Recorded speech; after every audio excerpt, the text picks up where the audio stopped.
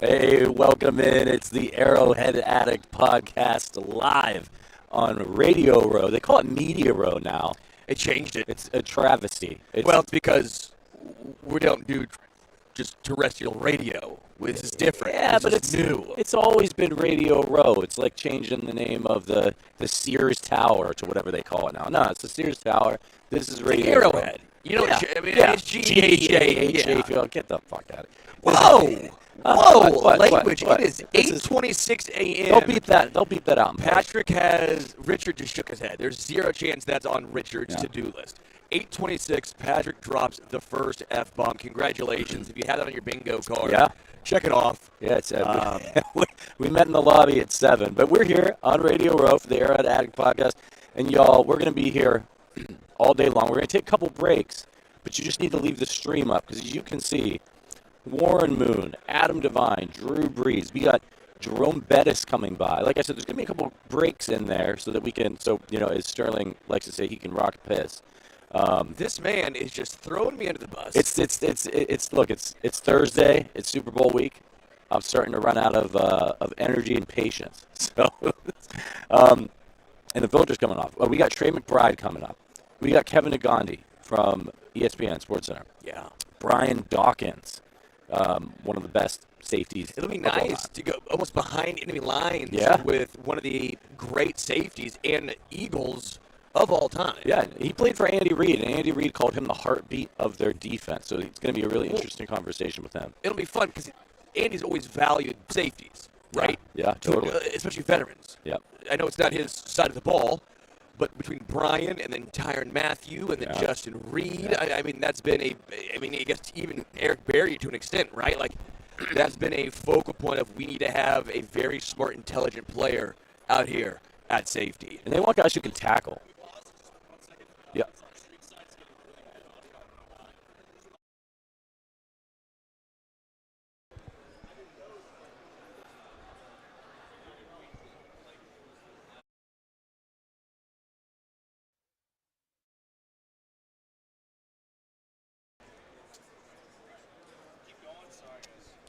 All good. Keep us. Let us know in the chat if the audio is still bad. We can try to figure that out. Technical difficulties. You know what, man? It is 8 in the morning, and we don't just go back to the hotel after this. We try to have a good time. Well, no, we've been grinding. Richard's been here since 6:30 in the morning. Out here. So, all right, what we're going to do now, before we bring on just a wide array of phenomenal guests, we are going to bring something up to everyone listening. Yeah. And that is Underdog. You know my thoughts. I love Underdog. It is a great way, the best way to play Pick'em. And if you download the app and sign up with promo code Arrowhead Addict and deposit now, you can get up to $1,000 in bonus cash instantly. That is with promo code Arrowhead Addict. It is just such a great way to play. Just if you want to have some fun, you go there. Higher, lower, you make the call. Travis Kelce, higher, boom. Patrick Mahomes, higher, boom. Higher. That works right there. But say you want to have 6 different statistics that you want to put together. Well, you can do that. And let's say only 5 hit. Say you missed 1. Well, most sites, you're out of luck. Mm-hmm. On Underdog, they have you. You'll still find a way to win because they love winners right there on Underdog. Again, promo code Arrowhead Addict. Must be 18 years or older, 19 years or older in Alabama, Nebraska, 19 years or older in Colorado for some games, 21 years or older in Massachusetts and Arizona, and President State where Underdog Fantasy operates. Terms apply. Void in Colorado. Concerned with your play, call 1-800-GAMBLER or visit www.ncpgambling.org. In Arizona, call 1-800-NEXT STEP or text NEXT STEP to 53342. In New York, call that 24/7 Hope line at 1-877-8-HOPE-NY or text HOPE-NY. Are you settling into the new? No, not at all. Read? I'm still struggling very much with the or older. Yeah, that's a tough. They throw a little wrench in there. As we mentioned, we got Adam DeVine coming up. We got Tedy Bruschi coming up. He knows something about dynasties. I want to ask him about what he sees, what kind of parallels he sees between what he did on some of those great Patriots teams and what the Chiefs are doing right now. And one you're really excited for at 9:40, Andrew Whitworth will be stopping by. And I know you want to find out why he wears a sweatshirt under a suit jacket. Yeah, I have to know this. It's been an ongoing bit I've had for a while. Yeah. It actually made it on my Grind My Gears segment one time on radio of I don't understand it. Did the refs fix the audio? That was a good one from Scott. Yeah, but yeah. Trey McBride walking up right now. Trey. How you doing, Trey? How you doing? Patrick. Good to see you guys. Yeah, thanks for coming by. I like that sweatshirt right there. Trey McBride rocking protein. You can tell this guy, he rocks a lot of protein right here. Yeah, you don't look like this by not, just rocking protein for sure. So tell me a little bit more about your partnership you have with Rockin' Protein right here. Yeah, they're an Arizona-based company, a company I partnered with, and they do a great job of they have the best tasting protein on the market, in my opinion. It doesn't have that chalky taste afterwards. It tastes great. They have 3 great flavors, and most importantly, you can buy it all over the country. You don't have to be in Arizona. You can get it anywhere. If you just go to rockinprotein.com, you can find where it's located near you, for sure. Nice. Favorite flavor? My favorite flavor, they got vanilla, chocolate, and strawberry. I'm a huge vanilla guy. Super simple, straight to the point. Can't go wrong with that. Just crush a couple of those before I go work out. Love that. By the way, do you know that your Wikipedia page is you playing basketball at Fort Morgan? Yeah, that's incredible. I don't know why. I was a halfway decent basketball player, but that's from 2018. We can't get That's someone to 7 update. years ago. Yeah, can we get someone to update that Wikipedia profile? Someone update. I mean, you look Trey pretty. You look pretty jacked in the Yeah. picture. So That's Rockin' Protein right there. That's protein for sure. No, they were. That was just me fouling people, and I wasn't. It was a lot of fun though. That's awesome. Yeah. So obviously you're becoming one of the better tight ends in the league. But as you were getting ready to enter the NFL, were there any tight ends that you looked up to growing up, or anybody you modeled your game after? Yeah, it's funny. Joel Dreesen's a guy from my hometown who played in the NFL for 7 or 8 years, and I wanted to be just like Joel. He went to Colorado State. I went to Colorado State. He played tight end. I played tight end. But, outside of him, George Kittle's another guy that sticks out to me, a guy who is such an asset in the run game and the pass game. He does everything the right way and is a hoot to be around too. So it's been a lot of fun to just become friends with those guys and be in the same conversation as some of those guys too. Speaking of that, blocking tight end. Do you hate when it's a run play? Are you just sitting there trying not to give it away at the line of scrimmage? No, I don't hate it. I think it actually helps me out a little bit to where a lot of my catches are off of play action stuff where they're faking the run and then they're dumping it to me right behind the linebackers. So being an asset in the run game actually helps, catch the ball because they don't buy it if you never block, and then all of a sudden you're in there and it's like they're not it's dumb. a tell. Yeah, they're not dumb either. So if you can block a little bit, it definitely helps get you open in the long run. Yeah. So you've been 3 years in the league now, and your production has improved every single year. How's your game evolved from being a rookie to what you are right now? Yeah, I think the game really slowed down for me. Just to be there and to see the defense. The game's a little bit faster than it was in college, so just understanding what's going on there, and then just me and Kyler, our connection, our relationship has grown significantly, and I think it's just going to continue to grow. So I'm excited to see where we can take this thing, how much better we can really get. Yeah, you see a lot of guys. Mahomes and Kelsey, I think, are a great example. You always hear the announcers talk about they do a lot of off-script stuff, and Kelsey has a feel. Mahomes has a feel. He knows what Kelsey's going to do, where he's going to be in certain coverages. Do you guys feel like that's starting to develop with you and Kyler? Yeah, absolutely. I feel like it's getting there, and it's only going to get better. He knows exactly what I'm doing. I know exactly what he's doing. But most importantly, I think it's just me getting open for him. He's a tremendous athlete. He's going to put the ball where it needs to be, and I just got to get open for him, and he's going to make it happen for me. Yeah, Travis talks about freelancing, that he has little ability in the offense to freelance because him and Patrick have that connection. Have you and Kyler grown to the freelance connection yet? I think I got a little bit of freedom, but Travis,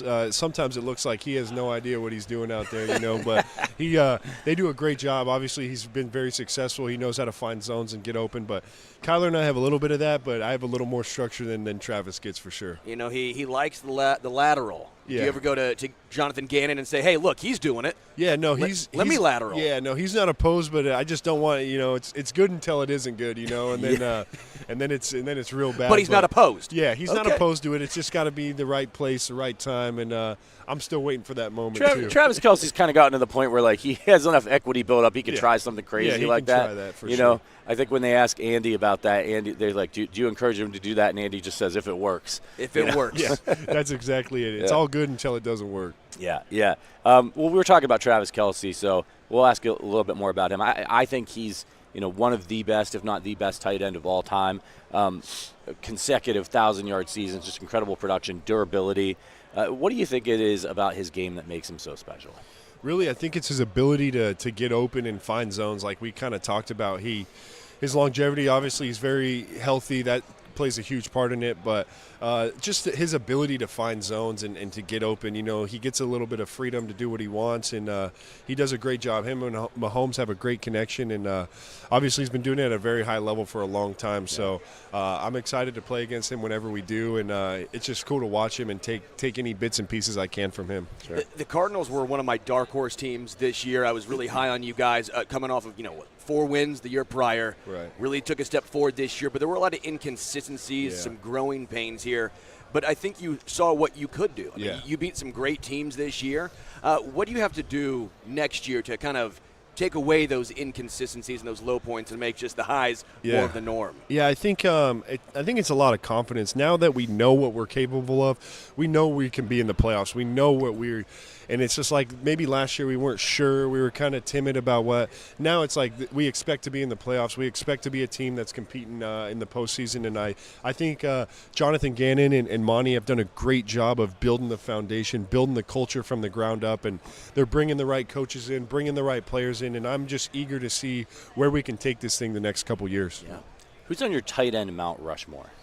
That's a great question. Gronk's obviously up there. He's a guy who's done it at a high level. I would put Travis up there just because he's had such a great career. Shannon Sharp's another guy. I'm a Colorado guy, so loved watching him. And then you can go with Tony Gonzalez or one of those guys too. Yeah. But there's so many great tight ends, and it's just the position just keeps evolving, and a lot of us younger guys now are starting to take that next step, and it's just exciting to see where this position can really go. Yeah, with the position evolving, going younger, again, it's leaning a little bit more towards the Travis Kelce route less than the Gronkowski route. It's not saying one way is better than the other, but just the way the NFL has evolved, or in the tight end position has evolved. Do you feel like that's the perfect era for you to be in versus maybe the 80s, the 90s, where it is more block focused? No, absolutely. It's a lot of fun. Now that we have the opportunity to go out there and catch 10 balls a game, I mean, it's so fun just to be out there knowing that we can make a difference, and we're not just there for the run game. We can be an asset in the pass game. We can score touchdowns, all that stuff. So it's been a lot of fun. I'm excited to see where this position can continue to grow, and there's a lot of really young tight ends. Brock's another guy that sticks out. Sam Laporta, guys like that you just never know. We can take this thing to the next level for sure. We've talked a lot about tight ends, but to be a great tight end in this league, you need a great quarterback. You mentioned Kyler's athleticism and the rapport that you guys are developing. Do you feel like sometimes he's a little bit overlooked or underrated as far as NFL quarterbacks go? He gets a bad rap by the media a lot, and the guy's a Heisman winner. He's a first overall pick, drafted in baseball. I mean, he's a freak athlete. He does everything the right way, and he's a guy that I love playing with because the play's never over. Once you think he's going to get sacked or tackled, he spins out of it. He makes 4, 5, 6 guys miss, and then he throws the ball a mile down the field for a huge gain. So he's so much fun to play with. You never know what you're going to get with him, and I just love everything about him. He's a great guy. Yeah, I do want to say I appreciate you and Kyler for winning me my fantasy football league this year. There you go. I'll have to let him know. Have you gotten a lot of that this year? Oh, that's all I get, man. All my DMs are – they either love me or they hate me for fantasy football. Well, they have to love you. You went off this year. What? Come on. Yeah. If they hate you, they have unrealistic expectations. No doubt. But it was a very cool, just to be a huge part of that fantasy stuff, and it was very cool. Yeah, with Kyler, you're saying the Call of Duty stuff's a little overrated maybe? Oh, yeah. A little overblown? Yeah, that stuff gets blown out of proportion, and it's just kind of been something that people have taken and kind of ran with it. But, he does everything the right way. I feel so prepared every week going into every game with him, and I'm excited to see how our connection and everything can grow the next few years. Yeah. Awesome. Well, we got to get you out of here, but before we do, we got to ask you, who do you think's going to win on Sunday? You know what? It doesn't really matter to me. I got no skin in the game. In my opinion, I want both tight ends to just eat. I want each Dallas and Travis to both have 3 or 4 touchdowns. Calcaterra, Noah Gray. Yeah. Let's each one of those guys can maybe sneak in there too. But Very cool. They're both great. both great teams. It would be cool to see those guys three-peat, but at the same time, it'd be cool to Saquon and Jalen to get one as well. So, Trey McBride, really appreciate it. Everyone rocking protein Yeah. right here, and you can look like him or look like his Wikipedia page. That's a high school guy. Yeah. That's him in high school. Yeah. Look at my high school thing. I did not look like that. He's built different. You don't look like that now. Watch it. watch Trey, it. Watch Yeah, it. yeah. Appreciate it, man. Thank you guys so thank much. you so much man. for coming by. Appreciate Yeah, you guys. best of luck next season. Appreciate it. Yeah. Thank you. Take it easy. Wow, Trey McBride. Great interview, man. A lot of fun. Yeah. Great player, too. He's really coming along. Yeah. Kevin Negandhi, how you doing? How you doing, Kevin? meet you guys. Patrick. Patrick? Yeah. Sterling, nice to meet you I guys. love that jacket. I appreciate it, man. Yeah. Man, Very sharp. what is it, like crushed velvet? It looks good. Just leather, that's all. Kevin, fancy. Yeah. Sterling's our fashion guy here. so. Not really. This is my CEO outfit. It looks like I could run a company. Right now. Yeah, very much so. You're like Gordon Gecko. He does have See, that. I told See? you. I Wall said, Street look. I said Gordon Gecko. Yeah, I totally see it. Yesterday was Kentucky Derby. Oh, So, really? Yeah, we're Get just the seersucker going on. through it. I like going it. through I it. like Yeah. it. You grew up in West Philly. Did you grow up an Eagles fan?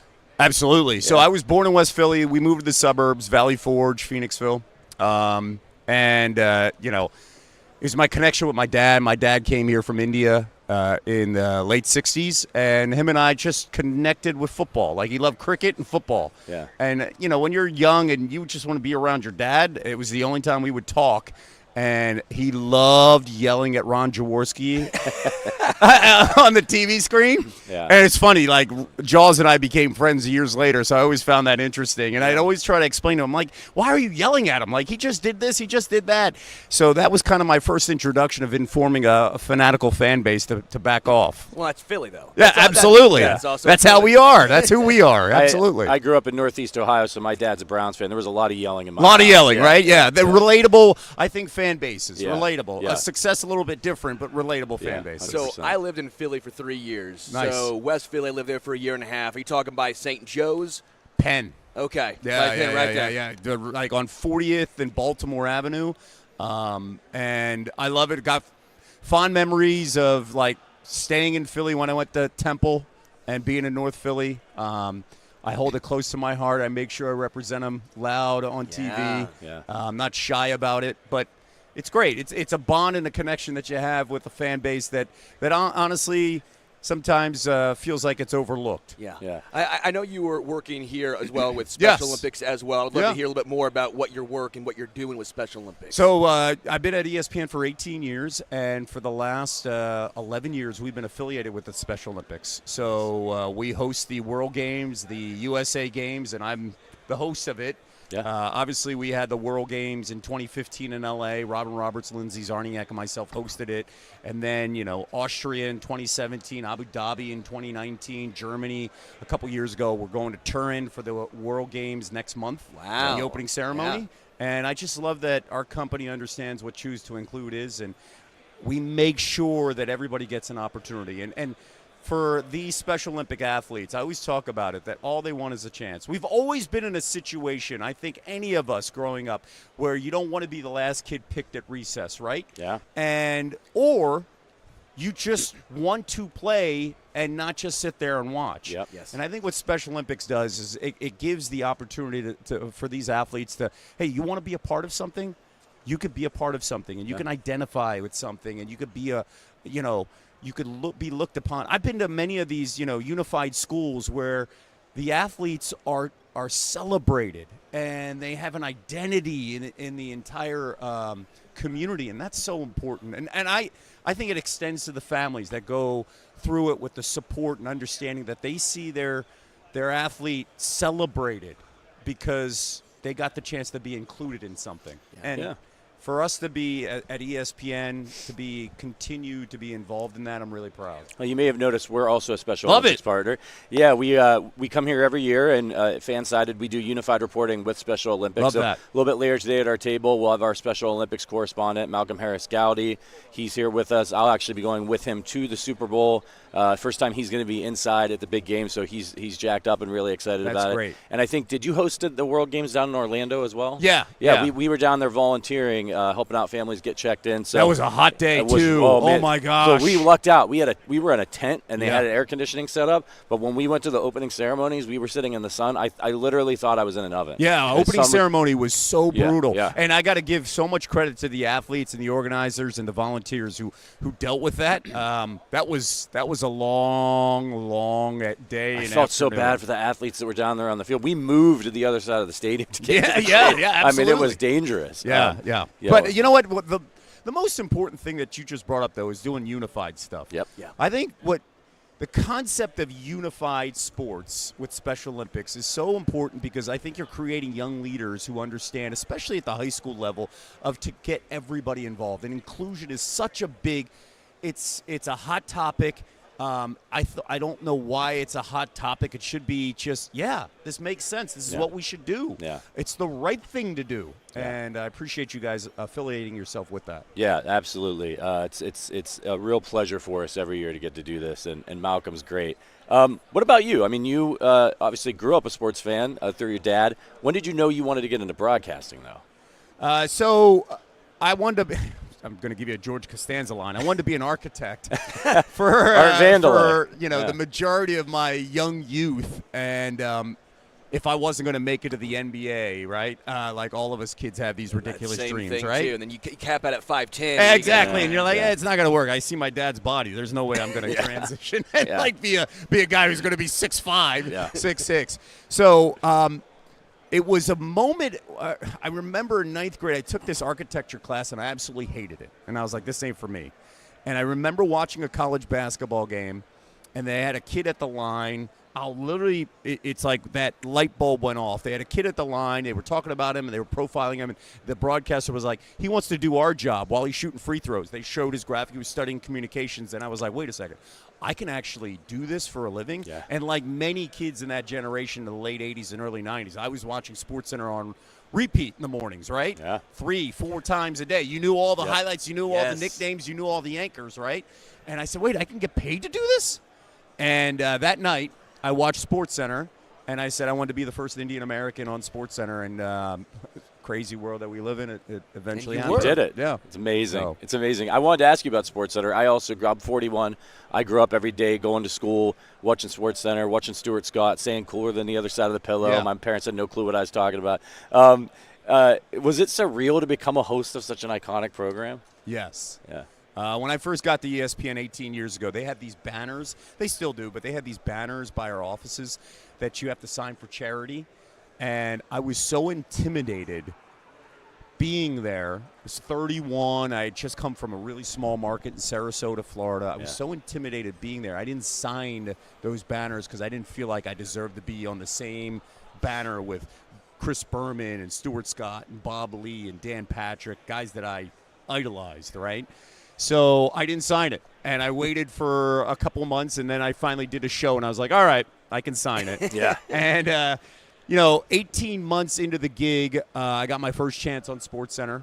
We had a sick call, and Van Pelt had to move up. And so Robert Flores and I did the 1 o'clock overnight from Bristol. And Roflo and I had a great relationship. And he was like, hey, man, just like we do it every day on ESPN News. And we had a blast. And you never want to put too much pressure, but you knew that you got to nail it. That first impression's going to be your last one. Yeah. And I did pretty well. The next day, the scheduling guy asked me to be on 2 more times the next week, and then you start Nice. building it and building it Yeah. and building it. One of my favorite stories is a few years in now. I'm starting to roll into it. Now I'm like, I'm in the rotation with Levy and Butchergross and Anderson and Stewart and Van Pelt, and you're just like, man, keep your head down.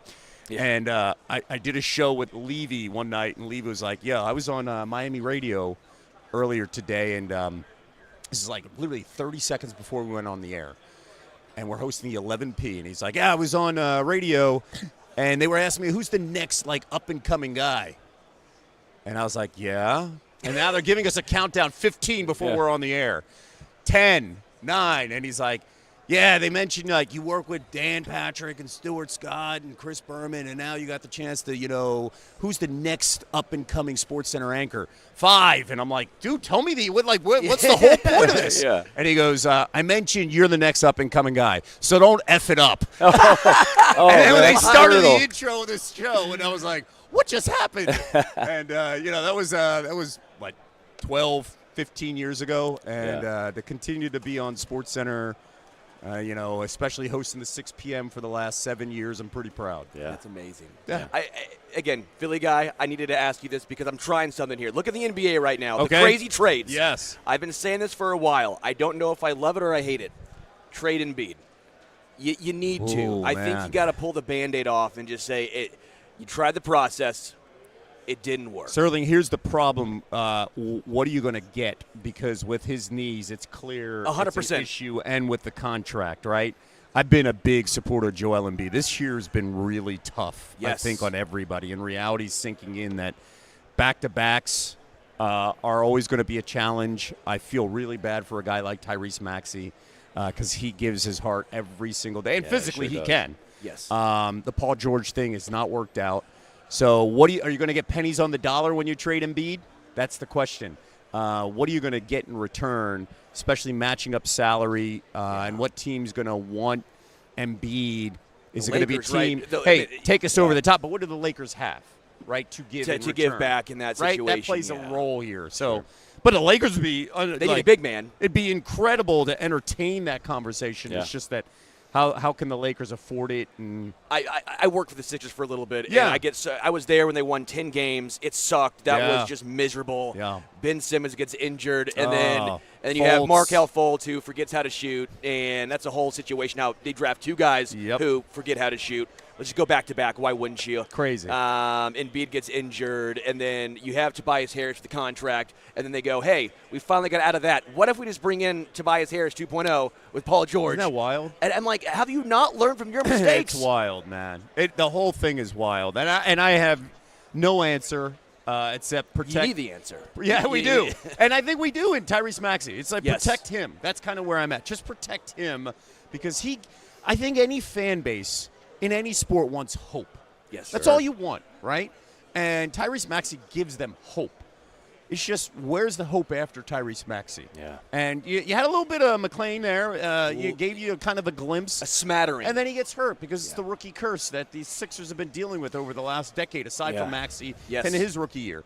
So it's tough. And for Philadelphia right now, this Eagles run has helped the Sixers because no one's talking about them, and then they'll go right into spring training with the Phillies. Yeah. There you go. It'll be Call. like 2 weeks after this, Gloss and if right the over Eagles it. win, they'll be riding high for another month before they talk about the Sixers. Yeah. I want to bring it back to SportsCenter for a minute. We had Hannah Storm on yesterday. best. Legend. Absolute legend. Delight to talk to. We asked her who was on her SportsCenter Mount Rushmore, so we got to ask you the same question. Wow, that's a good question. And it could be any era. Yeah. Chris Berman's number one, without question. I would put Stewart up there. Now, can I have 5 spots? Do I have to have 4? Hannah went to like Hannah 6 went- or 7. Yeah, Hannah went 5 or 6. If Hannah went 6 or 7, then I can go 6 or 7. Yeah, yeah. So then I had Dan and Keith, Dan Patrick, Keith Olbermann as well. Yeah. So we're at 4. Van Pelt Yeah. has got to be up there. So we're at 5. Wow. That's a really, really good. I mean, you could put Hannah in there. I've had the joy of working with her for 5 years on those morning sports centers from 2010 to 2015. But if you want to put 6, and we'll put Hannah up there because she's an absolute legend in the industry, trailblazer. I grew up watching her the NBA on NBC. Yeah. You know, so and I'll take that group over anybody because I think they did it for decades. They did it at a high premium every single night, and they made all of us fans. Yeah. Very quickly, did you go to McGillen's ever when you lived in Philly? I don't know. You still live in Philly? I did. I don't live in Philly now, but yes, I did.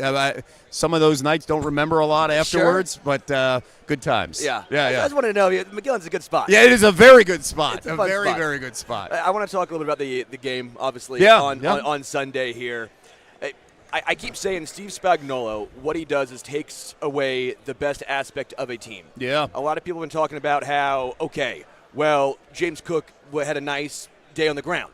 And I go, that's fine and all, but they decided to take away Josh Allen's legs. That was the Chiefs' game plan against the Texans, mixing it a nice day on the ground.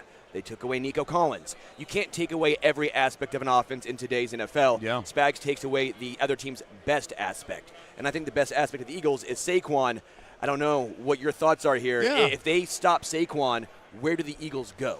So I think the most important thing for this Eagles offense is first and second down. Yep. If you can get 5-6 yards and have 3rd and 4, then things are going really well. If it's a 3rd and 6 or more, they're blitzing nonstop. Spags is going to bring it on Jalen Hurts. Yeah. And that's not going to be pretty, and that's not going to be a lot of fun. Especially the health of Cam Jurgens and Landon Dickerson playing a huge role here.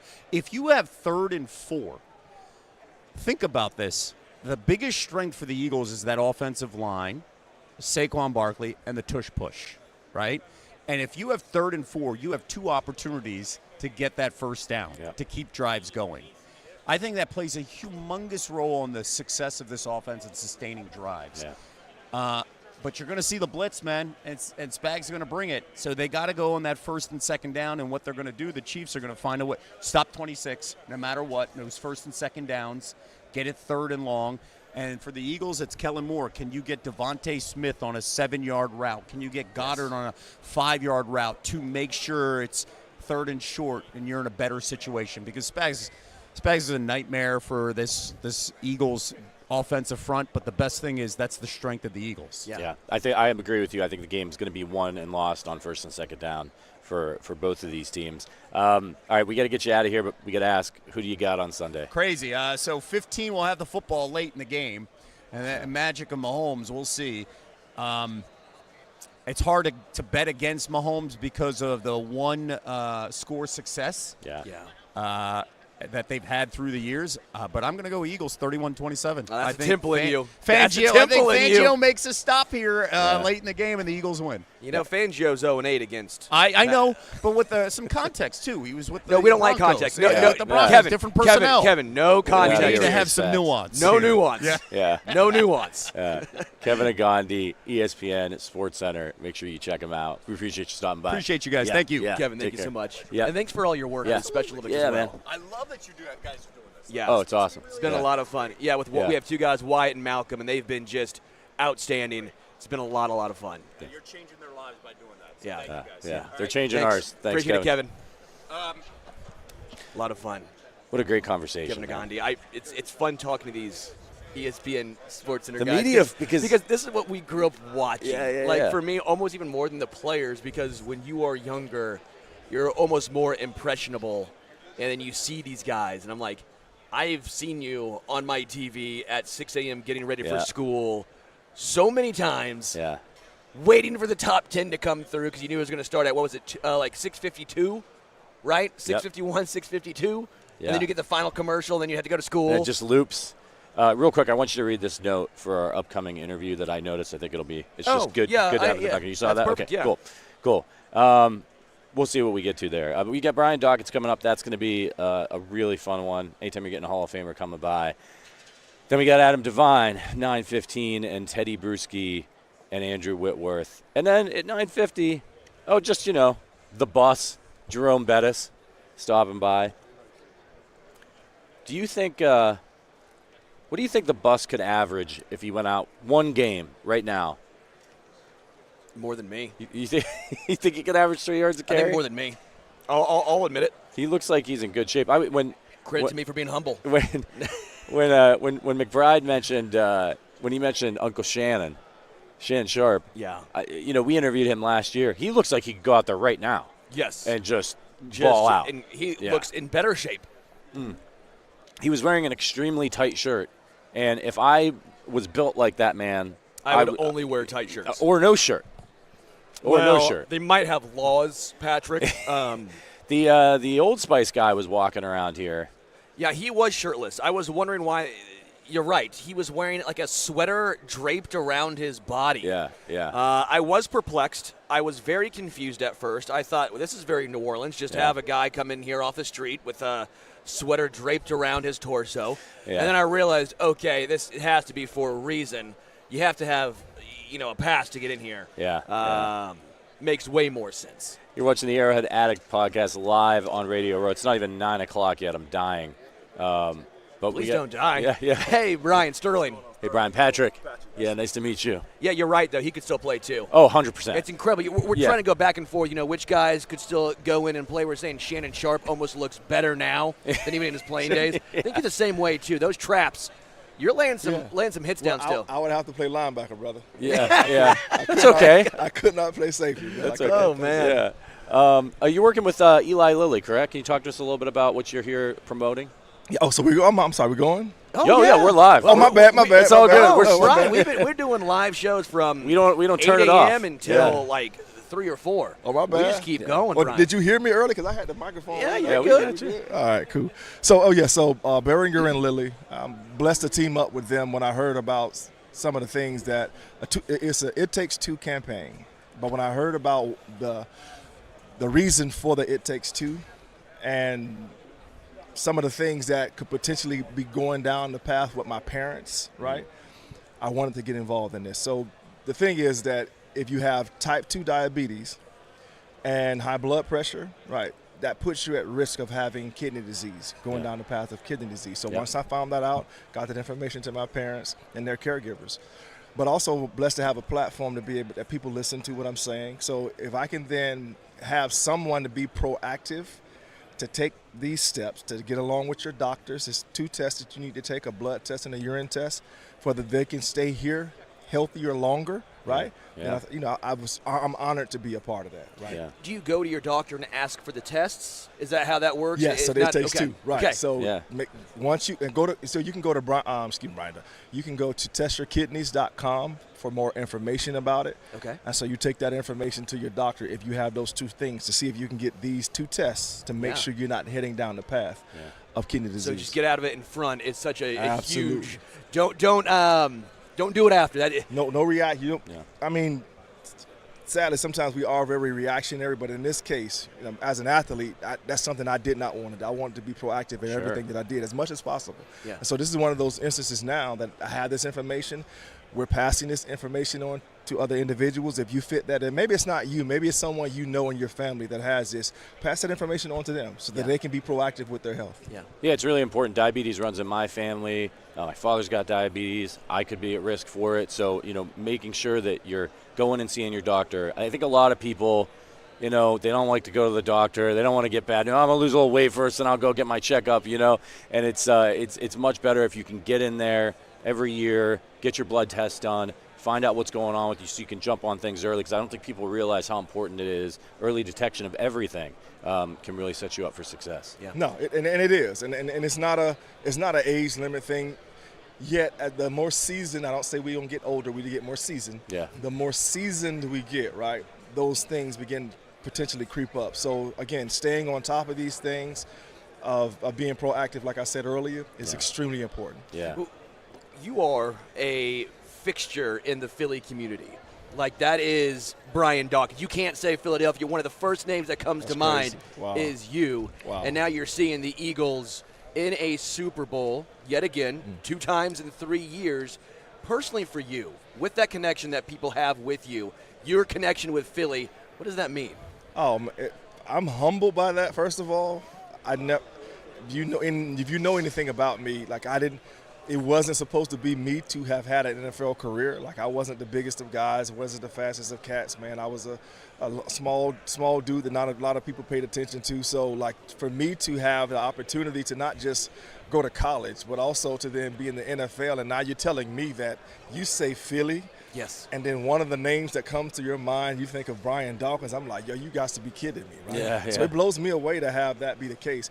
And the feeling is mutual, man. I love not all of the antics that the fans do. Not all. But the passion, the love, and it's a tough love. I call it tough love. Like they love you tough, right? Yeah. but again, some of these things are some things that I've seen, growing up, and some of the coaches that I had, it was some tough love that was given to me, right? So, but again, for me to be, you mentioned the word Philadelphia, and it's hard-working group of individuals, tough environment, and my name comes up. That's extremely humbling. Yeah, did you feel like you always had leadership qualities? I know Andy Reid once said you were the heartbeat of the defense. That must have meant a lot to you. Yeah. Man, it really took me a while to, grab hold to that, to be honest with you. I want to work first. I want to do my job. I want to go as hard as I can, be as good as I can, and do what I can. So if anything, I want to lead by example first. But then how it really happened is the mouthpiece of the secondary and the team left the team at the time, and that was Troy Vincent. Yeah. Right? When Troy left, then I had to step into that space. Yeah. And when I stepped into that space, I began to develop the type of leader that I wanted to be. And once again, I wanted to lead from by example first. And then usually any conversation that I have with a teammate is always going to be behind closed doors, me and that individual. Yeah. And so that's kind of my leadership style, right? And then also, I'm an encourager. Like sometimes it may be a little forceful nudge encourager, Sure. but I'm an encourager of my teammates around me, right?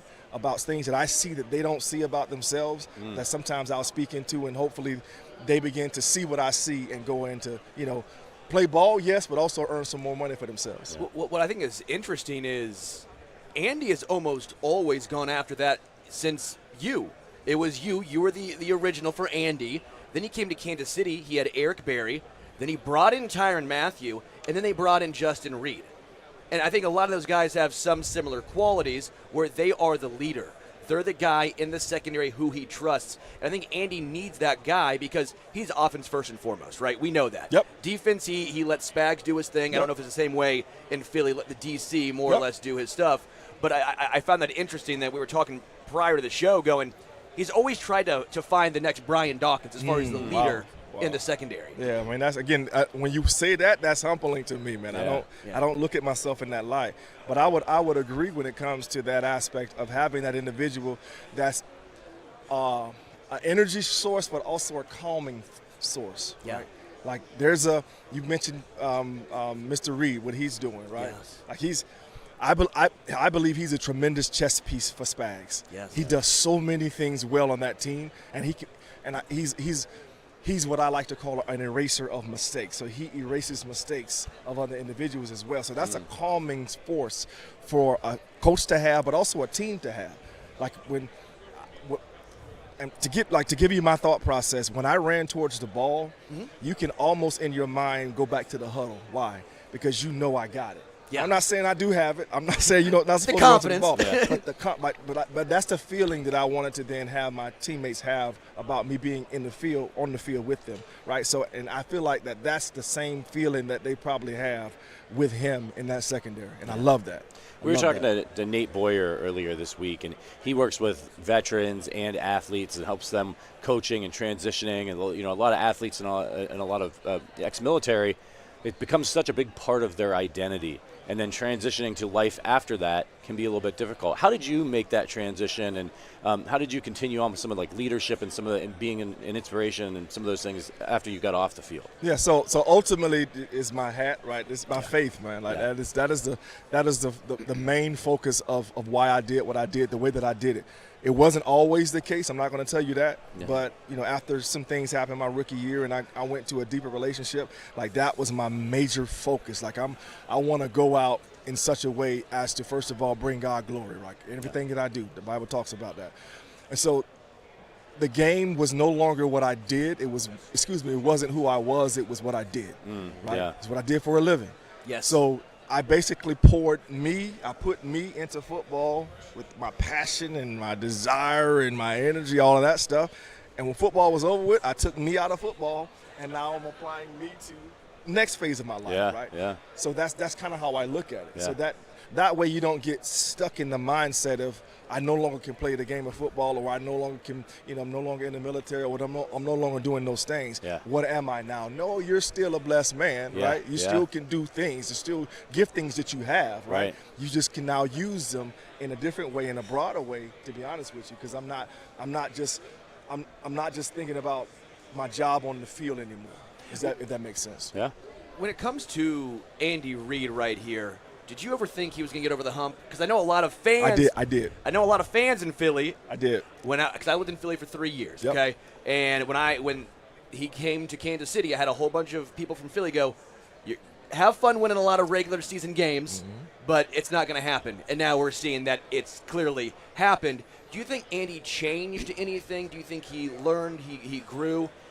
Or do you think he was just the same guy, just now he has? No, there's nowhere in the world you can sit there and tell me that Andy Reid has not grown. Yeah. He has. Because we all do. Like if you go on to have any type of success in your life, there's going to be failures, there's going to be setbacks, and you're going to learn from those things. And you're going to apply things differently going forward. I say you go through things, we grow through things. You don't just go through them, right? So you grow through those experiences. And because of all of those experiences in Philadelphia, right, and then the other experiences when he first got to Kansas City, he began to do things differently. Yeah. His personnel, even that he drafts, are different at receiver. When he was in Philadelphia, who we have at receiver, I'm not, and again, I do not want to sound like I'm putting down those guys. Yes. But I'm just telling you that they weren't the Tyreek Hills. They weren't the young cat they have there now. Xavier Worthy, right? Yeah. They weren't those, right? Right. So he's changed the way he drafts when it comes to skill position guys, right? Yeah. And so the offense has changed, right? If a team is going to have him run the football, he will run the football down their throat. So there's certain aspects of Andy that has changed. And again, so I can't tell you I saw what he's doing in Kansas City coming, but I saw him winning at least one. Yeah. All right, we got to ask you before we let you go. You got a prediction for this game? Two great teams. Yeah. Eagles offensive line, great defense. Patrick Mahomes, Travis Kelce, Hall of Famers all over the place. Who do you think's going to pull it out? Yeah, I believe that at the end of the day, that one play to be made will be made by Philadelphia this time. Yeah. So however that pans out. It was close last time. Yeah. Yes. I think it's going to be that same type of ball game. Yeah. It's going to be a back and forth, nip and tuck type of game. But I believe that Philadelphia will make that last play at the end to hoist that trophy. Again, Brian Dawkins, brought to you by Burr Injure. Make sure you go to testyourkidneys.com. Yes. It's extremely, extremely important. Make sure you go to your doctor and make sure you ask for Take Two. Yeah. Brian, appreciate it, man. Appreciate you. Really God bless appreciate you. Thanks for coming by. Yeah. God bless you. You too. Oh, man, that was great. It's true, because when I lived in Philly, he would be around, and he was symbolic with Philly. Yeah, and you can kind of just talking to him, man. I mean, he's so inspirational. Yes. He's really genuine. Everything he says is genuine. It's hard doing Radio Row, doing all these interviews, keeping your energy up, and he seems like he's got it. I don't anymore. I'm running out of gas already, but he's got it in reserve. Dude, it's early. Mm-hmm. I don't know how you're already. I mean, we woke up early. It's a long week, man. Yeah, I get it. I don't sleep very much. I got a kid. Adam. How you doing, Adam? Good to see you again, man. Yeah, good. Thanks for stopping by. Yeah, I was the random guy outside by the Ubers. I'm like, I liked your guys' work. I remember. Yeah, the random guy. Yeah, I remember. You're like, get away from me, guys. That's usually how I am with fans. I say, get away from me. Yeah. How dare you? Yeah. As you should, right? Yeah. Because you don't want the fans to get too close. Not me, dude. With the star power that I wield. Sure. You can't get too. You might get burned with all this star power. Yeah, you need the private security and all those guys. I actually feel it. It's warm. It is crazy seeing the private security of some of the NFL players that are also gigantic, and then they have an even more gigantic player or guy who didn't play in the NFL guarding him. Yeah. I noticed that a few times, and you're like, Myles Garrett. Why do you need a security? No one's going to mess with you. Yeah, the rest of us need security. From some of these I'm 5'10", 170. I need security. Absolutely, I need a lot of security. I should be like that. There's that kid online. I forget his name. That just goes around and punks people, and then when people get mad, his security steps in. Which one? There's a bunch of those little, and you hate those guys. Yeah. But essentially, I need that. Yeah. Talk to us about who you're working with here. Is it Circle? Circle, yeah. I did a Super Bowl commercial Oh, wow. With these guys. Wow. Circle Water. It's crazy. They're the biggest selling or the highest selling item in Walmart home goods history. Whoa. They're like flying off. It's $1 billion Like you said, company. Home Goods, my wife just perked up. My Yeah. wife. Huh? She's Huh? like, okay, I'm It's all in. Crazy, dude. And I didn't even know about it until they brought it to me, and it's just flying off the shelves. There's you put on this cartridge, and they have 100 different flavors. You can go from zero, which is just you're drinking water, and then you can crank up the flavor, and then it's tastes like you're drinking juice. But there's 0 calories, 0 sugar. It's actually delicious. That's crazy. That's Yeah, awesome. it's wild. Yeah. It's like a magic trick. I don't know inventing how they stuff. they do it. We need that right now, especially on Bourbon Street. You out have there. to, for whatever reason, I can't put a finger on it. I'm very dehydrated Yep. here. I don't know why. I can't put a finger on it, but I'm wildly dehydrated Must be here something in New about Orleans. the humid air. It's the It crawfish. must be. Yeah. It must be. Yeah. Yeah. The crawfish. It It's- has to it's be the all the gumbo. salty gumbo and the jambalaya that I've been eating. Couldn't be the Caesars last night. It couldn't be the No. Caesars Casino last night. It Couldn't be. couldn't be. It's No. There's no possible way it was that No. or Bourbon Street in general. So I'm a huge Workaholics fan. I love Awesome. it. My mom loves it. My dad loves it. I love that. Which is Cool funny. fam. Well, yeah, thank you. Yeah. I remember with Blake, my dad got a picture with him when it was like season 1. I love season that, 1. dude. And so he was the one that kind of got me into it. And I'm Uh-huh. like, this is awesome. It's a family show. I some love people that. have some people have like, Modern Family. Modern Family. Yeah. No, we're Friends. workaholics, That's my kind of family Yeah, right there, right? dude. So I was wanting to know, how similar are you to your actual characters? Well, it was based in. They say to write what you know, especially at the beginning. So they're just heightened versions of ourselves. Like we're not obviously those guys because we You're all not- would be dead. You're not smoking on a rooftop all the time. Yeah. I mean, not all the time, but every rooftop I see, I'm like, that might be a good place to go up there and smoke something. So yeah, we're pretty close. Yeah. I have to ask you this question. You were in one of my favorite movies, which I think is an incredibly underrated movie called The Final Girls. Oh, And yeah. I love that film. I'm a bit of a horror guy. It's funny. It's got horror elements, and it's actually like a really well written film. Yeah. It's actually a story about a young woman dealing with the untimely death of her mother, and it's really humorous and interesting. Heart-wrenching stuff. I really get choked up watching the end of that movie. I'm obsessed with Betty Davis eyes now. Yeah. Because of that movie, and it was so good, and it set up for obviously a potential sequel. It hasn't happened. Have you ever heard anything? Is it? You ever I don't revisit know that world? because it's become like kind of a cult classic, Yeah. and I've worked with the director Todd Strauss-Scholson on Isn't It Romantic? We did another movie together, and I love that guy. I love the cast. I met my wife on that movie. Yeah. So that movie means a lot to me. I would definitely go back and do it again. Do I remember correctly? You guys died together in that movie. Yeah, we did. I died. Yeah.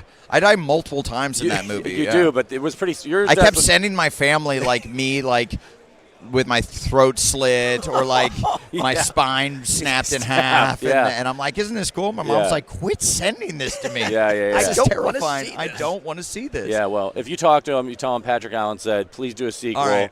It'll clean up." How? The guy is clamoring for it. Yes, yeah, one guy. Well, but it's an important fellow. An important That's right, guy. a very Wearing- important person. wielding a lot of power. Yeah. Do you just ever walk around yelling Catherine Zeta-Jones? Because I do. I sing that song. It's been stuck in my head for She dips beneath the lasers. at least a decade, dude. I love that, dude. It's just been stuck there. Stuck Yeah. in my head. Yeah, that was cool. That was one of the first things that really caught on that people lost there because I think that was the second or third episode, and people were yelling that to me. I mean, it still happens every once in a while, That's but hilarious. yeah. So you do a lot of voice acting now. Mm-hmm. So what goes into voice acting? Do you have to change your style? You just do you? No, it's really fun. Voice acting's cool because you can do you'll do it usually all the way through the scene, and then a lot of times you'll go back and do like ABCs. So you'll just do the same line 3 times in a row. So you could change your inflection and change your little attitude with it. And the best part about it is you don't have to memorize anything. You can just read it right off the damn paper. So it makes my job very easy. When did you realize that you wanted to be an actor when you were growing up? I was pretty young. I had a bad accident when I was 11. I was hit by a cement truck when I was 11 Yeah, I years read old. about that. So I couldn't play sports. I was like convinced I was going to be a professional baseball player. Yeah. Like, every little boy thinks that, but You probably but would have been, though. For me, I would have been. Yeah. I would have been. Yeah. But and then after that, I like was my life was baseball, and then I was hit by the cement truck, and then after that, I was like, I'm not going to be a professional athlete. And I loved comedy, and so I just sort of like went all in on comedy, and I remember watching Evening at the Improv, which was a show that took place at the Improv Comedy Club and just showed comedians. And I got really inspired by the comics that weren't that good, and they were on TV. And I'm like, so you can be not even that funny and be So on that's TV. the level. It's I'm like, if that's the level, I can do at least that. And, and here I am. It's like, what do you call the lowest grade for a doctor? Exactly. You call him doctor. You're still a doctor. You're still exactly. a doctor, yeah. We cover sports here, but we also have a team of people that cover entertainment, and they really want to know any possibility, any update of a potential Workaholics movie. No update, dude. We were so gutted. Paramount Plus, we were 5 weeks out. We wrote the funniest damn script. It was so good. We were so ready to go. They loved it. Everyone across the board was like, this is good to go. 5 weeks out, Paramount Plus pulls the plug and says it no longer fits our global agenda, which I think that just means we're going to give all of our money to Taylor Sheridan and make 12 Yellowstone spinoffs and not give the Workaholics guys anything. So we're like, we just want, just give us a little bit of money to make our show. Yeah. And so we were pretty disheartened by that whole thing. It really, really sucked. How much do you need to get it done? Because Sterling hit a little bit at the casino last night. We can maybe yeah, pull- I'm surprised. Pull some money honestly, together. that might be enough. Yeah. I'm surprised it's still standing. Honestly, I thought they would have just had to close. Close it down. Yeah, I mean, Caesar himself comes down. those $15 blackjack hands, that really gets them. Honestly, Yeah, you wield a lot of power with that amount of money. If you were ever cast in a football movie, what position you playing? Water boy.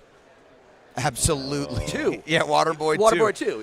You could be the new Bobby Boucher. Yeah, hoo-hoo. Put me in, coach. Yeah, that's pretty good. That's pretty good. Pretty good Adam Sandler. I like Yeah. that. Everybody's got it. Adam Sandler's Well, Adams, the 'cause Adam and- easiest one to do. Yahoo! Yeah. Yeah. All right. So, would you? This is another question from our entertainment team. They want to know: would you want to reprise your role as Bumper in any future shows or movies? I mean, I did a spin-off for Peacock called Bumper in Berlin, where I go to Berlin to like try to resurrect my career. So I feel like I've done Bumper quite a bit. Yeah. But I love those movies, and I love the everyone that worked on that, all the cast and crew and everyone. So I never say never, but it's not probably top of my list right now. Makes sense. You want to diversify a little bit. Did you have any comedians that you looked up to when you were growing up? I mean, yeah, dude. Chris Rock was probably my favorite. He's just so damn funny. And then a lot of the guys, movie guys that wrote their own stuff. The Will Ferrells, the Adam Sandlers. I loved Farley. I loved, Jim Carrey was a huge one for me. I would practice just doing his faces in the mirror when I'm just in my wheelchair as a little boy, just doing Jim Carrey impressions. So, a lot of those guys. People that can write and produce and star in their own movies. Ben Stiller, How much did that accident? Did it influence you at all? Like, I know you went through a lot. You did, you learned to walk again, basically, dealing with a wheelchair. I'm sure the kids at school were really kind about all of that middle stuff. schollers are just sweet people. They're really, they really are. They're kind. Yeah, they're just known for their kindness. Big hearts. But a lot of people that go into comedy, sometimes they got picked on a little bit in school. I know I did. Did you deal with anything like that? And do you think it kind of helped shape your career path? Yeah, I think so. I think it's well, I just took it. I was like, there's no one's going to kick my ass because you can't beat up the crippled that's kid. a You're an hidden benefit. absolute monster. You're if you untouchable, beat up. basically. I was untouchable, so I could just let things fly. Yeah. And they couldn't do anything about it. Yeah. But, for sure it influenced. It also gave me time to figure things out when other kids were just wrapped up in going to, having friends in a social life. Yeah. I was just at home. I would call into the radio station every day and do different impressions and do different characters on the radio in Omaha when I was a little kid. Yeah. And they were like, I became part of the Drive Time Hour awesome. as a kid. And then they brought me in thinking I'm an adult man, and I show up as a crippled child to the radio station. They're like, well, we can't have you, we can't pay you. You're 12, 13 years old. We can't pay. But they paid me in concert tickets and Cranberry CDs. So yeah, it was worth it. The real winner. Yeah, it was all me, baby. Adam DeVine, appreciate you. And also shout out to Circle Water. Circle Water. You can get it at Walmart and Home Goods. It's all over the place at this point. Yeah, I think you can find it anywhere. But if you want, I found it right here, actually. Yeah, it's right here. Yeah, you can take this one. It's if you go to drinkcircle.com, you can perhaps be one of the 100,000 people that receive the Circle Water at your doorstep on Sunday for the Super Bowl. Oh, wow. Yeah, cool. So if you want a free one, I would get to drinkcircle.com. Get over there now. Adam, thank you so much for stopping by, man. Yep, Great to meet you. Guys. Nice to meet you. Thanks, man. Yeah. Appreciate it. Nice to meet you guys. See ya. Oh, I really hope he passes that info along I about really that hope sequel. Workaholics movie goes. That was one of my favorite shows. See, a lot of people, they love, again, with their family, they watch, heartwarming shows together. Me and my parents, we liked Workaholics. I don't know why. It's so popular. I loved it. don't know why you wouldn't want to do the show. Like I don't get it.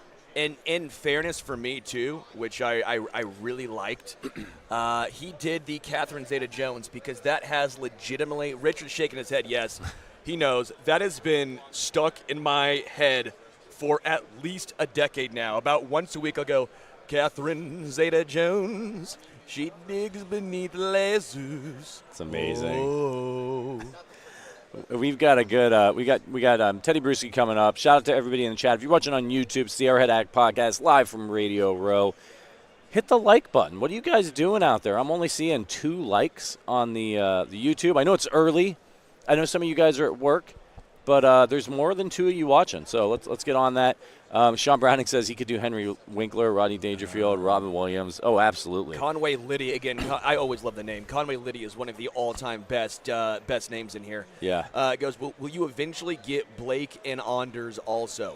All 3 are there. I don't think we have them on. I talked to him yesterday. Yeah. At like the Uber pickup, just very briefly. But yeah, they're all great. Very, very nice people. And yeah, it's Anders, not Anders. I don't know if you knew that. It's Anders with a hard on. I did not know that. Richard liked that one. Richard's over here. My goal is just to make Richard laugh. If I can make Richard laugh, then I know I've done my job. You've made him cry a couple times this week. No, I have not. Don't be so hard on me. Okay, I'm a nice man. Does it make you nervous that a guy like Brian Dawkins thinks that the Eagles are going to win? Because he knows what he's talking about. He's also he's a Philly guy. Yeah, right? That's like, true. No, Sean, don't shake your Producer head. Sean is also a Philly guy. A Philly guy. Yeah, we're surrounded by green here. Look, I do think the analysis of this is going to come down to 1 or 2 plays. I've seen a couple outlets say like they think Philly's going to smoke them. That I don't think that's going to happen at all. No one's getting smoked. I don't think in this game. No. I would be perplexed.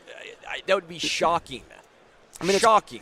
Look, sometimes teams come out and have bad games, and sometimes those games happen in the Super Bowl. I mean, you remember what happened to Peyton Manning and the Broncos. They went to the Super Bowl that one time. First play of the game, they snapped the ball over his head, and it was just a complete disaster there. So sometimes those kinds of things do happen, and the Chiefs have just been consistently so good over and over and over again that I'm sure that it does seem like, hey, eventually these guys are going to slip up. They're going to have a bad game at the wrong time. The Patriots got knocked out of the playoffs, by the Baltimore Ravens just running the ball down their throat a few times. Yeah. So sometimes things can happen. It's not impossible, but this team is so seasoned. They're so well coached. They're perfect for New Orleans because they're so seasoned. They are seasoned, yes, and they're never out of it. I think that the difference, and I've seen people in analysis this week talk about the pass rush of the Eagles and talk about the Chiefs' offensive line, and they point to that Tampa Bay game, and they say, when they got to Patrick Mahomes in that Tampa Bay game, but I don't see that happening with this team. No, the offensive line is much improved. It's not. Well, and the offense is different now. They weren't equipped to deal with. It was light show down the field. Oh yeah. So, and we can ask Tedy about this as well. Oh man, Tedy, how you doing, man? How you doing? How's it Great going? to meet Sterling. you. Sterling? Yeah, Patrick Allen. Nice to meet you. Nice to meet you. Yeah. One of the rings Yeah, on right it's, there. I do. It's a little shiny. One of the rings. 07. Yes. We were just talking No. about this. We didn't get a ring I don't. for that's what I said. 07. It looks like it said 07. 01. My You don't eyes get are a ring bad. when you lose. That was. We didn't start off on the right foot here, did we? No, Tedy, I'm sorry. It's okay. I can't read, apparently. Don't worry about it. It's Yeah. okay. It's okay. It's a really How we that's a doing, slick guys? looking ring. We're doing good. We were just talking about Super Bowl rings. They're obviously awesome. Lots of diamonds and gems and stuff. Do you ever wish you had like two? Like they gave you like one like that, but one that's like a little more understated that you could wear like on a more everyday basis? Well, this is probably the understated of them all. I mean, Yeah. this is from the first one in 01, Yeah. so they only got bigger and bigger from there. Yeah. I mean, I saw the one for the 6th championship, and it's just, wow. Yeah. It's like, what do? You put that on a hood, I guess. But Yeah, it it's a just gets that paperweight. big. So that's why I always like to wear the first one because, but probably because it's very, very meaningful. Sure. The one that we finally broke through, Yeah. but also it's wearable. Yeah. Yeah. I know you're obviously partnered with Abbott right here. Would love to talk about your partnership as we start here. Okay, yeah. I mean, I'm here promoting Abbott Heartmates. Abbott Heartmates is a new program that Abbott has created for stroke survivors, heart survivors. That it's a community to where it's basically of support. You can talk to people that have had similar issues as yourself. Okay, for example, myself. Heartmates is new, but I've been connected to Abbott for 20 years. The device in my heart is an Abbott device. Yeah. I had a device put in my heart after my stroke, after my 9th year in the league. So Yeah. I am a stroke survivor, and it's so important to have community, to be able to talk to people that have gone through similar issues as yourself medically. I really didn't have anybody to talk to.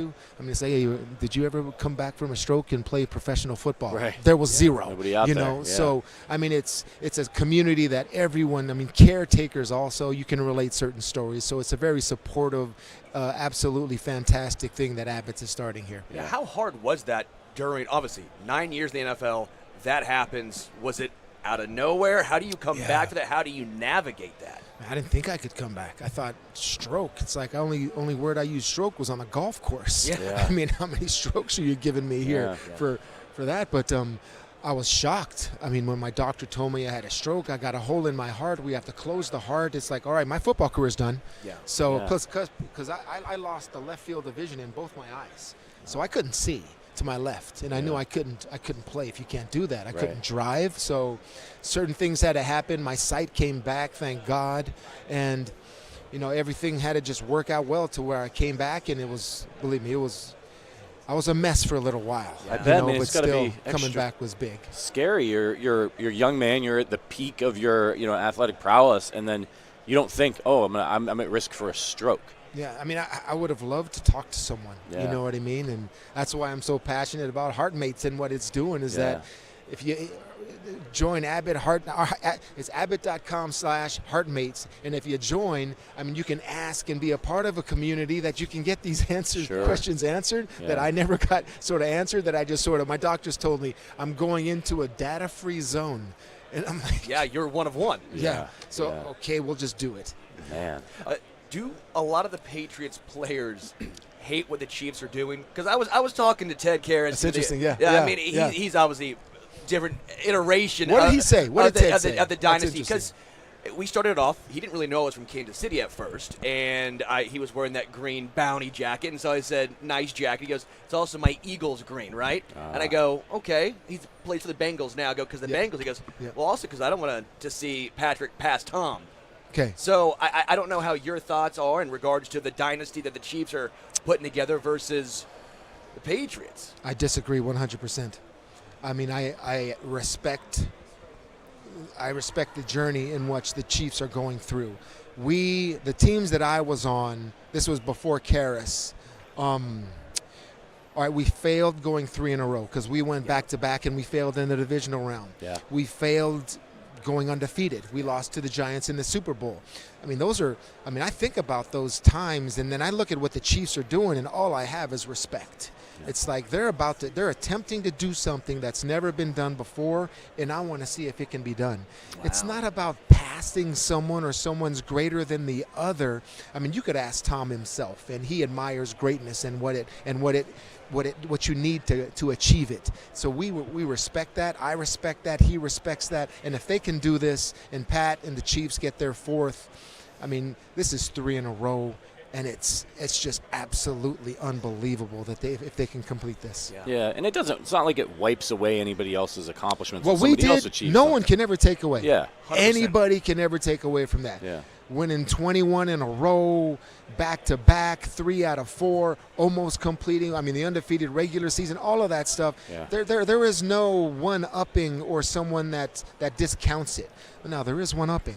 Actually, there is. I take that back. There is one-upping because, fellas, that's what we were trying to do in 2007. We wanted to win the championship.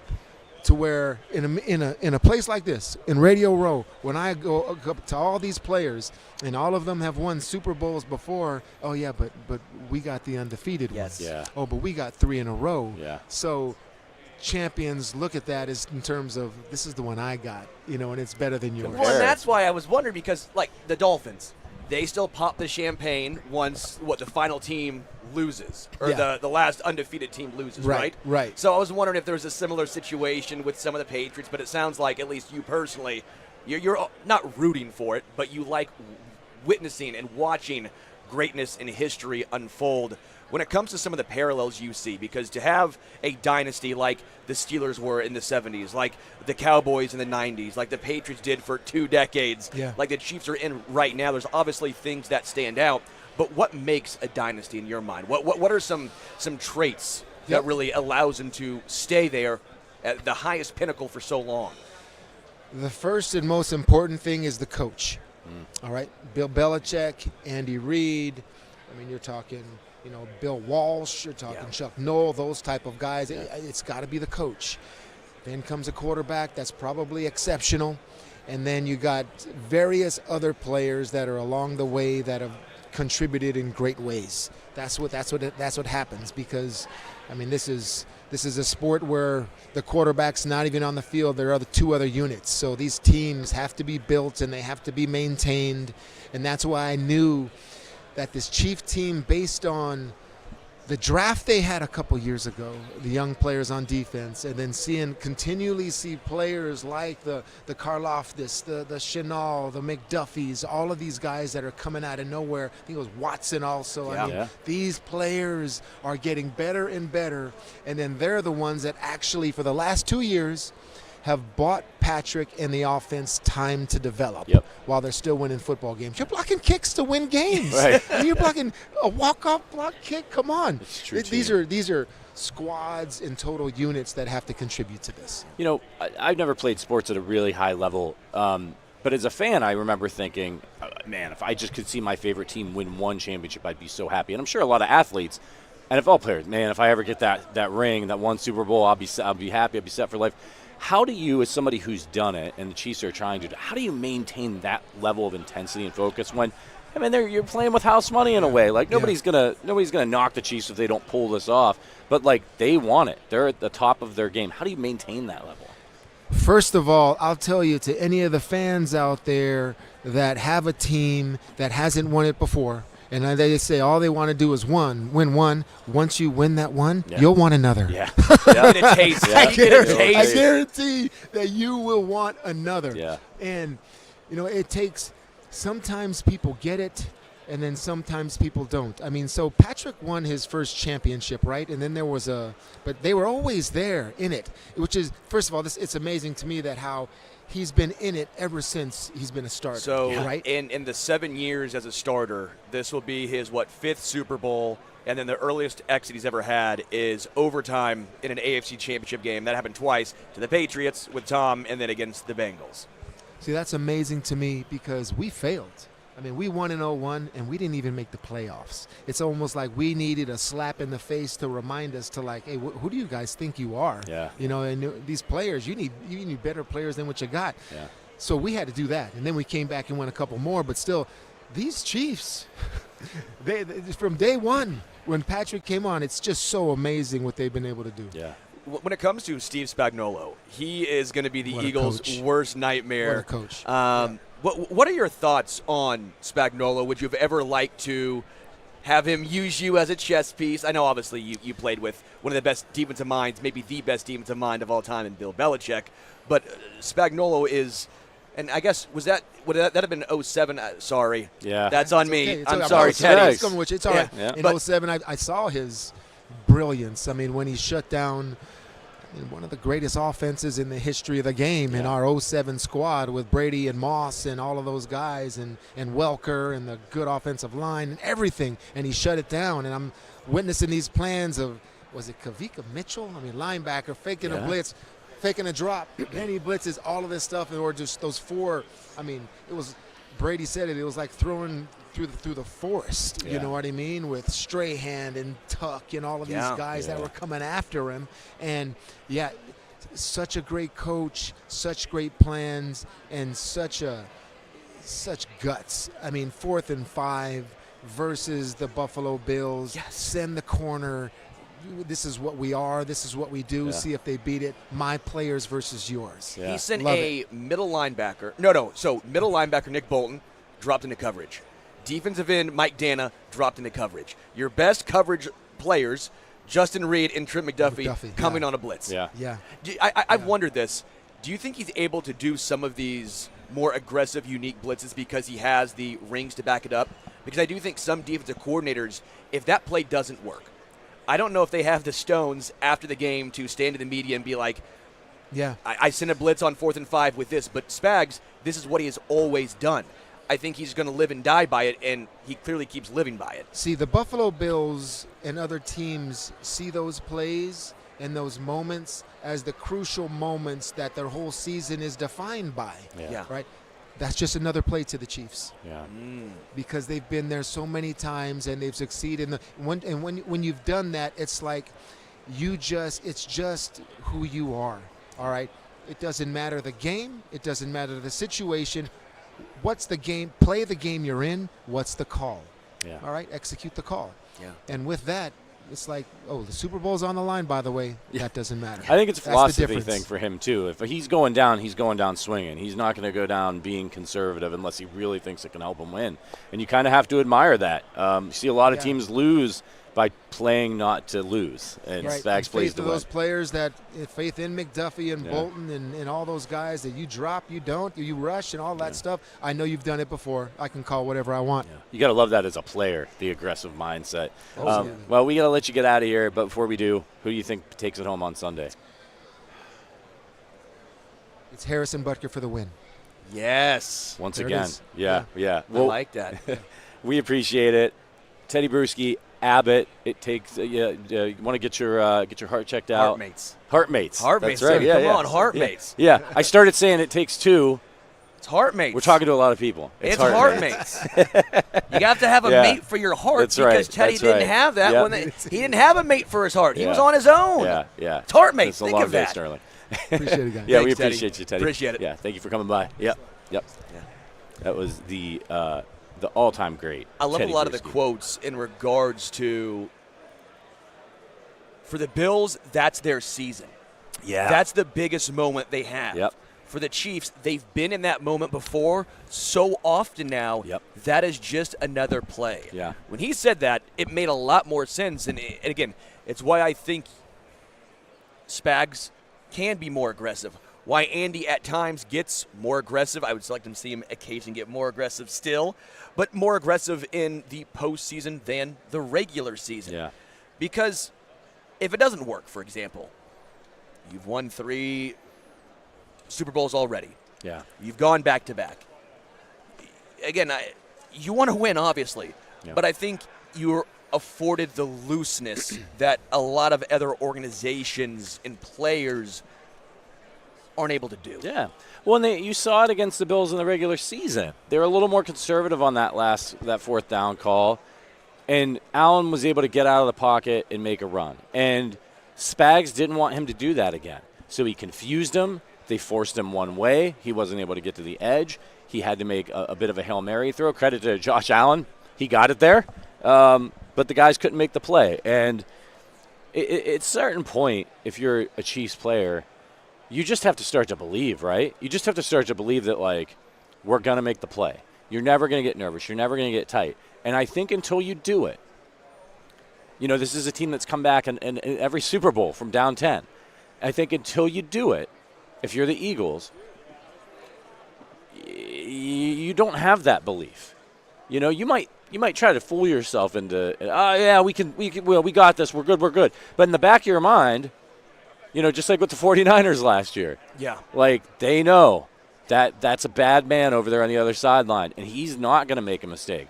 He's going to get the points he needs. If he needs a touchdown, he's going to get it. If he needs a field goal, he's going to get it. So I think Tedy's right. Not enough people are talking about Harrison Butker and the kicking and special teams advantage that the Chiefs have. And all of these Super Bowls, either the kicking game or the return game or both, has played a huge factor. And everyone's talking about how talented the Eagles are and their offensive line. And they are. There's a reason why they're here. Yeah, but they're focused on that, and I think sometimes we overlook. And honestly, I really think the Chiefs as a team get overlooked. How good they are. You just hear this analysis of, well, the Eagles have the better roster, top to bottom. And, like, they have some big names, but they also have a couple of rookie corners. And they're playing well. But, like, what about the Chiefs, man? What about Xavier Worthy and what he's doing this year? Well, I've wondered that because for as great as Quinyon Mitchell and Cooper DeJean have been, they have been phenomenal. Yeah. Absolutely outstanding. I wonder, in that big moment, was it Toledo for Quinyon, correct? And then it was Iowa for Cooper. That's not the biggest stage. You're not playing college football playoffs here. Yep. Will it be too big in the Super Bowl? So far, it has not looked like that in the playoffs. Is a Super Bowl, which is, again, the highest level, next step up, will the rookies have a little bit of that rookie moment?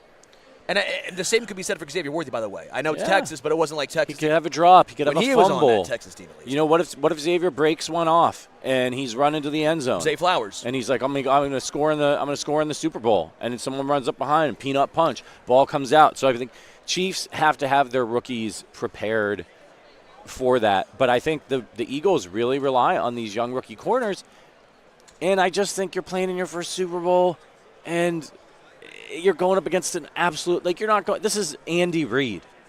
He knows you're a rookie. Yeah. He knows you're playing his first Super Bowl. And he's going to have something for you. And Mahomes knows that as well. Right. And that's what it comes down to. Right. Andy, yes, but also Patrick, and he understands some tendencies that I'm sure some rookies have. Yeah. Now, it goes twofold. Are they really rookies now at this point when you've played this many games? Yeah. The whole thought process, once you've played 12, 13 games, are you really a rookie anymore? Once you make it to the playoffs and you won playoff games, are you really a rookie anymore? I think you are in the Super Bowl. You regress a little bit back to being a rookie in the Super Bowl. And I just think that – and by the way, we're not mentioning Jalen Carter as much because I personally think that Jalen Carter's a little different. Sure. And I also think edge rushers, you can get sometimes. But when it comes to a guy like Jalen Carter, I just think he's so darn talented. Yeah. I'm almost not even lumping him in that for the rookie. You might get duped on, a play action or, you know what I mean? Some pulling and those sorts of things. Speaking of offensive linemen. Andrew Whitworth walking over now. Andrew. Man. Good to see you. I know this guy. Let's go. Huh? Mr. Clean. What, you didn't want to shave the beard and go all that white? far. Listen, we're both sexy bald men, I trimmed it down, though. That's what we did. Yeah, I love this partnership you have with Mr. Clean, by the way. We got a video here, so folks on or listening afterwards, we have Andrew, and then we have Mr. Clean right next to him. It's gorgeous. Your guys' domes are sparkling. Yeah, Mr. Clean and Mr. Clean 2.0. You know what I mean? I love There's a little bit of bummer, like you're a former Super Bowl champion and you're getting outshined by listen, Mr. Clean. You know what? Eyebrows and all, he's just a good-looking man. I can't complain. But, hey, listen, I got 4 kids, 3 dogs. I know all about messes. So this is a great partnership for more reasons than one. Yeah. Not just the bald heads. I know all about cleaning up messes. So it was a great partnership for today to come out and talk a little bit about the Magic Eraser. I see you guys have Magic Eraser. Man, I use that stuff for all the time. Everything. Scuffs on my walls I can't get off. It's Shoes, incredible. Walls, tables. My dog, I have to use it all the time. He trust jumps me. up, and I'm Oh, like, man. dude. I know all about the dog messes. Yeah. Okay, I have to ask this question because I've told people about this, and they say if you ever have a chance to interview Andrew Whitworth, I'm held to the standard now, so I have to do it. Don't kick my ass here. The sweatshirts under the suits. Yeah. The hoodies. The hoodies under the suits. Yeah. Sweatshirts, I don't know. You kinda Sweatshirts, try no. You try to lean it to your side. The with hoodies. sweatshirts. I'm sorry, it's The not hoodies. it's not for me, Andrew. Why the hoodies? So You're a big guy, so I. So I always had wore a hoodie. Okay. I was a very large human. Yes. I'm still a large human, but I'm a less large human. So I'd always wear a hoodie because when you're big, you have big back, big neck. Collared shirts don't fit right. They like sprawl out, so they never Sure. look good. And so I hate it, and you can't button them for sure. So I hated wearing collared shirts. So I either wore a T-shirt or a hoodie with everything I did. And so when I started to do this job, I didn't know I was going to do TV, and we had a dinner, and I was meeting everybody there with Amazon, and I wore a hoodie under like it was kind of like a jean jacket type Sure. look, but it was like casual. And they're like, do you normally? I was like, yes, this is like how if I was going to go out to eat, I'd wear like a hoodie and put some kind of nice jacket over it. And they were like, wear it week 1 if you want. And so I did, and people loved it, and some people hated it. It became a thing, and now it's great because every week I love it. It's like half the people send like, you're disgracing football as you have a hoodie on. And then half the people are like in my DMs, just constant DM flood of send me the brand. Like, who is it? So it's just unbelievable. It's so funny. Some people get so livid about it. And then some people are like, this is my husband's birthday gift this year. Please send me the brand, like blah, blah, blah, blah. So it's really been fun just to see people react to it. That's the best part. That's why I enjoy hilarious. it. And I wear a hoodie all the time, so I'm used to it. I love leaning into your own style. That's what Sterling does. He's a little bit of a fashion guy. Yeah. Look, to me, it's no different in the media space to playing sports, everything else in life. Like, the more you can find ways to just be yourself, I think you're talking about long-term success. And to me, I'm a person that the truest measure of performance is consistency over time in anything I do. Yeah. Sounds like an offensive lineman. Yeah, and so that to me is like, hey, man, the hoodie is who I am. So if that's sticking to me, whether people like it or not, I'm going to feel good about the fact that when I walk away from it, I was always me. Yeah. I'd love to lean on your expertise a little bit. I mean, you played guard in the NFL and then moved to tackle. Joe Thuney is doing that for the Chiefs. They were really a couple of young tackles, weren't quite ready, struggling, giving up pressure really fast. Joe Thuney goes out there. Can you explain to our audience like how difficult it is to change? I think a lot of people think, oh, you're on the offensive line, you're playing here, you're playing there, but it's a whole different world, right? It is. I mean, it's much like I like to relate a lot of things to other sports maybe that people have played, but to me it's a lot like playing defense in the paint in basketball and then all of a sudden saying, hey, you're going to go to the top and you're going to play out in the perimeter with guys, and now all of a sudden they got all the space in the world. They can cross you over. They can do all these things. They can back away from you. They can take off past you, and you've got to now learn where is the basketball goal behind me when I'm way out here past the three-point line compared to that, like when I'm down under the key, right? So now it's like, all right, when I'm in that block and I'm a guard and I know where my walls are, I know how to kind of stay in front of you. But now I'm moving out to this massive space and you can kind of go anywhere you want. I got to be prepared for all the different things you could do to get to the basket. Yeah. That's what moving to tackle is. Now all of a sudden you're on that island and there's a lot of places this guy can go to attack you, and you really have to have a totally different feel for the down because it happens later. At guard, immediately when the ball is snapped, you're in action. Yeah. At tackle, unless you're a jumper, it's happening much later. So now your timing, your rhythm for when you're used to making contact and feeling out a guy, as you're playing through this process of a pass rush, totally different. Now, the run game, it's not a whole lot different. If anything, I'd actually argue it might be a little easier because he's facing lighter guys on the edges. Sure. But in that space, it is wildly different, and it's been so impressive how he's played. Yeah, have you got a chance to watch him? Is he improving the more reps he gets out there? He is. Obviously in the Houston game, those guys got after them pretty good, but you're talking about two guys who get after everybody, the best of the best at those positions. And they're a group that when we're playing that group, we don't need to have the ball in our hands for a whole long time because they're going to get to the quarterback no matter what, who they're playing. Yeah. So obviously different there, but like week to week, you just continue. The more reps, the more comfortable he looks.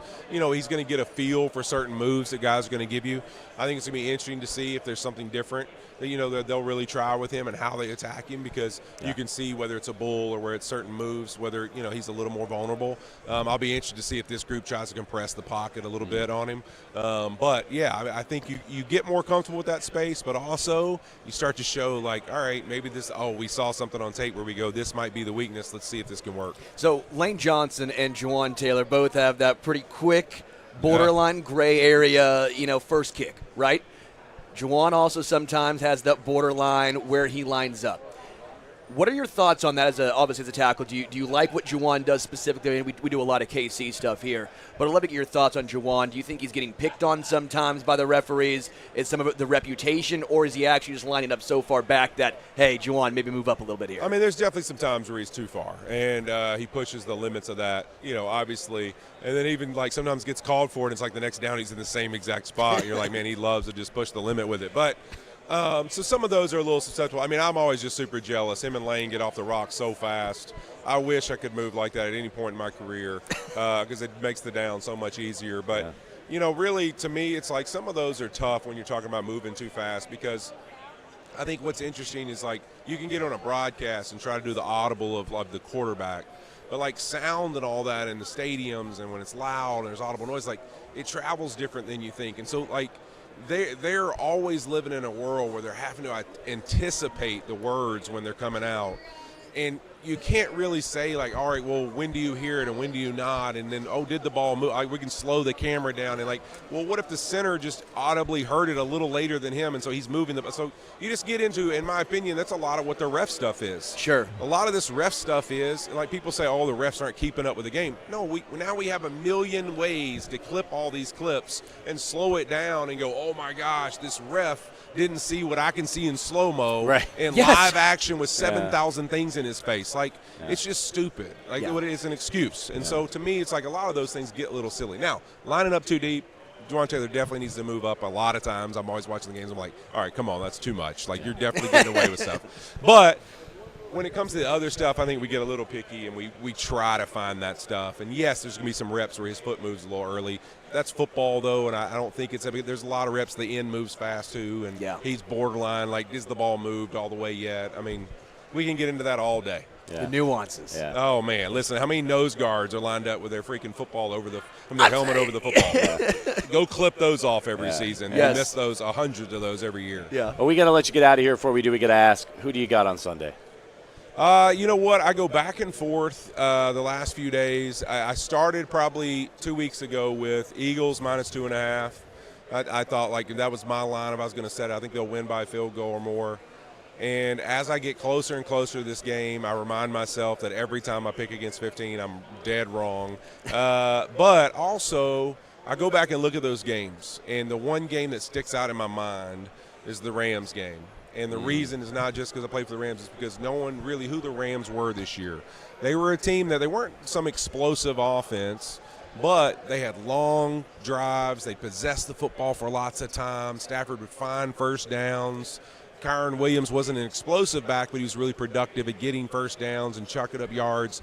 And they would kind of put you in that situation where if they can drive down, eat tons of clock and score, they make the game really short. And the problem for them was they're young on defense. They got exposed in that Philly game and the run game with some things.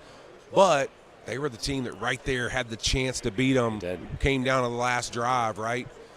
That is what that's what Kansas City is. They possess the ball. They go on these long drives. That's what they do, except for they're playing with an all-world defense. Yeah. And so, to me, when I start to play that scenario out of my mind, and I go, man, you know what? If they just play the kind of game the Rams played, but they play with their defense, they beat Philadelphia. Yeah. And so I think, to me, that's what's made me start to lean towards 15 as I get closer to the game. Andrew Whitworth hoping the game keeps it Mr. Clean. Whichever team is Mr. Clean on the field will probably win. There's no doubt about that. Thank you for stopping by. We appreciate it, guys. Yeah, Andrew Whitworth and the GOAT, Mr. Clean. By the way, Quiddy Pay said you were the toughest guy he ever went up against. You maybe had 18 years on him. Yeah. He said you were the toughest guy he ever went up against. Yeah. It was awesome, man. Great insight, especially on the offensive line play. You know, I love everybody's always talking about the skill position players. It's great to get that perspective from somebody who played at such a high level, won a Super Bowl. I'm just glad I finally got to ask about the sweatshirt. Yeah. Finally got to ask about it. Jerome Bettis joining us Jerome now. Bettis. Jerome. How we doing, guys? How you doing, man? Sterling. Good. Patrick. Hey, how you thanks doing, for joining fellas? us. We're doing all right. I'm doing great. Yeah. I know you're here with the CDC Foundation. Yes. Let's start there first. What are you doing with the CDC? So I'm working with them, and we're trying to really shine a light on heart health and what that all factors in, and just showing people that you can make small changes in your life that can affect you, because we know hypertension is a killer, high blood pressure is a killer, all these things that we can help change with small things, changing your diet, going for a walk, every single day. Because these things are really important to me, because I lost my father to a heart attack. He was 61 years old. We just won the Super Bowl, and a couple months later, I lose, the patriarch of my family. So I understand intimately how important that is, just to make a small change in your life that can really change your quality of life. And so hopefully my story and other stories can inspire some people to just make small changes in their daily habits, because it will pay dividends in the long run. And if people want to know more about my story or someone else's, some other stories, you can go to livetothebeat.org/legacy and find out more information about it. Yeah. Very cool, very cool. Well, you know about accumulating things on a day-to-day basis. You accumulated a lot of yards. I just wanted to ask you. We've been interviewing all week. We've seen everybody's still in incredible shape. All the retired guys.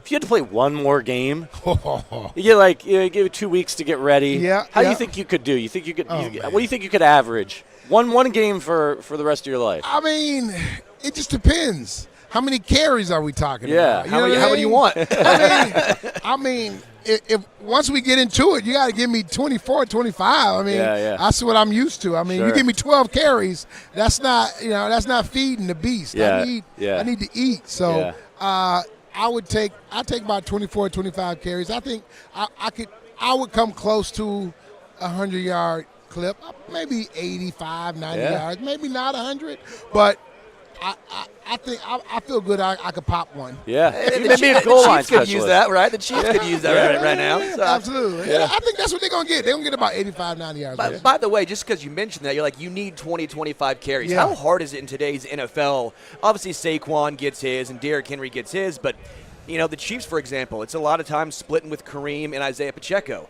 Steelers with Najee Harris and Jalen Warren. How hard is that for these running backs now to try and get into a groove? It is. It's a challenge right now, because a lot of teams don't really have that feature back.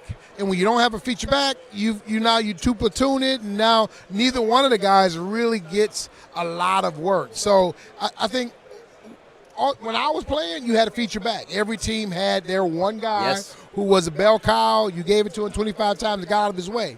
Now it's not like that, because you can't find them in college. Now, when you do find them, you draft them. And people are like, you don't draft a running back in the first round until you find the right one. Right. And you saw that with Gibbs. You saw that with Robinson, right? Yeah. They're there, but you got to find them. They're a needle in the haystack now, because offenses in college don't run the offenses that the NFL runs now. So it's a little different, but the running back position, I think, this year, more than anything, they've shown that if you've got a running game, you got a chance to be in this game. Yes. Yeah, and even the older guys, I think a lot of people, this running back's 27, 28, we gotta move on from him. And you see what Derrick Henry's doing. He's obviously special. But then the Chiefs, Isaiah Pacheco gets hurt. Kareem Hunt's sitting on the couch. They bring him back, and he's incredible for them.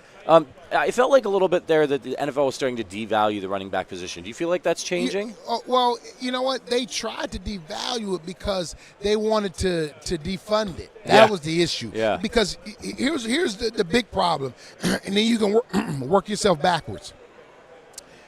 The way the design was when I was playing, you had your running back that you paid the quarterback. Yes. You played your wide receiver one, and then you played your left tackle. Yeah. Right? That was kind of the hierarchy. Yeah. Well, now you've got to pay wide receiver two. But the one that really affects the running back now is you have to pay tight end one. Yeah. Right? So now, Yeah. wide receiver two, tight end one, where do you get the money from? Yeah. Because you still got to pay left tackle. Yes. And big money. So now the running back gets squeezed because financially you just can't pay all of those. So the running back was squeezed financially. It wasn't because they weren't productive. Sure. Right?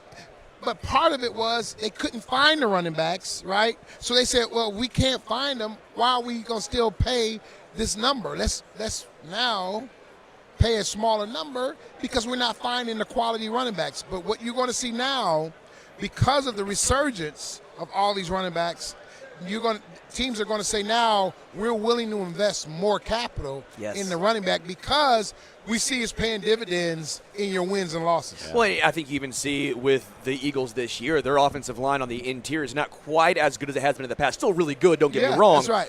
But it's still taking a step back, and yet the run game has been more effective than ever because of you have a game changer in Saquon Barkley. 100%. I do want to ask you, just obviously big Steeler guy, that you're Mr. Steeler, right?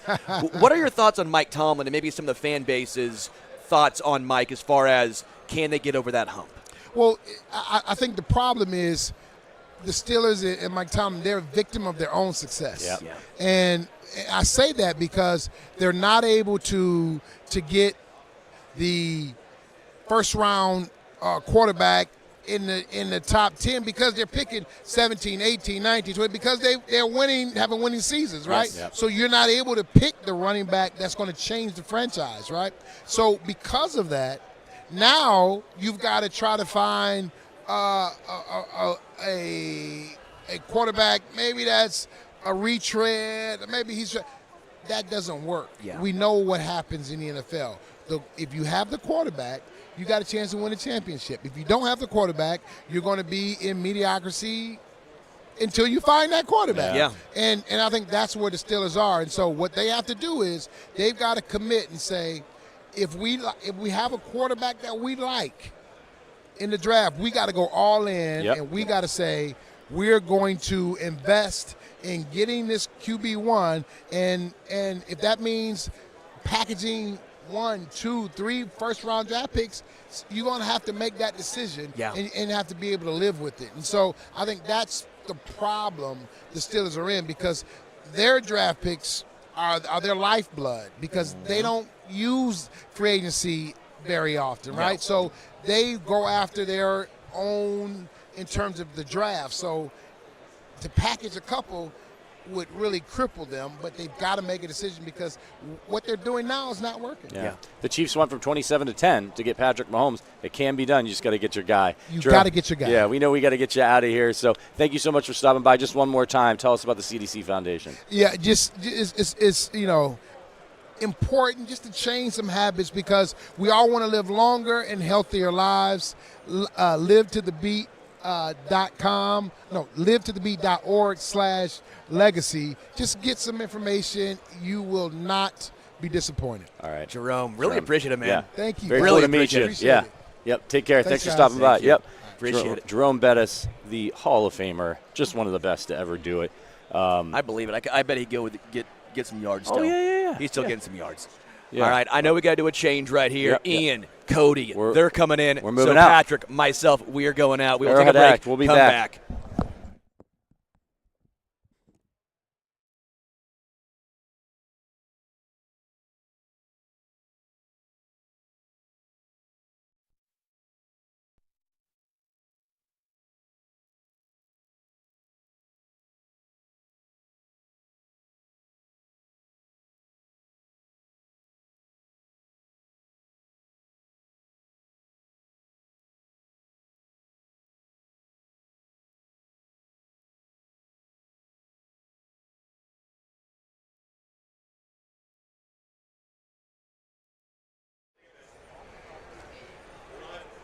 All right, we are back. Iain MacMillan here. Cody Williams joining us, the man, the myth, the legend, Reggie Bush. It's so nice to meet you. What's up, fellas? What's up, Reggie? How's it going, man? How's your week going? It's going great, man. It's going good. I just got in last night, and, man, this is my first day getting into the action. But, man, I'm excited to be here.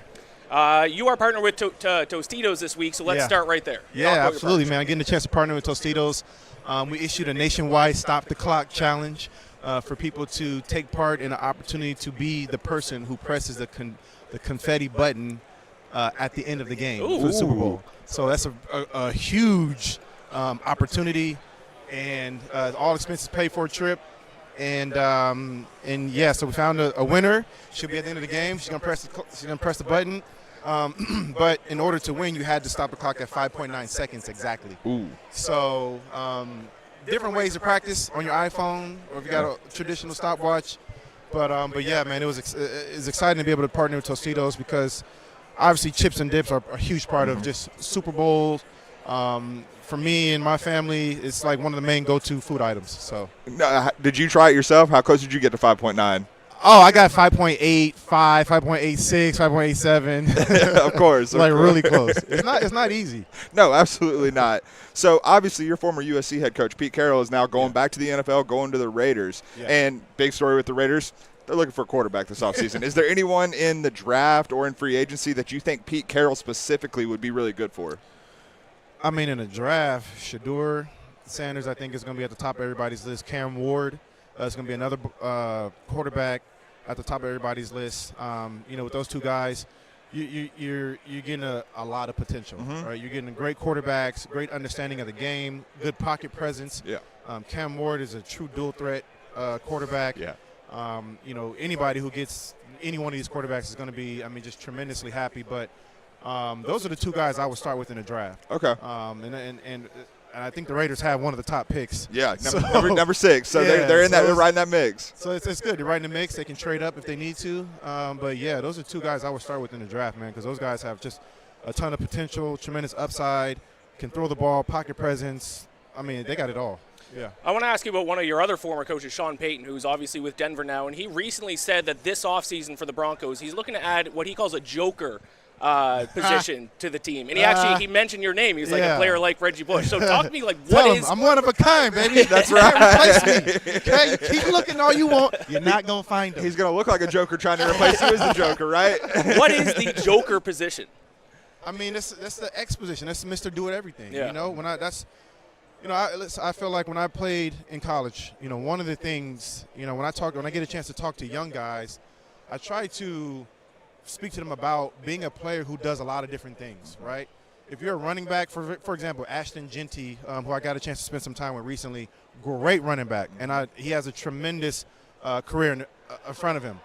I would love to see Ashton Genty returning kicks. Ooh. I would love to see Ashton Genty returning punts, right? Even if it's something he's never done before, but just because we are in the era of where we need our players to do more, right? It's not okay to just go into a team and say, I'm just going to play this one position and that's it.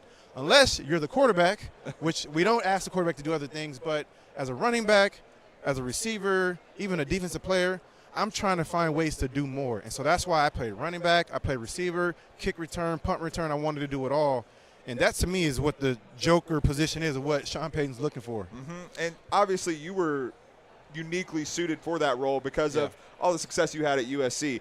We're less than a year removed. You got your Heisman reinstated, man. And, yes, as someone who was in the camp that you always had it. Yes. You know what I mean? Yep. How does it feel, though, to just have that validation back in your life that you are, back among the Heisman Trophy winners? It feels great, man. It never should have been taken away from me. Agreed. And I'm happy that they did the right thing and gave it back to me. Because if I'm being honest, they really didn't have a choice. We were pressing them behind scenes with my attorneys, with all the facts of the situation, of everything. We have lawsuits that are now pending as well. So they did the right thing. And we backed them into a corner. And so, the rest is history. And it should have never been taken away from me. And it feels great to have it back, man. And one of the things I'll never forget is when I walked into the room in Jacksonville to go get it back, all of the other Heisman Trophy winners that were in the room there waiting, to greet me, or who were there just to vote for me to get it back, right? So these guys took their time out of their busy schedules to come and support me. X amount of years later, I'm not even in college anymore, but they still felt the need, inclined to show up, and I love that, man. And to me, it's a brotherhood. The Heisman Trophy family is a brotherhood, and you got to earn your right to be in there. And I'm so thankful for the guys that were in that room that day. Yeah, that's special. Well, Reggie, I know we only had you for a couple minutes today, so thank you for joining us. Absolutely. Enjoy the rest Thank you guys, man. Appreciate you. Yeah, thanks for having me. Yeah, appreciate absolutely. There we go. NFL legend, Reggie Bush. One of the greats.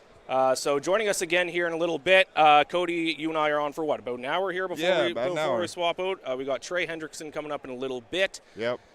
one of the guys that's going to make us look super small once again. Yeah, and I mean, neither of us are. Yeah, this is the downside of doing in-person stuff in sports media is guys who are not necessarily big in the two of us. I mean, I'm 5'9", you are 5'9" as well. Yeah, so. And there he is, joining us now, Trey Hendrickson. Trey Hendrickson, man. Trey, thanks for joining us, man. Yeah, nice to meet you. I'm Ian. Hey, I'm Cody. Nice to meet you. Cody, nice to meet you. Nice to meet you, man. So we'll start off. We'll get right into it. You know, Beagles defense had a big shift already this offseason with Coach Lou Anarumo getting parting ways with the Bengals, and you got Al Golden coming in. Have you had a chance to talk to Coach Golden yet? And what was that conversation like, if you have?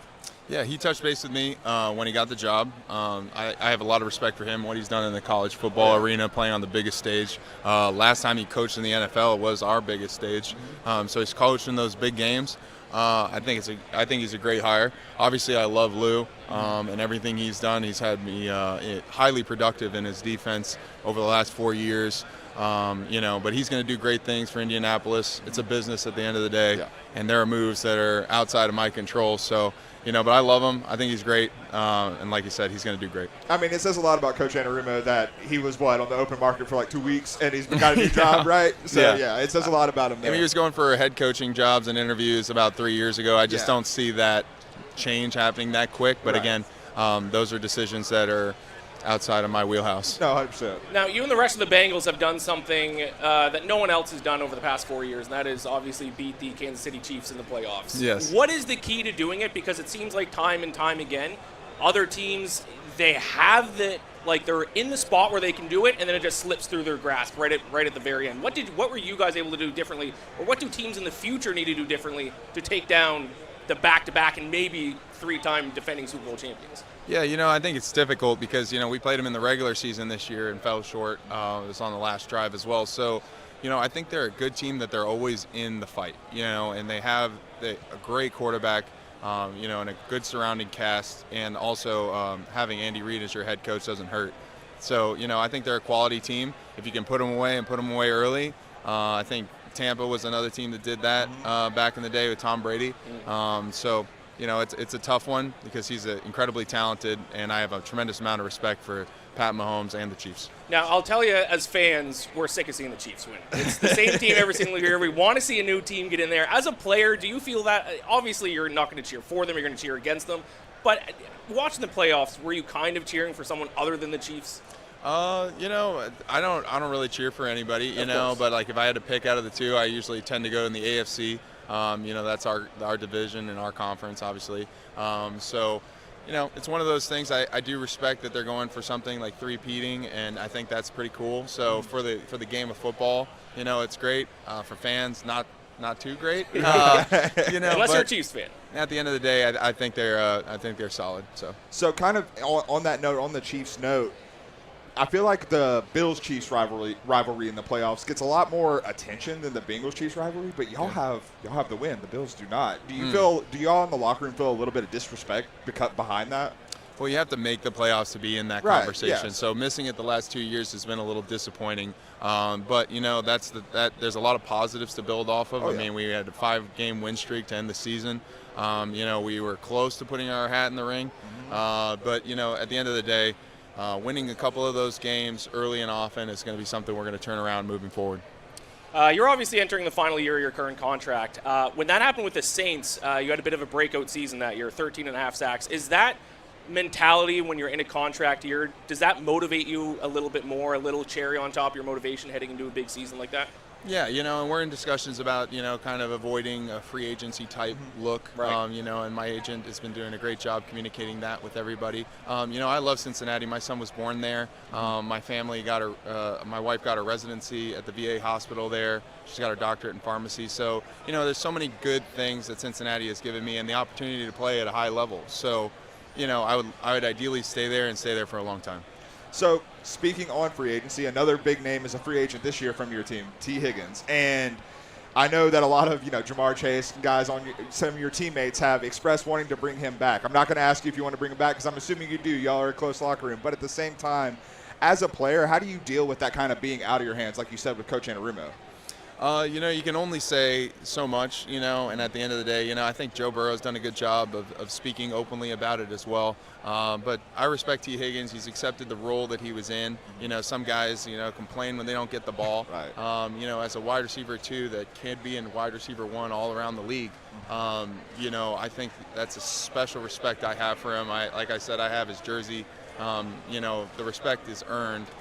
Never given, and he's done a great job handling adversity, and he'll provide for his family. For sure. Now, you're obviously here with Old Spice, so tell us about your partnership with them. Yeah, it's the Old Spice Total Body Dry Field Deodorant. It's their new product. They're doing great, as in keeping the NFL fresh 24/7. And quite frankly, we need a lot more guys to wear it. It's there for them. So that's the vibe for today. What's the funkiest locker room experience that you've had where you're like, God, we could really use some Old Spice up in here? Yeah, I've been throwing BJ Hill under the bus all day. He's my guy. I love him, but man, I told him he'd be repping Old Spice here soon, because they gotta partner up here soon. He needs to be, at least. No right? doubt. Speaking of the locker room, bit of a weird question. I've asked some other players about this week, but who controls the music in the locker room for you guys? For the most part, over the last couple of years, it was Joe Mixon, Orlando Brown. Those guys were in the mix, and then obviously Joe did great things with the Houston, so he's probably rocking it over there too. But yeah, Sam Hubbard will throw some mixes in there too. Joe Burrow as well. Is that like a pressure position? Like if a playlist isn't hitting, is someone going to vote them out and vote someone else in to we haven't ran into any of that, so we've had some good vibes, so it's been good. What are your thoughts on obviously the Super Bowl this week?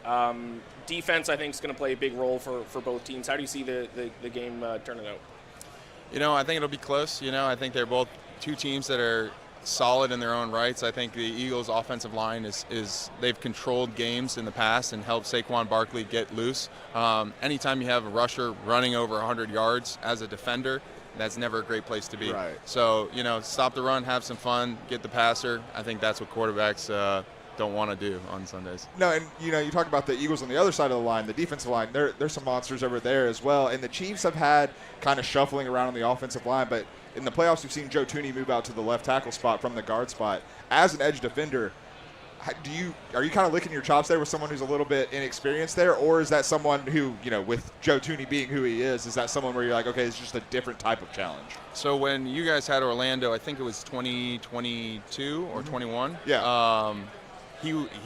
Thuney stepped up and was the left tackle. You said you me. guys. I'm not a Chiefs fan, so yeah, it's one of our shows. Sorry, one of our shows. Yeah. No, I'm not a Chiefs guy. But so he stepped up and was the tackle with me. I think they did great. The scheme is good. You have to change some things around, but he holds his own. He's doing great. And much respect for him. 100%.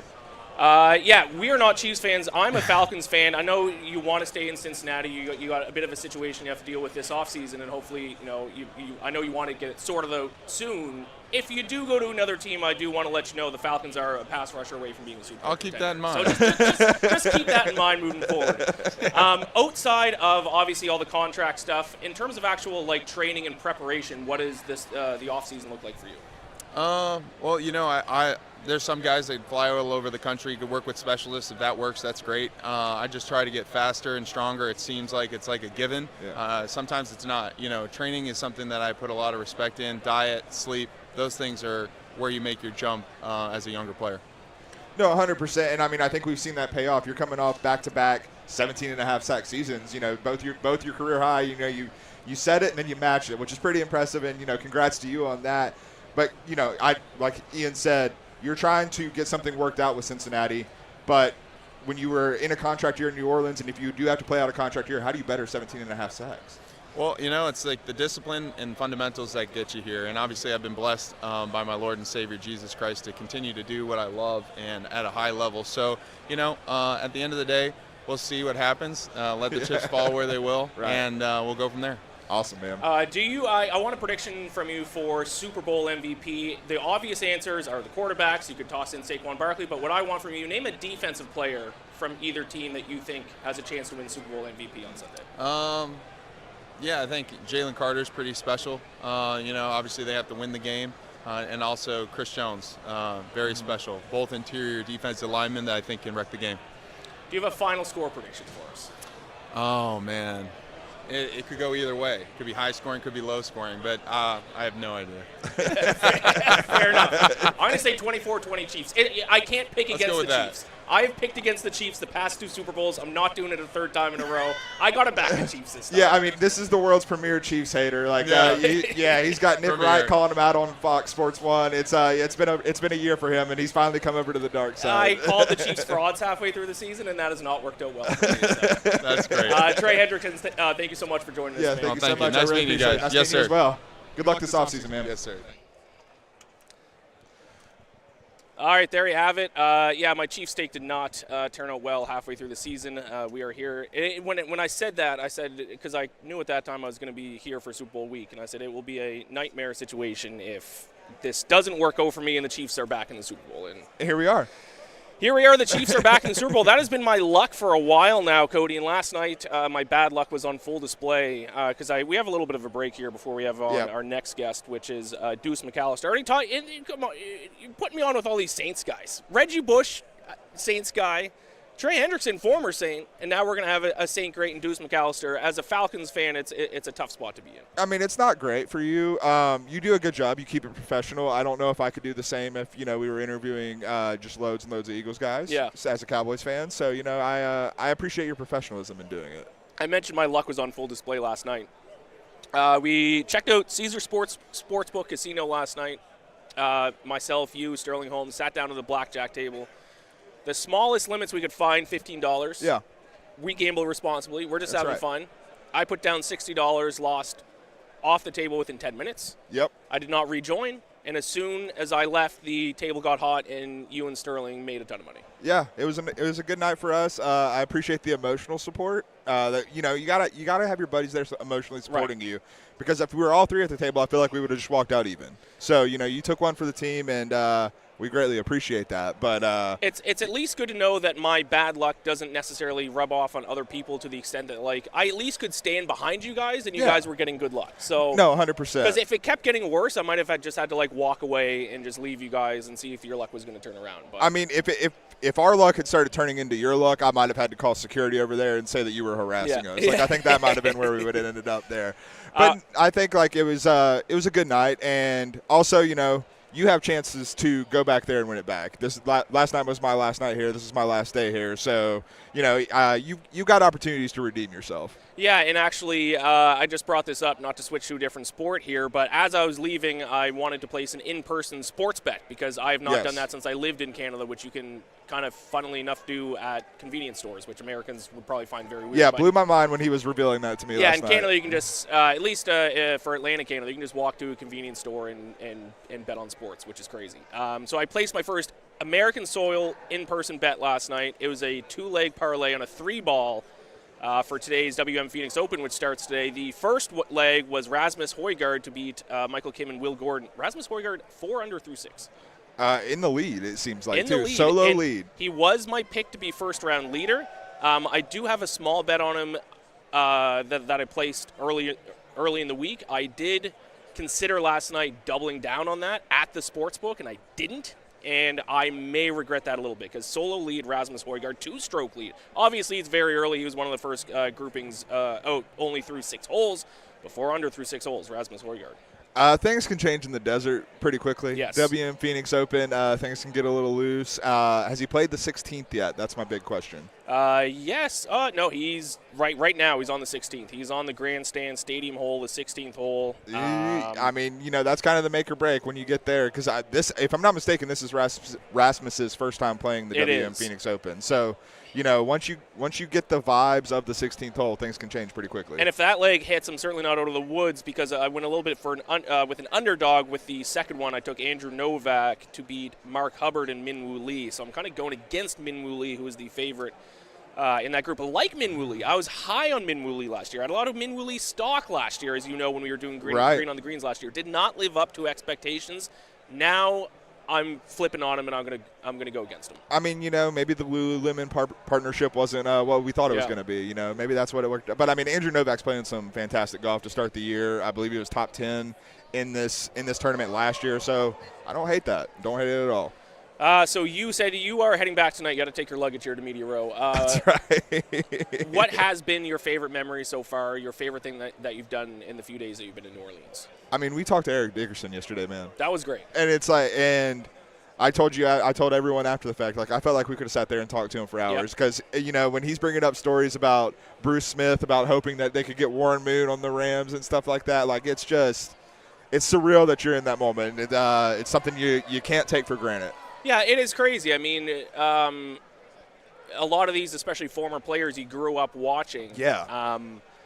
And then I mean, Reggie Bush just now. Like, yeah, I mean, like, that's crazy. as a college football guy, like Reggie Bush is a guy who I have a video game, a PS2 video game at my house right now that has Reggie Bush on the cover in his USC uniform, and like that's surreal to think about. That I just sat here and just had a conversation with that man. It's unbelievable. Yeah, and it can't be understated how crazy it is to be here. It is both our first Super Bowl weeks and to see not only the people that we get a chance to talk to, but even just the people walking around Radio Row. It's the real who's who. I know Adam DeVine was on this show earlier with Patrick and Sterling. Yep. When I was waiting for an Uber yesterday, right beside me were just the three workaholics guys. Incredible which is crazy. stuff. I just felt like I was and they kind of talk and look and dress like they're actually in Workaholics. I felt like I was in an episode of Workaholics. I love Workaholics. Yeah. I don't think there's a whole lot of acting going on that show. I think it might just like dial it up like a couple notches, exactly. But like, they're pretty similar to what they're like, what they are like on that show. No, 100%. You mentioned Reggie Bush. Crazy to talk to him. He was one of those players that when I was like in high school and in college, you just toss on Reggie Bush highlights on YouTube. Oh yeah. And you could just like you're at college, you get back from the bar with your buddies, and you're like having a couple more drinks to cap off the night, and you just toss on YouTube Reggie Bush highlights. Oh yeah. And just watch it, and it's amazing. You know, some have called you the Canadian Reggie Bush. As I that's have who you been, might I have be been, that was my nickname. So, some people did call me that. Yes. Yeah, I mean, I having seen your highlight film, can't argue with it. You know, you were dominant in your day. Nowadays, instead of when I get home from the bar after a few drinks, instead of turning on Reggie Bush highlights, I turn on Iain MacMillan high school highlights. Just reliving those glory days. That's right. When I peaked in high school. I was talking with Joanne and Shaun, two of our producers here with us last night. We were walking through the fan experience, which if you are in New Orleans, go check out the fan experience. I have not been yet. It's overwhelming but super awesome over there. But they had the 40-yard dash, and Sterling was talking the other day about saying he could beat us in a 40-yard dash. And when I started talking a little bit of smack to both of you, I forgot that you were a former running back, and I might be in trouble if we do go run that. I am a former running back. I was fast. I was also the finished sixth in the Nova Scotia provincial 100-meter final. How many people raced in that? Well, in all of Nova Scotia, there's a lot of high schools. You have to go districts, regionals, and then provincials. Look, and I got to the final of the final. I apparently know nothing about Canada, as I've learned what this week. What do you think the population is of Nova Scotia? I don't 28? know. 600,000 people, maybe. I actually don't know. It might not be that much. I wish I knew there was a 40-yard dash thing. I mean, I could go do it. I'm not dressed the best for a 40. Also, these pants are a little too tight for me. I think my pants will rip if I try to sprint right now. I mean, as someone who has pulled both hamstrings in the past calendar year, the 40-yard dash is probably not the smartest thing for me to be doing. But, that's the breaks of your mid-30s, I guess. Knock on wood, I have never really suffered injuries. I've played hockey my whole life, football almost my whole life. I was playing sports in the summer. Never suffered a serious. Like, I don't think I can get hurt. I don't think I can suffer an injury. That's a poor mentality to have, because that's literally how I pulled both of my hamstrings. My worst injury ever was turf toe, which does suck. Turf toe hurts. It hurts way more than you would I had think. it in high school playing soccer. Yeah. And, turf toe does not feel good.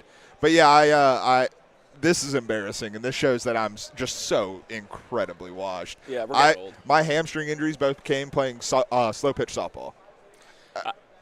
That's tough. Yeah, it's not a good look for me. Just running to first base? No, running to third base. I was looking at a triple because, I got a little power. Of course. I got a little power. Of course, yeah.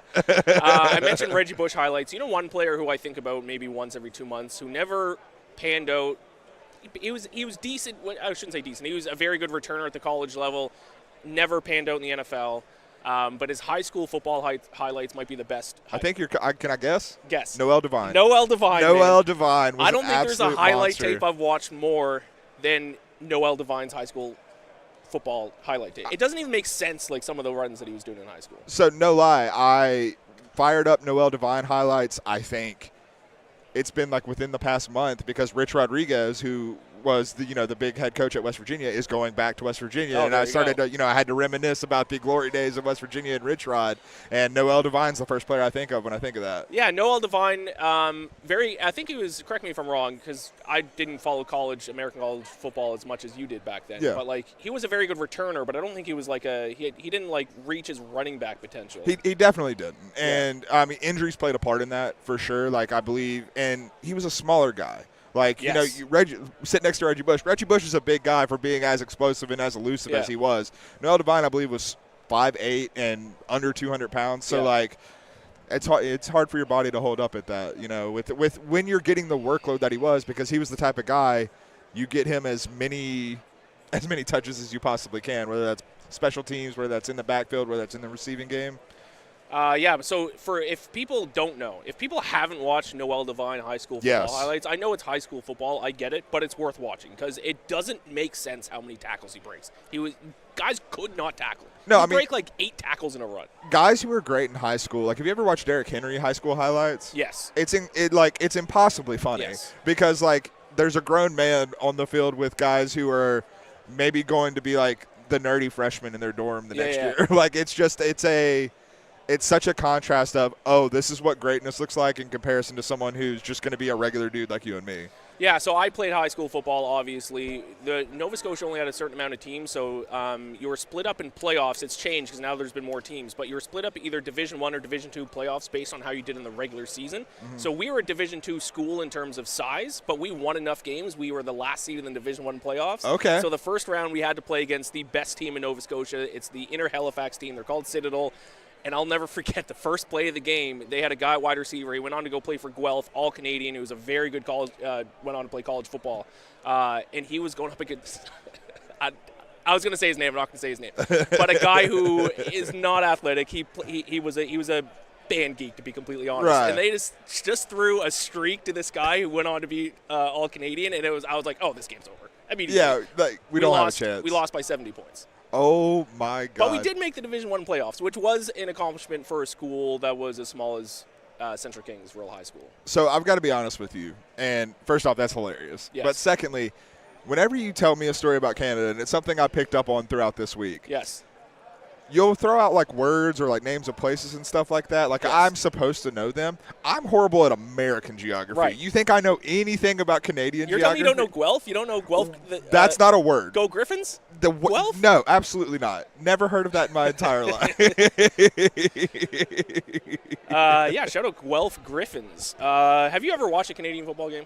I have. I've watched the CFL. Okay, there you go. Yeah, absolutely. Speaking of CFL, later on today, it's not going to be with you. I'm going to be back on with Sterling. I get a chance to talk to the greatest CFL player of all time. We have talked to a lot of obviously big names. Reggie Bush today, Eric Dickerson yesterday, some of the best NFL players of all time. The interview I might be looking forward to the most is talking to Doug Flutie, who is a CFL. I think he's the consensus #1 greatest. He was a cheat code. Yeah. Whatever team he was on 100%. won the Grey Cup. And before I even knew about the NFL, I knew Doug Flutie for the Toronto Argonauts. I was born in 92. He went back-to-back Grey Cups with the Argos in 96, 97. So I get to talk to him later. He's actually in the Canadian Sports Hall of Fame.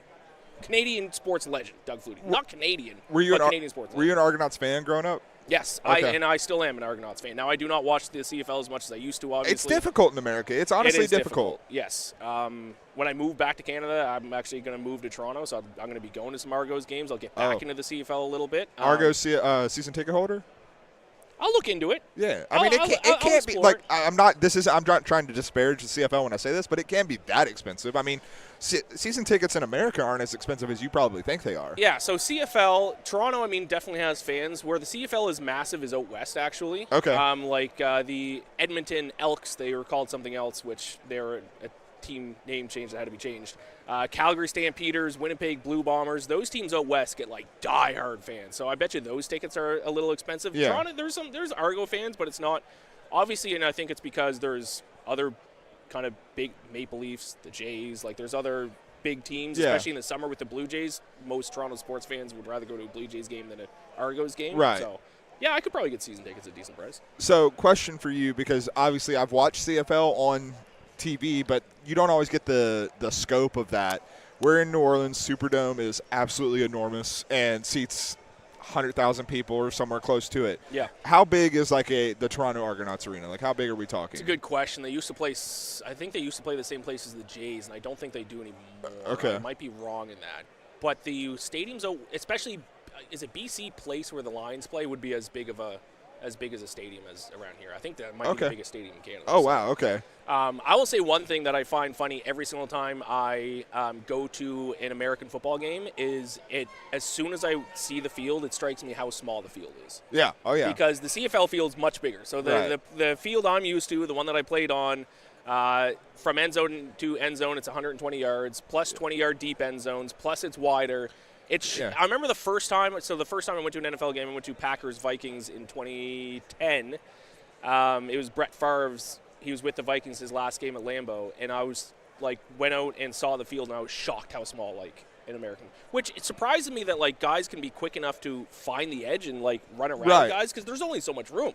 Yeah, and I mean the CFL. One of the things that does make it fun, but is also vastly different than the NFL, is all the motion and all the running and the get off time is It's just it's almost a different sport. It's still football, but it is a different version of football without question. Yeah, 3 downs, 12 players. Now you'd think because it's 3 downs there'd be a lot more punting, but there's actually a lot more explosive plays because of how much bigger the field is, more room to kind of create some space. And the running start so if you're off the ball, so if you're a slot receiver, you can get a running start, and that kind of gives them a little bit of an advantage as well. So I mean, just think about how many times you're watching an NFL broadcast and the broadcast team says something to the effect of, "Oh, he almost had the edge there." Yeah. CFL, they get the edge because they've got that little bit of extra room on the sidelines there. Now, I don't want to spend too much time on the CFL, but people need to respect the CFL because actually the NFL players who have gone to the CFL have talked about they went there thinking, "Oh, I'm going to dominate this league," and then Chad Johnson, Ocho Cinco, I know, has talked about that a lot. Ricky Williams. I mean, let's be honest though, Chad Ochocinco's not a guy who really struggles for confidence. So yeah, but he went to the CFL and he's like, "Man, these guys ball." Yeah. No, 100%. Because there's only so many spots on it. I mean, most of CFL rosters are Americans. Each team does have a minimum amount of Canadians they need on each team. Yeah. But there's only so many spots on NFL rosters, and there's not that. And some would say no difference at all between the last guy on an NFL roster and the guy who can't get on an NFL roster. Obviously, the biggest gap is the stars, the elite guys. Way better than the bottom of the roster guys, but there's top guys in the CFL who could be on an NFL team and And honestly, I think that the CFL's reputation in America over the past few years probably took a little bit of a hit with a guy who's actually here this week, Matt Nagy, when he was the head coach of the Bears. Wasn't he a CFL guy? No. So no, it wasn't Nagy. It was Trestman, Mark Trestman. Oh, that's right. Yes. I apologize. I apologize. Sorry, Matt Nagy. I did not mean to insult you like that. Mark Trestman was a legendary CFL coach, and when he went to the NFL, I was like, oh, the Bears are going to be great, and he. Things. It was not great. Yeah, he won. He was Montreal Alouettes. Anthony Calvillo was his quarterback. They won a ton of Grey Cups. CFL legend. Yeah, and then went to the NFL. But I mean, as a coach, I think it'd be harder to transition as a coach from CFL to NFL and vice versa than it would be a player because you're talking completely different strategies. Imagine Mike McDaniel in the CFL with all the motion he could run. He would be unbelievable. I think that's not something I thought of, but that would be very fun. Because I mean, he pushes the boundaries of motion at the NFL level right now. Are you a Mike McDaniel guy? I'm torn. Yeah. Because there's obviously a flaw with what he's doing. Or else the Dolphins would be better. Yeah. At the same time, I think you undeniably have to respect the vision that he has. But at a certain point, he needs to adjust that vision. That's kind of where I fall on it. So I'm not trying to fence sit on that, but I do think there is the success, the numbers that he's put up with Tua, with Tyreek Hill, with Jalen Waddle, with all of these guys, and the individual numbers those guys have put up, the offensive success they've had. There's something there. I'm just not sure what needs to be adjusted. My theory, and this could be dead wrong, I'm not in the locker room, I don't know these guys personally, I don't have any inside sources, but my theory from watching on TV is I think he might be too much of a player's coach, if that makes sense. And I could definitely see that. Yes, you need to have a good relationship with your players, but also there does need to be you need to carry a sense of authority, and it just feels like the players like him, but they don't have that respective authority that players do need to have with an NFL coach. Yeah, I mean, I think you see it sometimes with Tua, honestly. I don't think Tua is as bad as some people on social media will have you believe. I will never think that because I watch. I'm a Tua defender. Yeah, absolutely.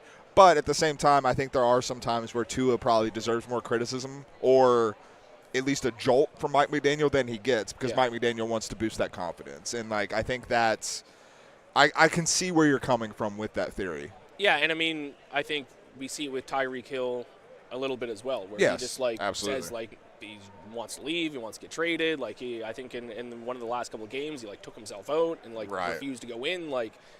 Now, Tyreek Hill is obviously a little bit of a character, but I do think generally if it's a coach that demands respect like the great coaches do, that doesn't happen. Sometimes I also think it's as simple as maybe draft an offensive lineman. That might help you. The fact that, Tua is, when they face a legitimately scary defensive front, the offense looks a little bit different than it's supposed to. I was very high on the Dolphins this year. They were my Super Bowl pick. That did not work out for me.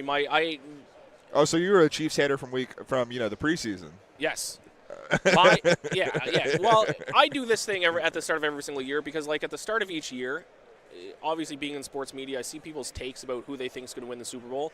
And everyone's like, Chiefs, Eagles, Chiefs, 49ers. Chiefs, Lions was Lions easily the most popular this year. And it's of course. I always come into it, and I want to have a little bit of a unique take.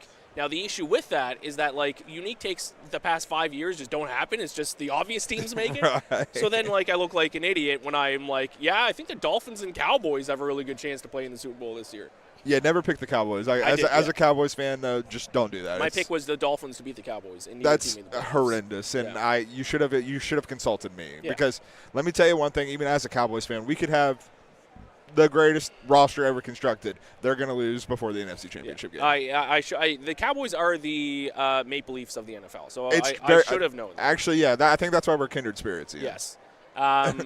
What was your preseason Super Bowl pick? Did you just go with the obvious? Did you say Chiefs, Lions? No, I believe I had Lions, and I want to say Bills. Okay. I want to say I went Lions, Bills. And that was, I think, heading in the playoffs, the Super Bowl matchup that everyone wanted. And I actually pivoted from it at that point because after I watched the Bills this season, I'd lost a little trust in them.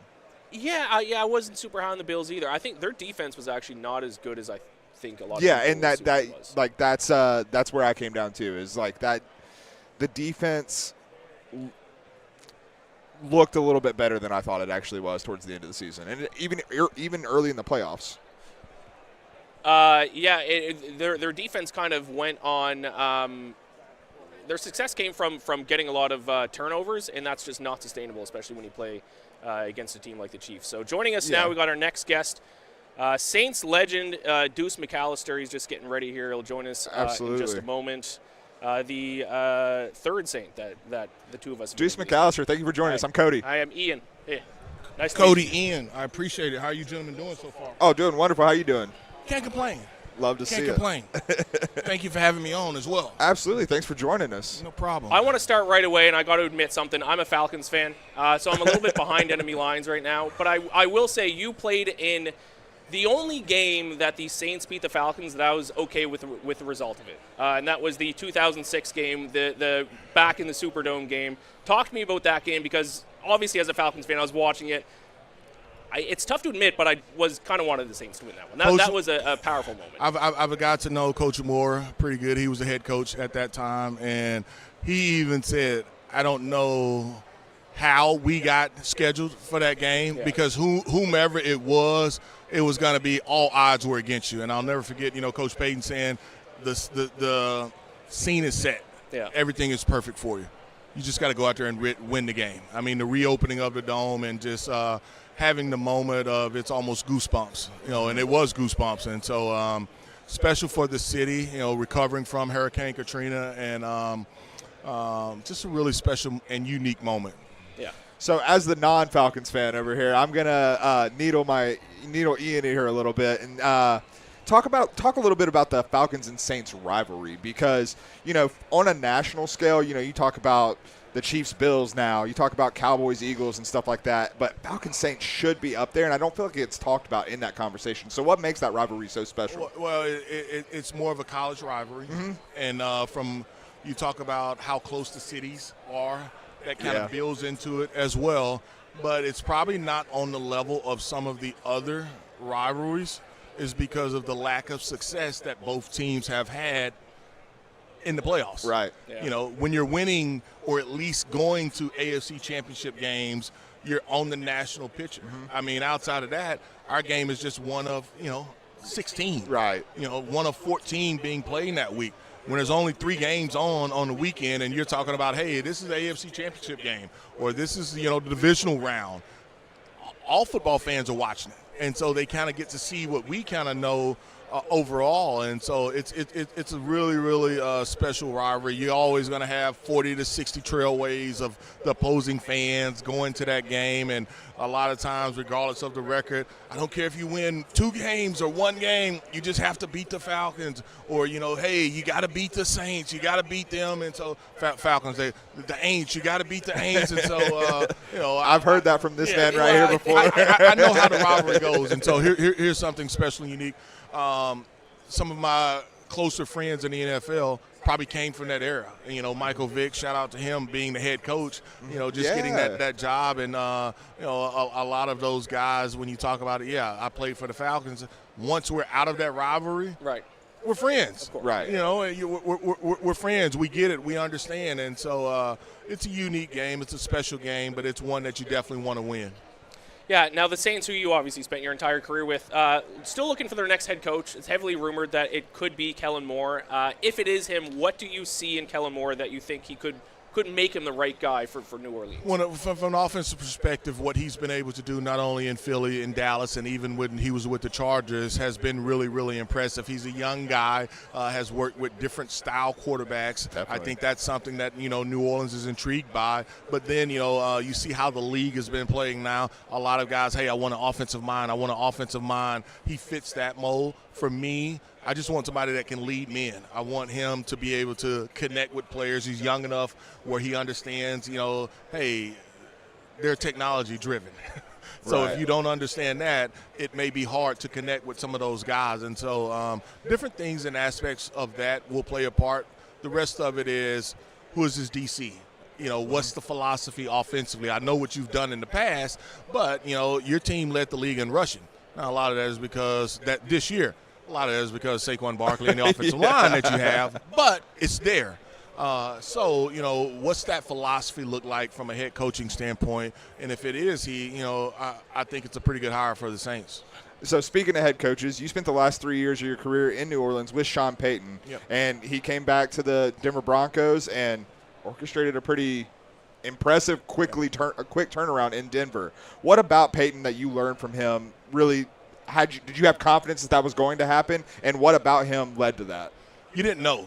When you got Coach Payton, he was a lot like Kellen Moore. Yeah. A guy that had been the offensive coordinator for the Giants, had been the offensive coordinator for Dallas, kind of like Kellen Moore, got the play calling kind of stripped from him. Yeah. Sean Payton got the play calling stripped from him. But, there's a lot of similarities in those two. I think with Coach Sean Payton, he was demanding, but he was also a guy that you love to play for. Right. And so he was a guy that was going to instill confidence in you, even probably when you should not have been in some games. And so very brash, probably talked a little bit too much, and you wanted to back him up, because it's like, did he really say that? Yeah, and you guys better go out and do it. And so you like that confidence. And so he's done a really good job. He knows that they have to get a little bit better. They're in probably one of the toughest divisions in football, and a lot of good quarterbacks, young quarterbacks in that division, but a really, really good guy as well as a special coach. A lot of good coaches too in that division now. We were just talking about actually new young coaches, which you mentioned coming to the NFL, and we're curious. Some of them seem like they are maybe too much of a player's coach, that maybe they don't hold the same authority that guys like Sean Payton does, like you just mentioned. How important is that kind of sense of authority for a head coach? And do you think some of these younger head coaches do kind of potentially run into that issue where they want to be liked too much by the locker room? They're almost like, is there such a thing as too much of a player's coach? I'm your coach. I'm not your friend. Yeah. Right. There's a line. Yeah. You've got to respect me as your coach. And if you don't respect me as a coach, I can't lead you as a man. I can't get the best out of you as a player.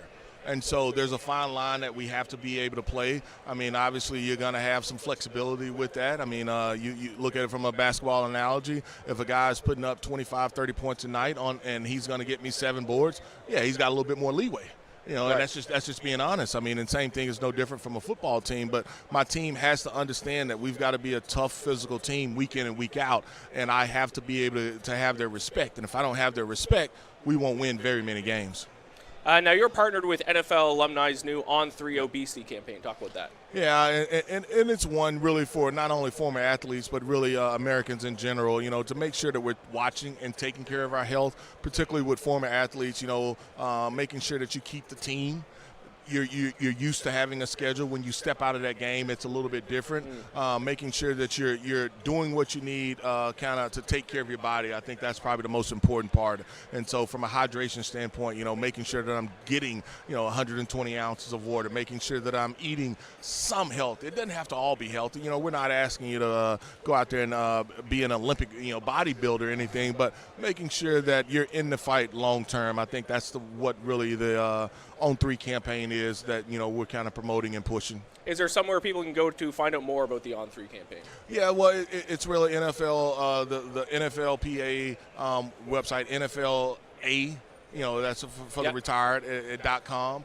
Well, it's on3.com that they can go to, and they can look at the site and just see some of the studies. There's plenty of information out there as well, you know, some of the things. But I would always kind of say, hey, consult with your physician as well, because, you know, what I eat may not be a little bit different from what you can eat. And so, you know, understanding what my body processes, understanding, you know, what my body does with different types of food definitely helps. And so from that standpoint, just trying to put them on the right track to make sure that we're here for a long time. And, you know, you were fortunate enough to play that game. Now we want you to kind of enjoy some of the things that comes with that and after that as well.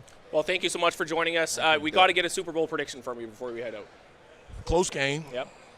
And if it's a close game for me, I think KC wins it. Yep. Now, with the better overall talent, that's probably the Eagles. The Eagles have the better overall talent, but if that game is close, I'm not going against Mahomes. I used to. I will not be going against Mahomes anymore. I can't do it anymore. That's the same place we landed as you. So, yeah, we're right there with you. All right, thanks so much, Deuce. We appreciate it. Thank you so much. I really appreciate it. Nice to meet you. Thank you. No problem. There we go. Deuce Mcallister, NFL legend, Saints legend. Like I said, I had to root against him for a handful of years, but I was always a Deuce Mcallister. Oh, yeah. I mean, he was a guy, one of the guys that I always enjoyed watching him play the position. So it's another, you know, opportunity that I'm not taking for granted and just soaking it all in, man. Yeah, and I didn't mention it to him, but same birthday, Deuce Mcallister. Oh, you should have mentioned that to him. Not same year. Both December 27th, guys. All right, we are going to swap out here. Cody and I are done for a little bit. Both of us will be back on later at different times, but I believe it is the Sterling is coming back on and Patrick. So a little Arrowhead Addict back on after an hour-long break. Stay tuned. Make sure looks like Bill Lumberg from Office Space this week. Stay tuned.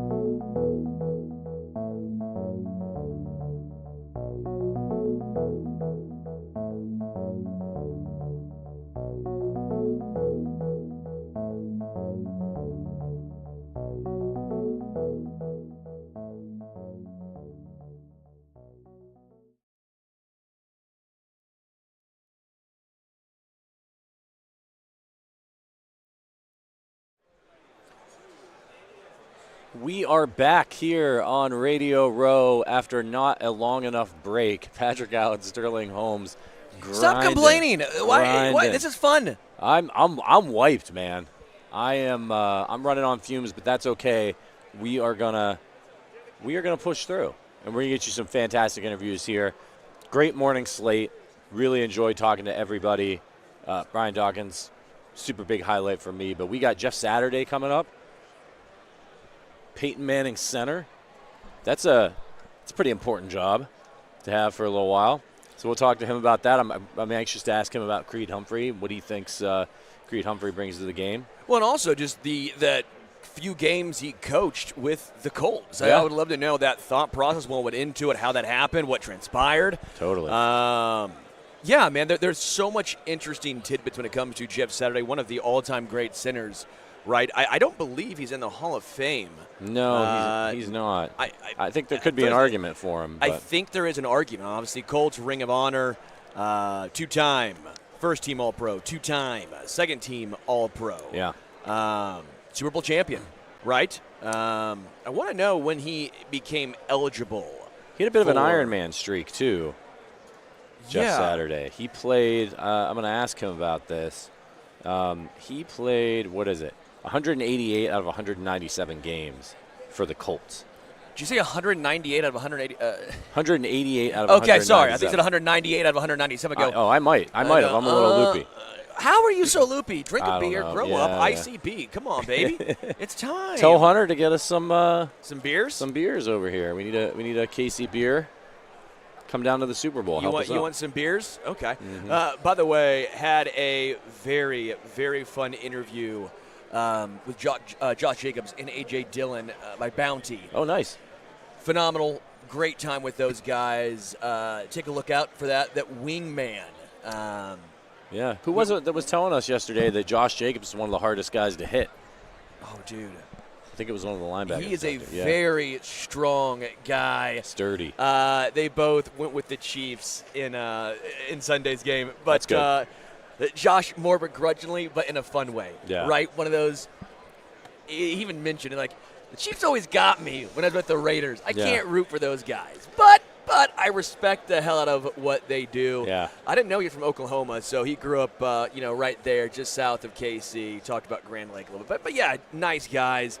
And what's so fun, at least what I really enjoy about Radio Row and all of this, peeling back the curtain into the lives of a lot of these guys. Yeah. Some guys, you don't get a lot.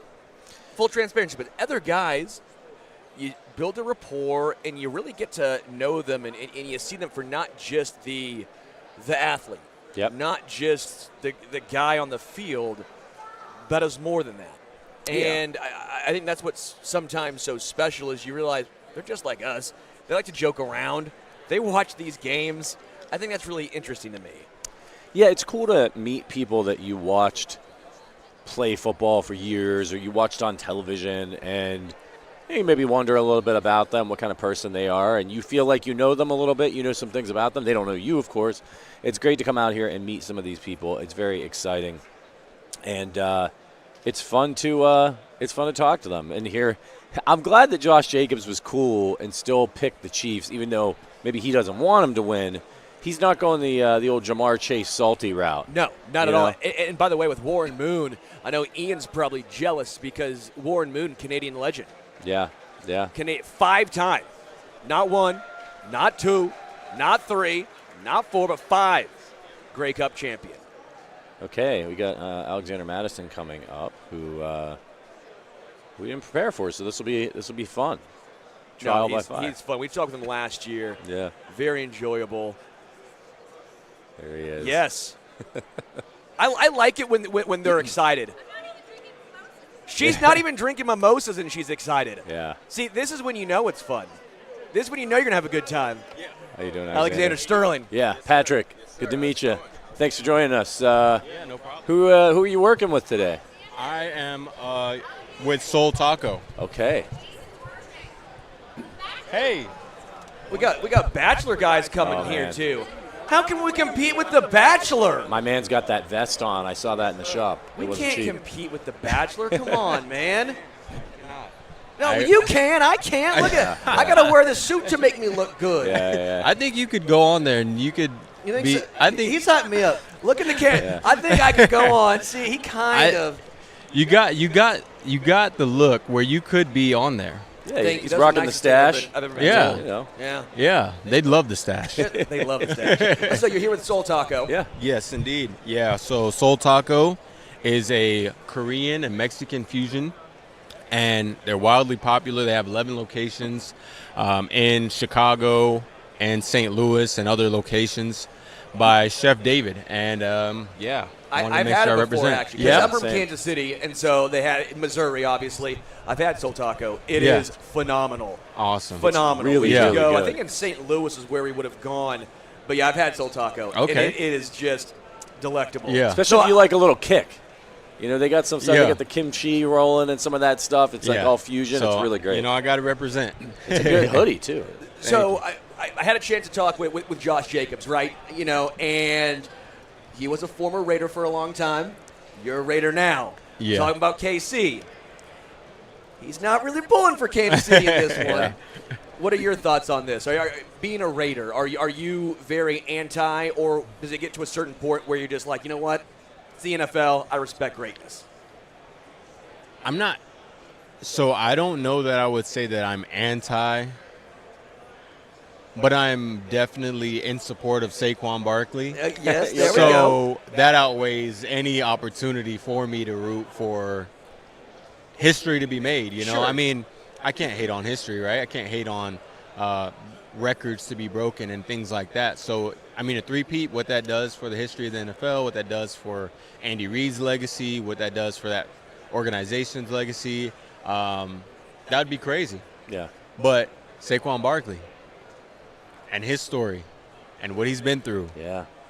And the opportunity for him to bring the ultimate value back to the running back position. Yeah. And that's what it is. I have to go for that. Right? It feels like every single running back is almost rooting for Saquon because you mentioned it. It helps bring that value back that was seemingly lost for a little bit. Yes. It's just hard with the evolution of the NFL, with the importance of throwing the football, with the importance of cornerback, wide receiver. You know, money was getting allocated elsewhere, but when you see an offense and the focal point is the running back, well, then it has to make all you guys pretty darn excited. Oh, yeah, extremely excited. I mean, at this point, it's been quarterbacks for the MVP for I don't know how long. Yeah. I mean, was it like Adrian Peterson, the last one to do it? 08, I think. Yeah. So, but up and before that, you know, it was a running back is up in the mix. But you look at, you know, receivers and quarterbacks and what they've been doing is just like one-upping each other. Yes. And it's like, hey, we're still here. Yeah. And I think Saquon, Derrick Henry, you got a lot of guys that are just showing like, hey, like we're still here. Not just like quietly, like, don't forget about me, but like, no, we need our respect. Yeah. Saquon has been a really great running back for years now, but what do you think made this season so special for him? I think when you have a team, right, that is dedicated and an offensive coordinator and, you know, I got to tip my hat to Boise State alumni, Kellen Moore over there, that's dedicated to having the best overall offense and contributing that to having the best run game and having a complementary pass game rather than it being the other way around. Yeah. I think that just fuels an offensive line, a hungry offensive line that is actually like, you know, you could argue the best or one of the top offensive lines that are put together right now. Yeah. You fuel that. You fuel that offensive line, you fuel that running back, and you fuel that team. And I think that's what's gone on this year is like, they committed to it, and they stuck with it. And there's teams out there that commit to it, but they kind of like pull away or they get a little happy, a little trigger happy. Against the Chiefs. Yeah, you stick with your guns and you do what you're good at and be great at that. And then you add on to that with everything else that you can do. And I think that's a part of what has been so successful for them is that they've come together, they banded together from the beginning and committed to what their identity was going to be. And they've run with it. Yeah, I think fit and scheme are so important for any player, but especially at the running back position. When you look at a guy like Derrick Henry, his last year in Tennessee, maybe not putting up the eye-popping numbers, still looked good, but people, Derek's slowing down. But you also had a team that wasn't very good, that was trying to find itself. He goes to Baltimore and reminds everybody he's that dude. Yeah, exactly. And I think a lot of people think, well, running backs, you turn 27, you turn 28, that's it. It's over. And it's nice to see a guy like King Henry out there turning heads still. Yeah, definitely. And it helps guys like me and other running backs out that are, looking to continue to just, turn the pages and continue to stack the years. And, I mean, if you feel good and you can play good, and what's stopping you? Yeah. And I think, as you mentioned, the scheme that you're in matters, the team that you're on can contribute to that. So it's just great to see that these running backs are also probably putting that light bulb on in some offensive coordinators' heads of, how to run the ball, what way to run the ball with what type of back you have. And hopefully that just opens the floodgates for running backs to step back on the scene and get the value that we deserve. Well, maybe Ashton Genty, right, with Boise State right there. Yes, so yeah, kind of keeping that Boise State running back tradition alive right there. Yeah. Which, by the way, one, I would love to hear your thoughts on his season and what he did to carry that college football program. Two, do you like the Boise State blue field? What's that like playing on? Oh, I love it. Yeah. I love the blue, man. It's doesn't hurt your head? You don't? No, not at all. Not at all. In person, it's actually pretty awesome to play on. Okay. Yeah, it makes you appreciate green grass too, because once you're playing on blue for a while and you get to an away team and you're like, dang, this is nice, but you just forget that that's normal. And that we have the opposite stuff. Yeah. But no, it's a different culture, man. That culture is contagious. It's a winning culture, and I'm just so proud of him and the way that he's been able to go out there and showcase who he is and put Boise State on the map when it comes down to what they're all about, what we've been about, and introducing that to the world. I'm just so excited for him and his career and what that's going to do for him and what going to the playoffs did for the program. What that did for them is huge. Yeah. Do you think he should have won the Heisman? Definitely. Yeah. I 110% think that it was a snub, but it happens. Yeah. And I think him being a runner-up is more than he probably could have dreamt of as a kid, right? Yeah. To be in the race, to be the runner-up, and to have this opportunity to continue his dream in the NFL, I think, he's extremely blessed. And I know that he's one of those guys, too, that I've talked to him, that he's, he's extremely proud and honored to have even been in that position. Yeah. Whether he was supposed to win or not. Yeah. How hard was it this year for the Raiders? Your first year in Vegas. Still weird to say Vegas. I'm still old, but still, first year in Vegas. New team. You have Antonio Pierce. I know a lot of the guys before you even got there, they loved Antonio Pierce. That's why he went from interim head coach to the head coach. Didn't make it throughout the season, but I just don't know what it was like in that locker room because it felt like a lot of the players were still very Antonio Pierce. Yeah. I don't know again, I know you were there only a year, but what was that like there? It was interesting. I think as a player, you can just tell when there's a little something off with the connection as far as it goes from up top. And I think it was just there wasn't the right synergy between the third floor, we always call it the third floor, and also the injuries. Yeah. I mean, Malcolm Kuntz, you got Christian Wilkins, that was a big one. It was a season where it was just we couldn't catch a break with guys, being out and then maybe returning later or being out and being done. So I think it's hard to see. I think he was dealt a bad hand when it comes down to that part of it. I personally thought that he would have another chance to, have a healthy team, healthy roster, get some, new talent in the draft and build something. But it just shows you how cutthroat it is. And I think around the league this year has been extremely cutthroat. You see a lot of different coaches, a lot of different staff, change-ups. Have you talked to Pete Carroll yet? No, I haven't. Not yet? I haven't, yeah, but it's a pretty different change there. I mean, because I feel like Antonio Pierce was Raider football. That's what he was trying to bring back. Yeah. Pete Carroll's a lot different.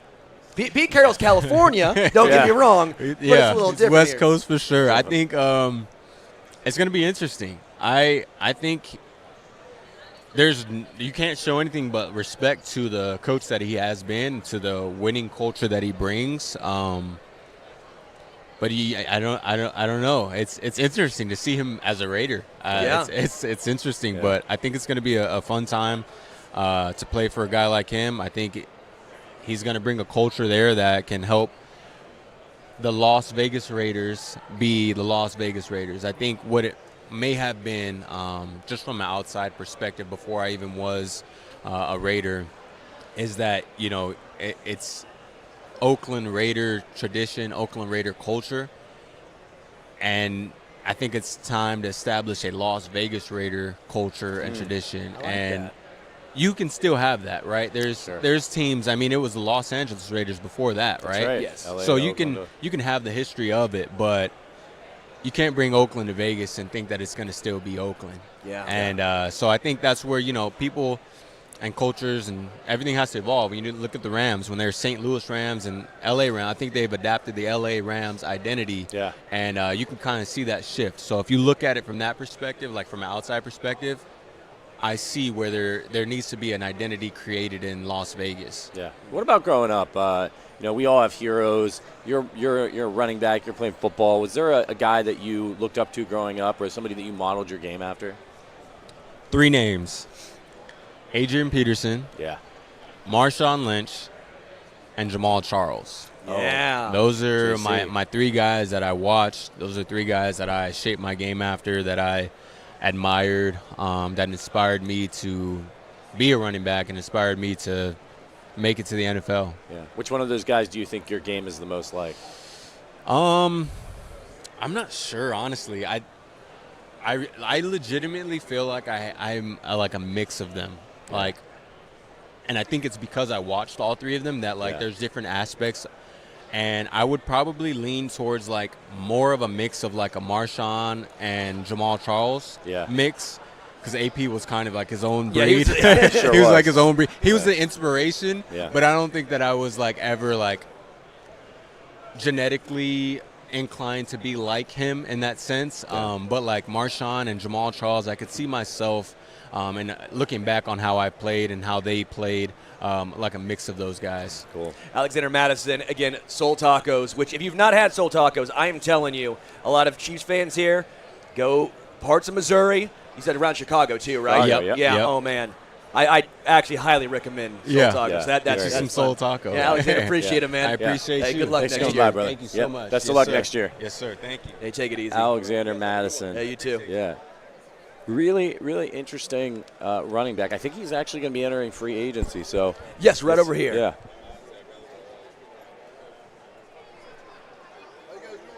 Good. How are you?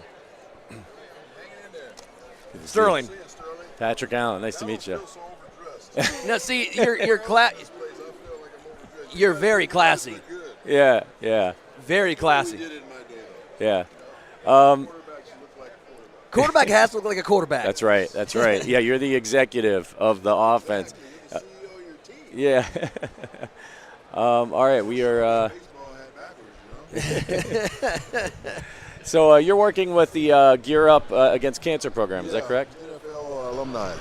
Fantastic. Can you tell us a little bit about what you're doing? Are we on the air now? Yeah, we're good. right now. I didn't know we were on the air. I'm sorry. We keep this thing live, baby. I thought we were just shooting the bull. We keep this thing live. No, I'm with NFL alumni, and we have a campaign called Gear It Up Against Cancer, and we're trying to encourage people to get out and get screened for the different type of cancers that are out there, because there's a lot of cancers like colorectal cancer, one of the leading causes of death in this country from cancer. A lot of people are walking around, don't even know they have it because it's very highly undetectable. So the only way you really find out is you go get screened. So that's what we're trying to get the word out for people to get out and get screened and make sure they're healthy, because cancer affects a lot of people in a lot of ways, not just the victim of cancer, but the family, the friends, everybody gets affected by it. So we want to try and make sure we cut down on as much of that as we possibly can. Yeah, until they find a cure. One of my cousins actually, she had stage 4. She beat it. It came back, and she has actually had brain surgery about a week ago to get the majority of it out. So we've all been rallying around her, although she is an Eagles fan, so she's trying to, I'm a KC guy. I am too. Of course, yeah. I played there. Of course, you're a KC guy. That's my team. Right. So that's your team then. Yeah. You still kind of go with. I'm a season ticket holder. Wow, I did not know that. That's incredible. I go to probably 3 games a year. Well, then I would love to hear your thoughts on how the quarterback position has evolved. It just especially with Patrick Mahomes almost being this next iteration of the evolution of the quarterback. Well, the quarterbacks today, you better be able to move and be a little bit more athletic than they used to be. Defenses are so fast now; they're so quick. As a quarterback, you got to be able to make somebody miss and elude the pass rush, get outside the pocket, buy yourself a little bit more time to throw the ball down the field, or take off and run the football with your legs. And we've seen Patrick, we've seen Josh Allen, we've seen Lamar Jackson, we've seen even Joe Burrow, who likes to sit in the pocket, but when he needs to, he takes off. And there's so many other quarterbacks that have that ability today. The ones that can do that are the ones that have been the most successful here in the last decade or so. So that's where I think the quarterback position has evolved to just a much more athletic guy playing that position. But he has to have the ability to throw from the pocket. Because when all's said and done and you got to make those big throws at the end of a ball game, you better be able to sit back in that pocket and make some big throws happen. Yeah, you put up some eye-popping numbers, especially for the era that you played in. Do you think that your game would have translated well to this era of quarterback? Yeah, my game is this game. When we turned to the run and shoot, I think back in 1990, a lot of what they're doing today with the 4 wide outs, the 5 wides, the way the game has been spread out in a more quarterback receiver-friendly type of game, that's what we were doing back in those days. The back shoulder throws, we were doing that back in 1990. The adjustable routes and things that they're doing today, all that stuff we started doing in that offense. So I like to say we had a little bit of a say-so in the way the game has changed a little bit. So you're from L.A., obviously played in Canada, then Houston, then Minnesota, then Seattle, then finally obviously finishing up in Kansas City. Right. But why still Kansas City? I feel like we've seen a lot of players who've gravitated to maybe a year or two, even if it wasn't always the most successful period in Kansas City. Is it something about the organization? Is it the city? Yeah, it was the organization. At that time, Carl Peterson was the president of the organization. Of course, Lamar Hunt was the owner. And Carl had recruited me to go to UCLA out of college. So we had a relationship over the years that I was in the game. Even when we played against Kansas City, we always talked to each other or whatever. So when he came after me, when Seattle was going to make a change, when Mike Holmgren came in, he wanted to go with a young quarterback, and I was 41 at the time. So I decided to go to Kansas City. Maybe that could be a place for me to finish. I had always played there. Tremendous support in the community there. One of the loudest, toughest places to play in the league each and every year. 80,000 people in red. It was an amazing place to play. I had one of my best games ever, though, in that stadium. So I was able to tame that crowd that day, but a tough place to play. And it's a great community, and so I enjoyed my 2 years living there, and I still go back there, like I said, as a season ticket holder, and I still do things with the organization from time to time when they ask me. Yeah, I was reading about your transition into the NFL, and you really thought being quarterback was the best spot for you. Was there anybody that you admired growing up to play the quarterback position? Anybody you modeled your game after? I loved Roger Staubach because he was a guy that kind of fit what my skills were. He's called Roger the Dodger for a reason. Yeah. He could scramble, but he also could throw it from the pocket, made big plays at the end of ball games, and that's what made him special compared to other quarterbacks during that era. He was a guy that was in the military, had an outstanding military career. He was a man of faith, big family man. So I just loved everything about his game. So he was somebody that I really looked up to and watched his game. And it seemed like the Cowboys were on TV no matter where you were each and every week. Even though I lived in L.A., I always watched the Cowboys. And then Roman Gabriel, who was the quarterback of the Rams when I was growing up, another guy. He was a minority. He was Indian. So he was somebody I could relate to, being an African-American, that you didn't see a lot of minorities play in that position. Yeah. When it comes to your stint in Canada, I know there was, I guess, why did you go to Canada first and foremost? There was thought that you might get drafted in the NFL still, but did you just decide, that was the correct route for you, or? All the due diligence we had done, a lot of teams wanted to change my position. It was the same way when I got recruited out of high school. They wanted to change me to wide receiver or defensive back. Well, that would have been dumb. I was a quarterback, and the same thing coming out of college, I'm the Pac-8 player of the year. I'm the Rose Bowl's most valuable player, but they're still telling me you're probably going to play wide receiver.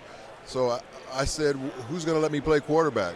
And the Canadian Football League was going to let me play quarterback, and that's why I decided to go there. I was not going to change positions. Well, and you won the Grey Cup 5 times. Yes. So that that did prove your point. Yeah. At what point were you like, okay, teams are now looking around, they're starting to call you? How long did that take? Probably into that 5th year. And then Really? I had one more year on my contract, so I couldn't leave. Okay. A lot of teams wanted me, but I couldn't get out of my deal. Actually, teams started wanting me after about my 3rd year.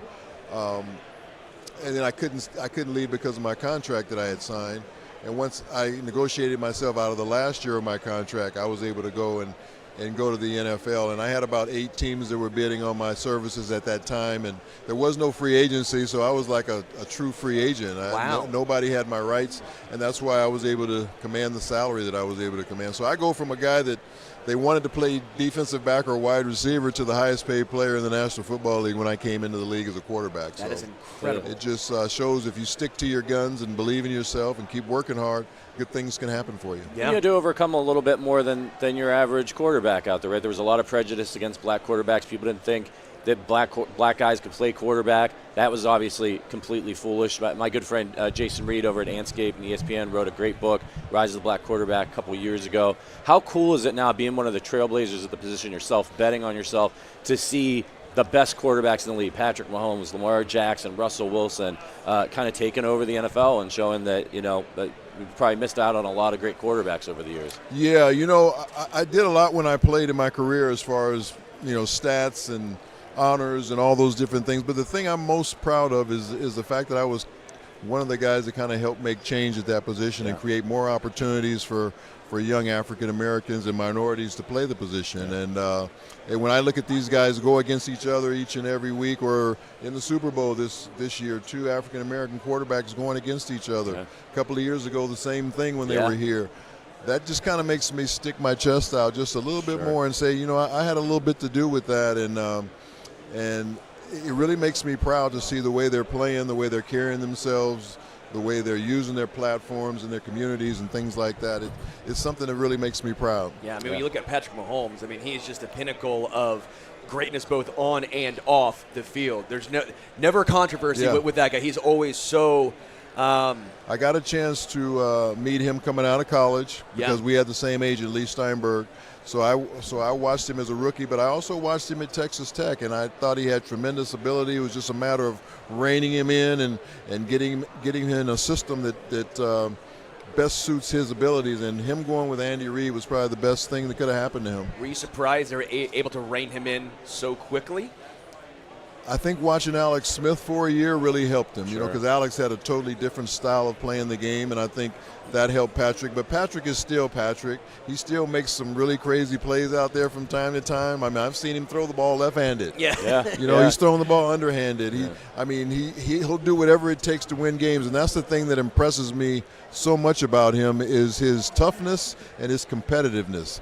One of the most competitive guys you want to see at that position. I think that's the big thing with him, right? Obviously, he has the physical skill set. He's able to read defenses. He's able to do all the things upstairs. But I think what separates him from other talented guys is that he's a killer, man. He wants to win. He really, really, really cares. And when it comes down to it, when it's crunch time, when his back's against the wall, he sort of enters a different plane. It's absolutely incredible. And I think I'm curious to know if he wins this game and he completes the three-peat, where do you think he ranks all time? You got to say that. I don't think there's a quarterback in the history of the game that's gotten off to a better start in his first 7 years as a starter. Would it be his 5th Super Bowl in 7 years? This would be the 4th win in 7 years. Yeah. He already has, I think, 2 MVPs in the season. I think he has 3 Super Bowl MVPs. Who knows, maybe he gets a 4th if they win it this year. For that type of start, you'd have to say he's one of the best to ever play the game because he's only about halfway through his career. Right. If he plays another 7, 8 years, 15 years in the league, who knows how many more Super Bowls he might have. So you got to put him up with the top players that ever played this position just because of what he's done in this first 7 years. Yeah. That's outrageous. Warren Moon, we got to let you go. NFL Alumni Association, part of the Gear Up Against Cancer campaign. Check that out and make sure you get tested and prevent cancer. Warren, absolute honor to meet you. Thanks, guys. Thanks for having me on. Really appreciate it and helping me get the message out there. Yeah, absolutely. Thank you. Yeah, take care. Warren Moon, the all-time great. And still season ticket holder. Yeah, for the season Chiefs. ticket holder for the Kansas City Chiefs. You might be able to see Warren at a Chiefs game then. I hope they're not making him pay for those. Just saying. Yeah, I hope not. Warren should be able to. You give Warren free tickets, especially doing it what he did at his age there in KC. Oh my is goodness, incredible. Yeah, it was just cool, and I'm glad that he played for longer because, and potentially because of some of that prejudice, didn't get to start his career when he should have. Had to in Canada. Just wild that story. The success he had in Canada. Jeff Saturday coming up from quarterback to center, right? Yeah, pretty absolutely. close, right? They're tight. Those two I would have liked to have played together. Jeff, how you doing? Howdy, Sterling. Hey, Jeff. Hey, Patrick. Thank you. Hey, good to see you. Sorry we made you wait for a couple minutes. We figured it'd be all right with you, Warren Moon. Yeah, I can always wait with Moon. Yes. Well, I like it. We're a classy show now. Warren had the suit. You have the suit. Yeah. Look, we're a classy program over That's there. what we like to church it up a little bit. You know what I mean? We can't just show up and slap it in, right? We got. We're professional. Yeah. Quarterbacks absolutely. and centers. Exactly. Everyone always knows quarterbacks and centers are the pinnacle of fashion. Smartest guys, best looking. Yeah. I mean, the center gets hidden a little more, but once we break out of our shell, look at Kelsey. Yeah. Kelsey's turned the whole thing around. He's laying on bearskin rugs with his chest hair out. I mean, think about it, dude. This is what we do. You might need to have a conversation with Creed Humphrey. I don't know we're going to see him in a suit anytime soon. Me either. Yeah. Jergens has got a beef jerky I just got. I mean, it's crazy. These dudes they're branding out. Yeah. I like it. I like where we're at. I like that. Yeah. At their position, it's not just a quarterback anymore. No. Yeah. I love the center's got it going, dude, and put it together, and the success of the run game coming back. It's all one great plan falling back in. Yeah. All the running backs have talked about Saquon. We love you, Saquon. The offensive line. It's like, look what we've done to set up Saquon. Yeah. But it all comes back to one thing: Saquon Barkley right here. Yeah. I do want to talk to you a little about Creed Humphrey. We do a lot of Kansas City stuff here. We think Creed Humphrey is the best center in the NFL. Yeah. What do you think that he does that really makes him great? What stands out to you about Creed? I think his finish, like when you watch his fit and finish, which means like once he attaches himself to a block, he does a great job of the guy not being able to recover, right? So whether once he locks his hands on in the pass game or even second level, when you see him grab a linebacker or get up to that second level, his finish is incredible. And so I think where he separates himself, though, is pass blocking along with it. And as much as being asked, right, of when you start asking like one-on-ones and guys going to get guys and they had to move Tooney outside and now you got another guard in here and let's put together your head on a swivel. He does a great job of not getting picked on games. So like having spatial awareness when you feel, and in fact it's how Jalen Carty got his last sack in the championship game against the Rams, right? He made the center believe he was going to cross face and give a pick stunt. Instead, he turns and it slaps his hands down and gets a sack. But I think Creed does a really good job of feeling, having that spatial awareness, and then making the block after that. Yeah, you mentioned Joe Tooney slides out to tackle. Obviously, he's an all-pro guard, but the Chiefs had a need there. How big Mike Caliendo steps in, undrafted guy. He's doing his best holding his own. How big is it to have him playing next to a guy like Creed Humphrey? How much can Creed help Mike Caliendo if this really ferocious interior tries to go It's immense, right? Yeah. And even with Tooney beside him, Yeah. like understanding this guy's been here, right? Yeah. Like asking him, hey, you're gonna jump set this guy, you're gonna soft set him, making sure they're on the same page so you don't get edged or you don't get picked. Yeah. All of a sudden getting knocked off blocks. I came in the league as an undrafted free agent, right? Like I love the pattern and what's being asked. And I think understanding what each guy beside you is doing. And so to have two all-pros at their respective position, I know Tooney not at left tackle now, but you know what I'm saying? Like, been an all-pro, been in these situations, is going for his 5th Super Bowl. He's been in these moments. Be expecting this, having those conversations. Alert, right? Alert. We're at the logo. Alert a blitz, or hey, we're at this. I've seen him do. I've seen him run the game out of this set. When this guy's 6 inches backed off of the line of scrimmage, they run these games. taking that information from 2 All-Pros, I think makes Caliendo's job much easier. You get put around another rookie, you get exposed quickly, right? Yeah. You get put around 2 stalwarts in our game, it makes you look better as well. Yeah. You had Peyton. Creed has Patrick. Yeah. That center-quarterback relationship is obviously massive here. But with Peyton, for example, all the, Omaha and all the crazy audibles that he does, how much of that was you as well, and how much you have to be on the same page? Because Patrick does some of the similar stuff as well. Yeah. Right, with Creed. You got it's 100% communication. Like I tell people, our weeks were made Monday through Saturday, right? Sunday it's just the exhibition of it, man. Like you got to go make it happen. And so when we had those conversations whether we were talking about blitz pickup on a Wednesday night, or hey, on Thursday, okay, in the red zone, here's what I'm expecting. I want you to new mic it over here. So when we go to the line of scrimmage, we already have it in place. I'm already going to make the guy he wants. I've already thought through those things. We've already had that communication. No different than what Mahomes is going to do with Creed, right? Is understand this is what I want, and here's why. Get me there as fast as I can get there. And it skips so many steps, so you have more time at the line of scrimmage to make the changes you want to go take advantage of whatever he sees on the back end. Yeah. Now, you played guard when you first came into the league, did you not? Correct.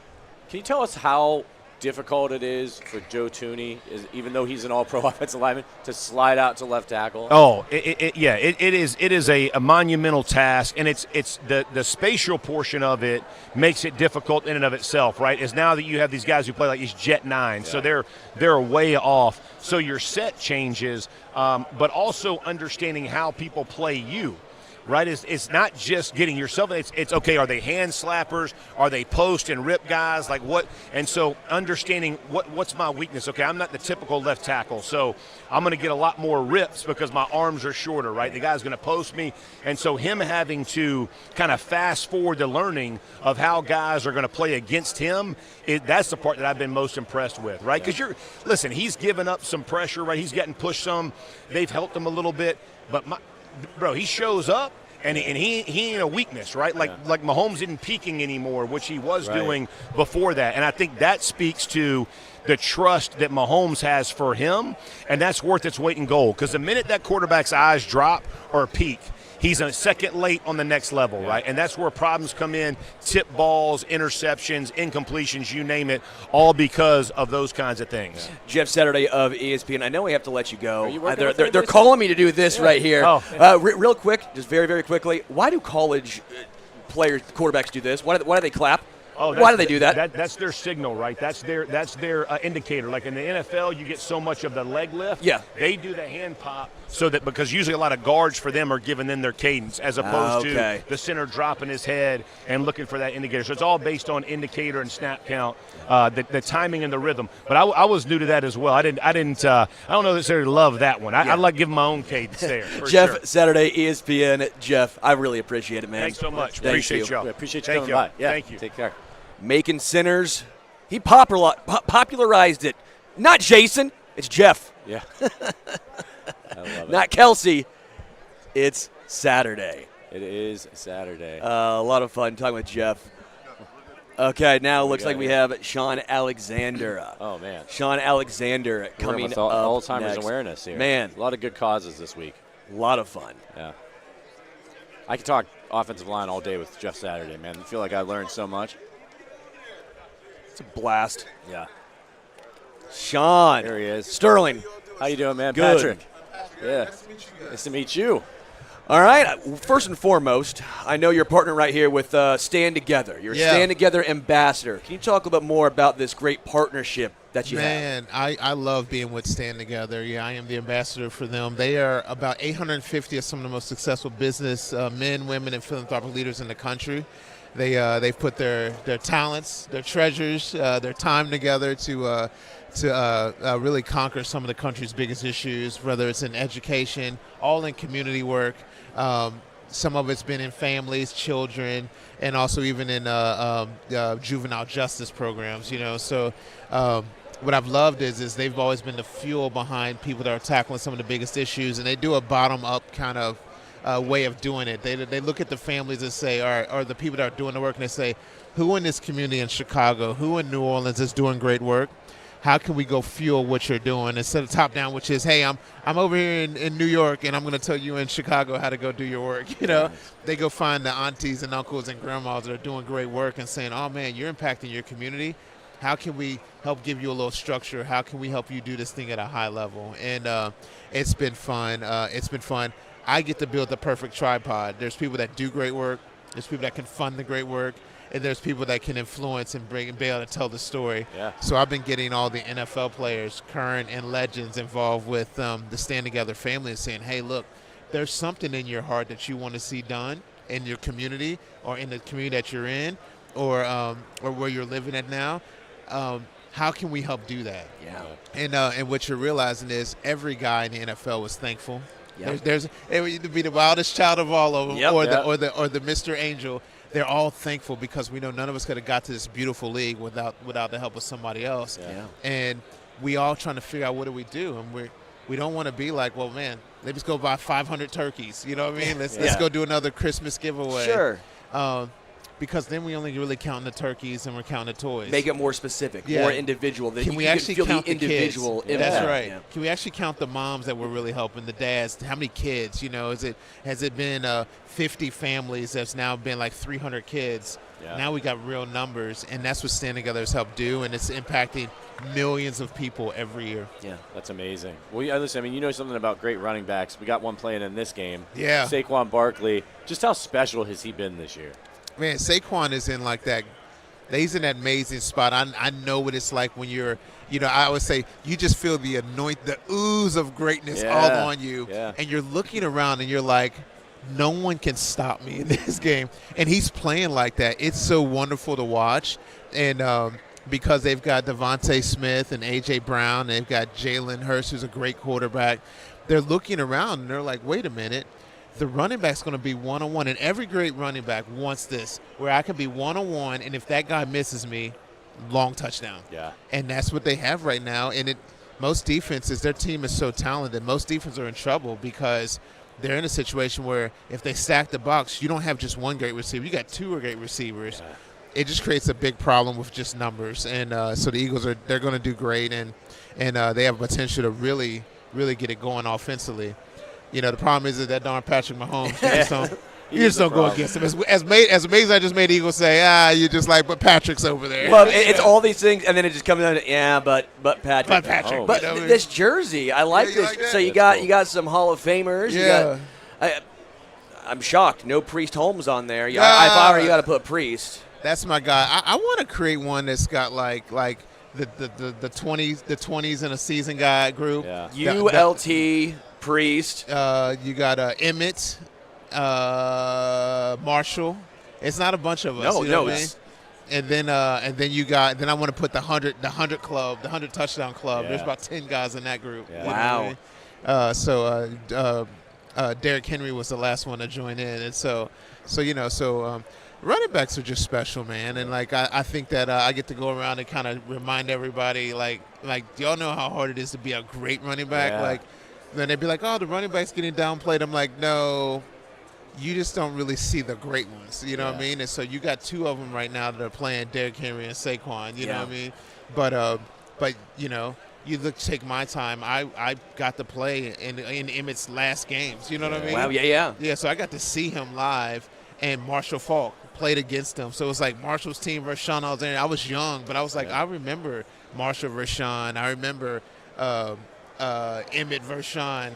I got to play against LaDainian through my whole time. So you've got Hall of Fame, Curtis Martin versus Shaun. Yes, Hall of Fame type running backs, and it was like every other team had one. And so that's the big difference. It's not that there's not great ones. It's just that there's not on every team like there used to be. Yeah. Saquon got pretty close to breaking Eric Dickerson's rushing record. Sat out that last game, eye on the prize, all that. But do you think they should have let him take a shot at it? I remember my 2005 season. I had a legitimate shot, and about 6 weeks left to go. One fewer game. We were playing against the Eagles on Sunday Night Football. If we won the game, we won the division. And we were like, we still had like a month still to play. We won in November. You know what I mean? Yeah, it was early. Early.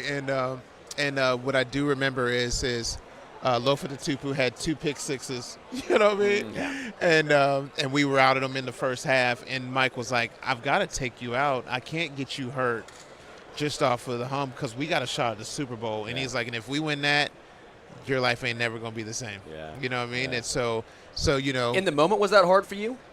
Well, yeah, because I wanted to fight for it. You know what I mean? I wanted that. You know, I mean, we also had six more games. You know what I mean? Of course, yeah. But I know I probably came out of 3 of the next 4 games, and in the fourth quarter. So I didn't play the fourth quarter the next 3 of the 5 games, and then the last game of the season I only played the first half. So I sat out about 7 quarters in that last thing, and still had 1880 and 27 touchdowns. You know, so. I think all the records would have been broken that year, you know what I mean? I always say thank you for helping ruin my childhood by breaking Priest Holmes' record, okay? Thanks. So, yeah. Appreciate that, Shaun. I didn't do it on accident. So, you knew there's one kid in KC, got to ruin that. Shaun, I know we have to let you go. Again, Stand Together Ambassador, where can people go? Yeah, go to standtogether.org. I tell people all the time, if you've got money, you can donate, but what we're looking for is you know, feet on the ground. Yeah. You know what I mean? Yeah. We're looking for great people that want to impact their community. Get online, look around, see what you like, and see what your genius can do, what your gifting can do to go help your community, and we will come alongside you and go do it from there. That's awesome, man. Thank you so much for great stopping by. class. Yeah, you guys pleasure are to meet awesome. you. Thank you, Shaun. Take care, Shaun. Appreciate it. Go Hawks. Yeah. All right, we're getting booted. We're getting booted. We'll be back. We will be back.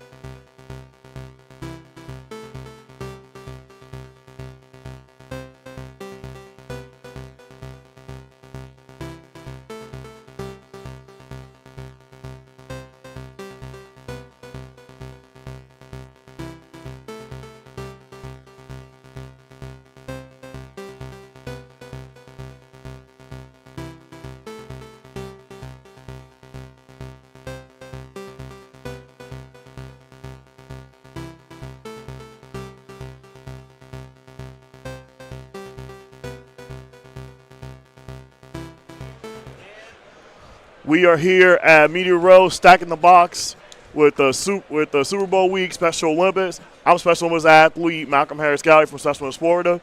I'm Wyatt Spalding from Special Olympics Nebraska. And today we have here Hayes Adler, who is a 15-year-old freshman at St. Teresa High School. He is going to be representing the flag football on Sunday, give the Play 60 kid at the Super Bowl. So how you doing today, Hayes? I'm doing really good. Do I just talk into this? Yeah, you just go ahead right there. I'm doing really good today. I just met Kendrick for the first time, and yeah, it's pretty cool. It's pretty cool. Awesome, Hayes. My first question for you is, how does it feel to be this year's Play 60 Super Kid? And tell us about your week on the road and how are you getting for it on Sunday? Like, how are you getting pumped for it? I'm just going Sunday to bring the ball out on the field to the different teams. And what was the other? Tell us about your week on the road, and how you getting pumped up, how you getting excited for Sunday. I'm just getting pumped up right now. It's starting my week, yeah. When you found out you were going to be able to take the ball out for the third quarter, what were your emotions when you found out you were going to be able to do that? My emotions were cool, and my emotions were just overwhelmed and stuff like that. You've been involved in a lot of exciting events and opportunities at the Super Bowl. Which has been your favorite event you've been a part of so far? Football. Yeah. Is there anything specific that you've gotten to do with football? Like anybody you gotten to meet or? I met Barkley. Oh yeah. Nice. I'm at Kelsey, I'm at Mahomes, I'm at other types of people too. Yeah. Awesome. Awesome. So Hayes, have you ever been bullied? As athletes, sometimes we get bullied, and learning how to stand up for ourselves and encourage people to be more inclusive is something I'm always sharing with people. Do you have any tips for people to understand what they can do to be more accepting to those who are different? Wait, so explain the question again. Have you ever been bullied? As athletes, sometimes we get bullied, and learning how to stand up for ourselves and encourage people to be more inclusive is something I'm always sharing with people. Do you have any tips for people to understand what they can do to be more accepting of those who are different? Yeah, just don't be mean to people. That's literally it. Just like be nice to everybody. Yeah. Thank you for your time, Hayes. Yeah, thank you. You too. Thank you so much. Have fun on Sunday. Yeah, good luck on Sunday. It was great.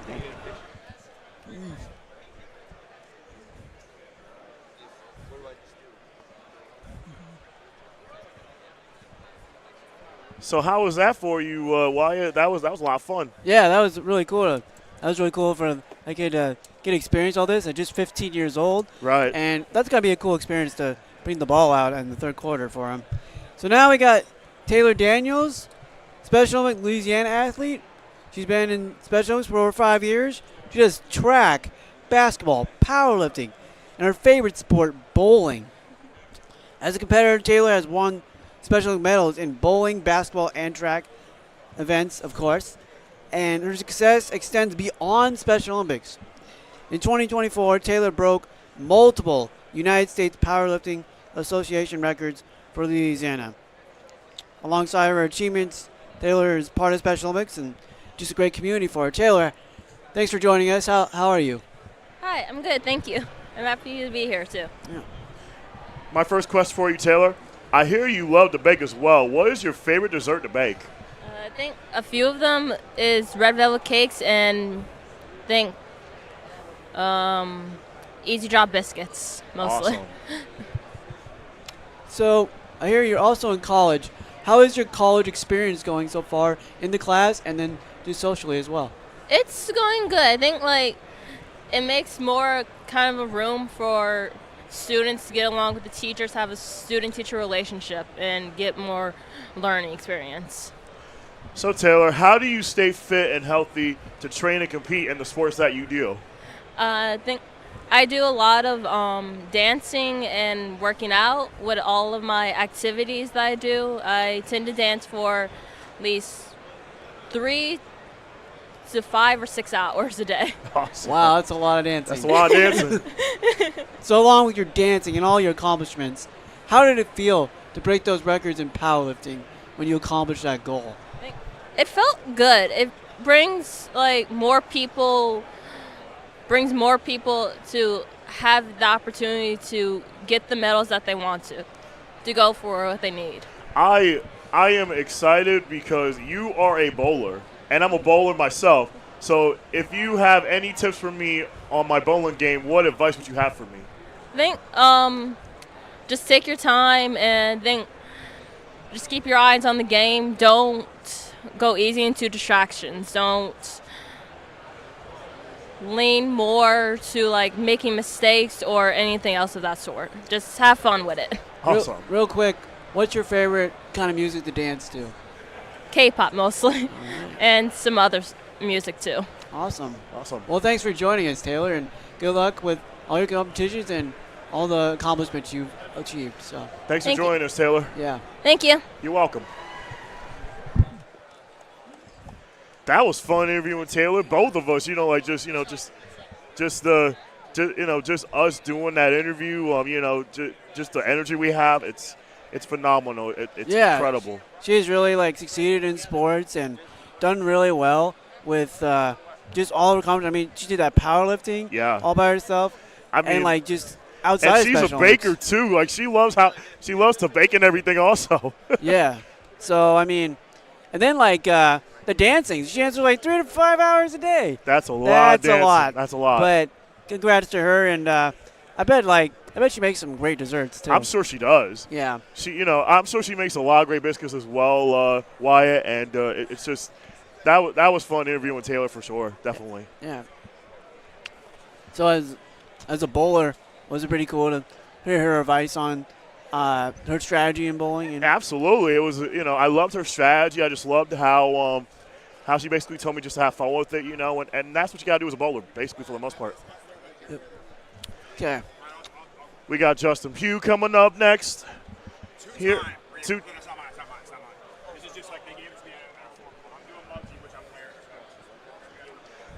How you doing, Justin? I'm doing amazing. How you guys doing? Great. So we have Justin. He's a guard for the New York Giants. He played for the Syracuse Orange, and he was selected by the Giants in the first round in 2013. So how you doing, Justin? I'm doing great. How you guys doing? Great. Good. So my first question for you would be, talk about the transition from playing for the Orange, then moving immediately to the NFL. You still had a year of college eligibility remaining. What was that experience like for you?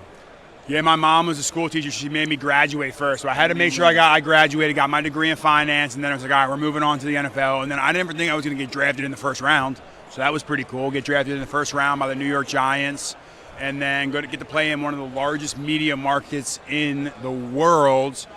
So it was really fun. Then I went on to play for the Arizona Cardinals, and I came back to the Giants. So it's been a full arc for my career. So you spent time as an Eagles fan and a Chiefs fan for 24 hours. Which team do you think has the better fan base, and how does that help the team? Oh, this is a loaded question. You're going to get me in trouble with these fan bases. So to give a little context, this is my first year not playing, so I went and sat in the stands with the fans at every Thursday night football game. So I went to the Eagles one, I went to the Chiefs on opening night. I rated the Chiefs as my #1 experience. Wow. Because everything from the barbecue to the fans was the best experience I had in the NFL. But as a pure fandom, the Eagles fans are ruthless. They are crazy. There will probably be more Eagles fans here than Chiefs fans because of how just raucous they are. Yeah. So just from a pure fan to fan, one-on-one, I would say the Eagles are passionate. Maybe not passionate is the right word, but crazier.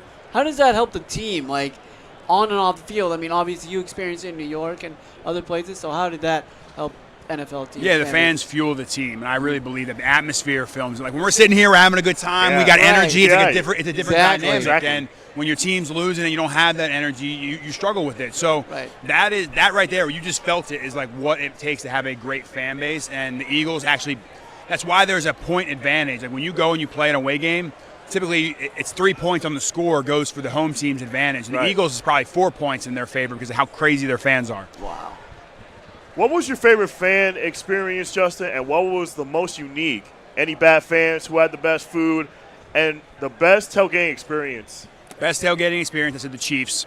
The craziest fans that I experienced were actually the Cleveland Browns. The Cleveland Browns are up there with the Eagles and the Steelers. I sat in the dog pound. Nice. The snow came down. Jameis Winston leads the team back to victory against the Steelers on Thursday Night Football. The best food was Philadelphia. Philadelphia has the best food. I'm a cheesesteak fan.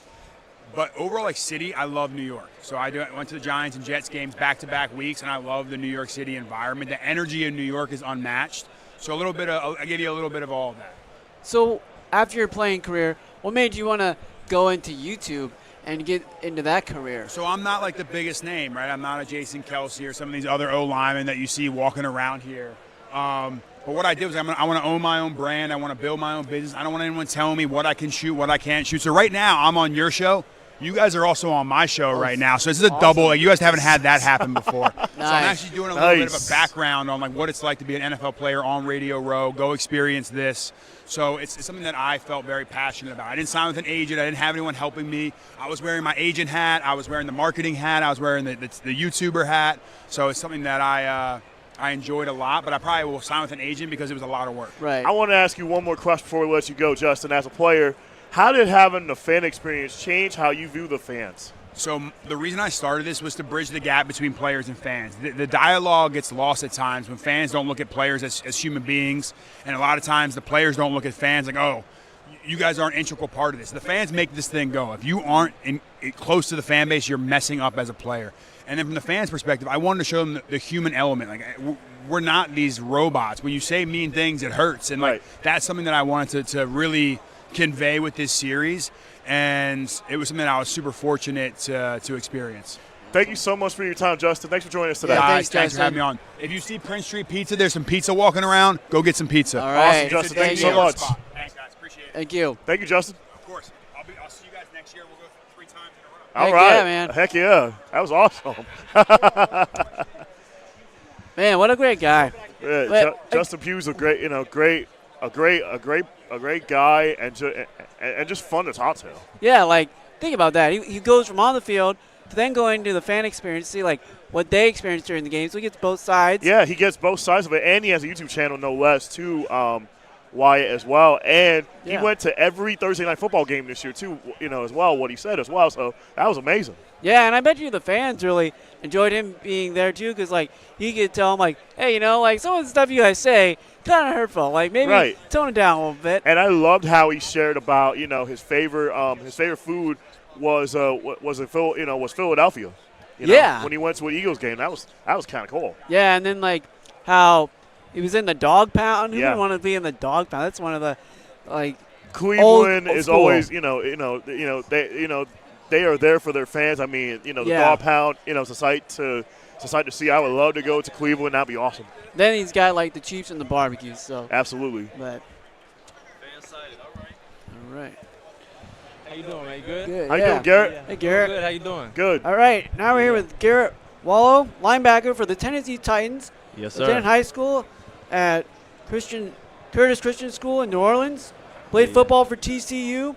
Thanks for joining us. Yeah, I appreciate y'all. Thank you for having me. All right, first question I have for you, Garrett. Yeah. How has your recovery been over the past few months? You've had to achieve a lot of adversity. Yeah. Just like those with disabilities, we have to prove to many that we can achieve, and we have many abilities. What helps you have the mental and physical toughness to overcome those things? Yeah, so I guess on the first part of that, my rehab has been really good. I was back in Dallas doing my rehab, so man, it's honestly been one of the easier ones that I've done. So it's been really good, but I guess what keeps me going every day in that rehab process is just noticing my goals and leaning back on my reason why. I'm sure y'all both, when y'all ever have days that are challenging, you always ask the question and go back to why am I constantly pushing through? Why am I constantly, trying to better myself? So, when I fall back on my reason why, it just makes it all easier, and that's just, to support my family. So you're from here. What does absolutely. it mean to have the Super Bowl here for you? Yeah, it's crazy because I remember when I was a little kid, New Orleans had the Super Bowl where it was the 49ers and the Ravens, and the power outage happened. Yeah. But for it to be back here and just seeing something good happen in the city, it's a beautiful thing to see for sure. I have a hot take for you, Garrett. We have to hear your thoughts on Sunday. Who do you want to win, and who do you think will win? Yeah. I'm a little biased right now because I think I want the Eagles to win just to see them get one against the Chiefs. But I wouldn't be mad if the Chiefs won because I would like to see them make history with a 3-piece. So I think that would be pretty cool both ways. But I'm definitely pulling for the Eagles on this one. Awesome. Hey, so kind of real quick, back to your adversity. What advice would you give to just any football player, pro or even high school, and just kids younger, about facing ups and downs in the career of football? Yeah, absolutely. I would just say when things like that happen, take some time to reflect. Take some time to focus on the things that you find most important in your life, most important that's going to still be there when all the other things go away. So definitely just finding time to enjoy the little things and just soak everything in. You know what I'm saying? Be grateful. Well, thanks for joining us. Thanks for joining us, Garrett. Yeah, I appreciate y'all. Yeah. Thank you so much. And good luck next season. Good luck next season. I appreciate y'all. Of course. You're welcome. Thanks, man. Thanks, man. Well, that was a great interview with Garrett. Yeah, I mean, that was great. I loved how he talked about New Orleans. Right. I loved how he loved it. I loved his take on just how overcoming adversity is just amazing. I mean, it's and he really taught us about the adversity you face in football. There's so many injuries. Yeah. And it's got to be tough because he was on practice squad, and then you get injured, so you're trying to stay on a team. Right. And that's got to be tough, for anyone. But if you're in your career and you get paid, it's it's your livelihood. So. Especially for us athletes and special women, we have to overcome adversity as well too. We have to overcome injuries. We have to overcome obstacles. So it's so we're grateful just to be here. And be able to share it on this platform. So I'm just grateful to be here. Exactly.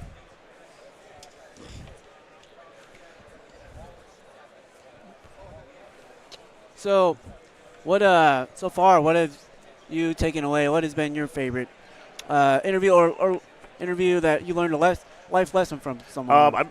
I would have to say why my life lesson, my favorite interview was Adam Schefter on Open Night. He gave me so much great advice on how to be a reporter and things like that. What about for you? Oh man, I think John Randall was pretty cool for me. Like being a Vikings fan, and he's so nice. Like he gave me a bracelet, so and he said I could come to a Vikings game and give me some tickets. Awesome. So I'm just like, whoa, okay, yeah, that's cool. What's but what's it like what's it like being a Vikings fan? Like just share a little bit about that. Like for you as a Vikings fan, I mean, it's tough some days, man. It's really tough. Like we'll do really well, and then we'll like sink to the bottom, and maybe all right, next Vernon year. Davis is in the building. No, man, it's Max. Max. Oh, good, man. How about you? Oh, it's going good, man. Going good.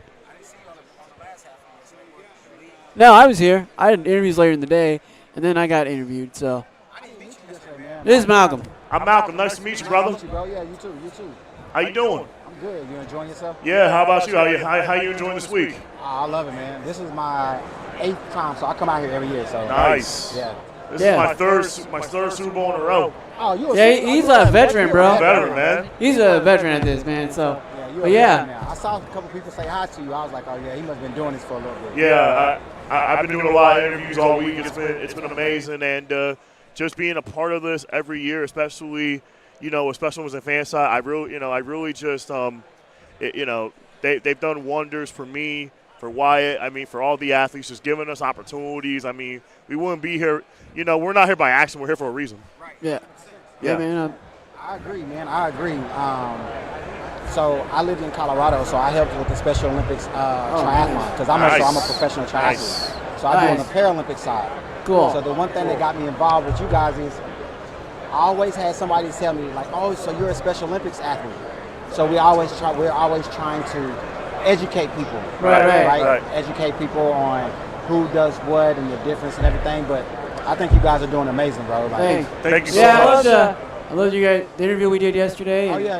It was great. Like I don't know where you was. You was probably somewhere being a superstar. Yeah, he's too big time. I mean, I've been doing so many interviews all week long. It's like, it's like Sports Illustrated, to here, to doing a lot of exciting stuff, So I'm just grateful to be here.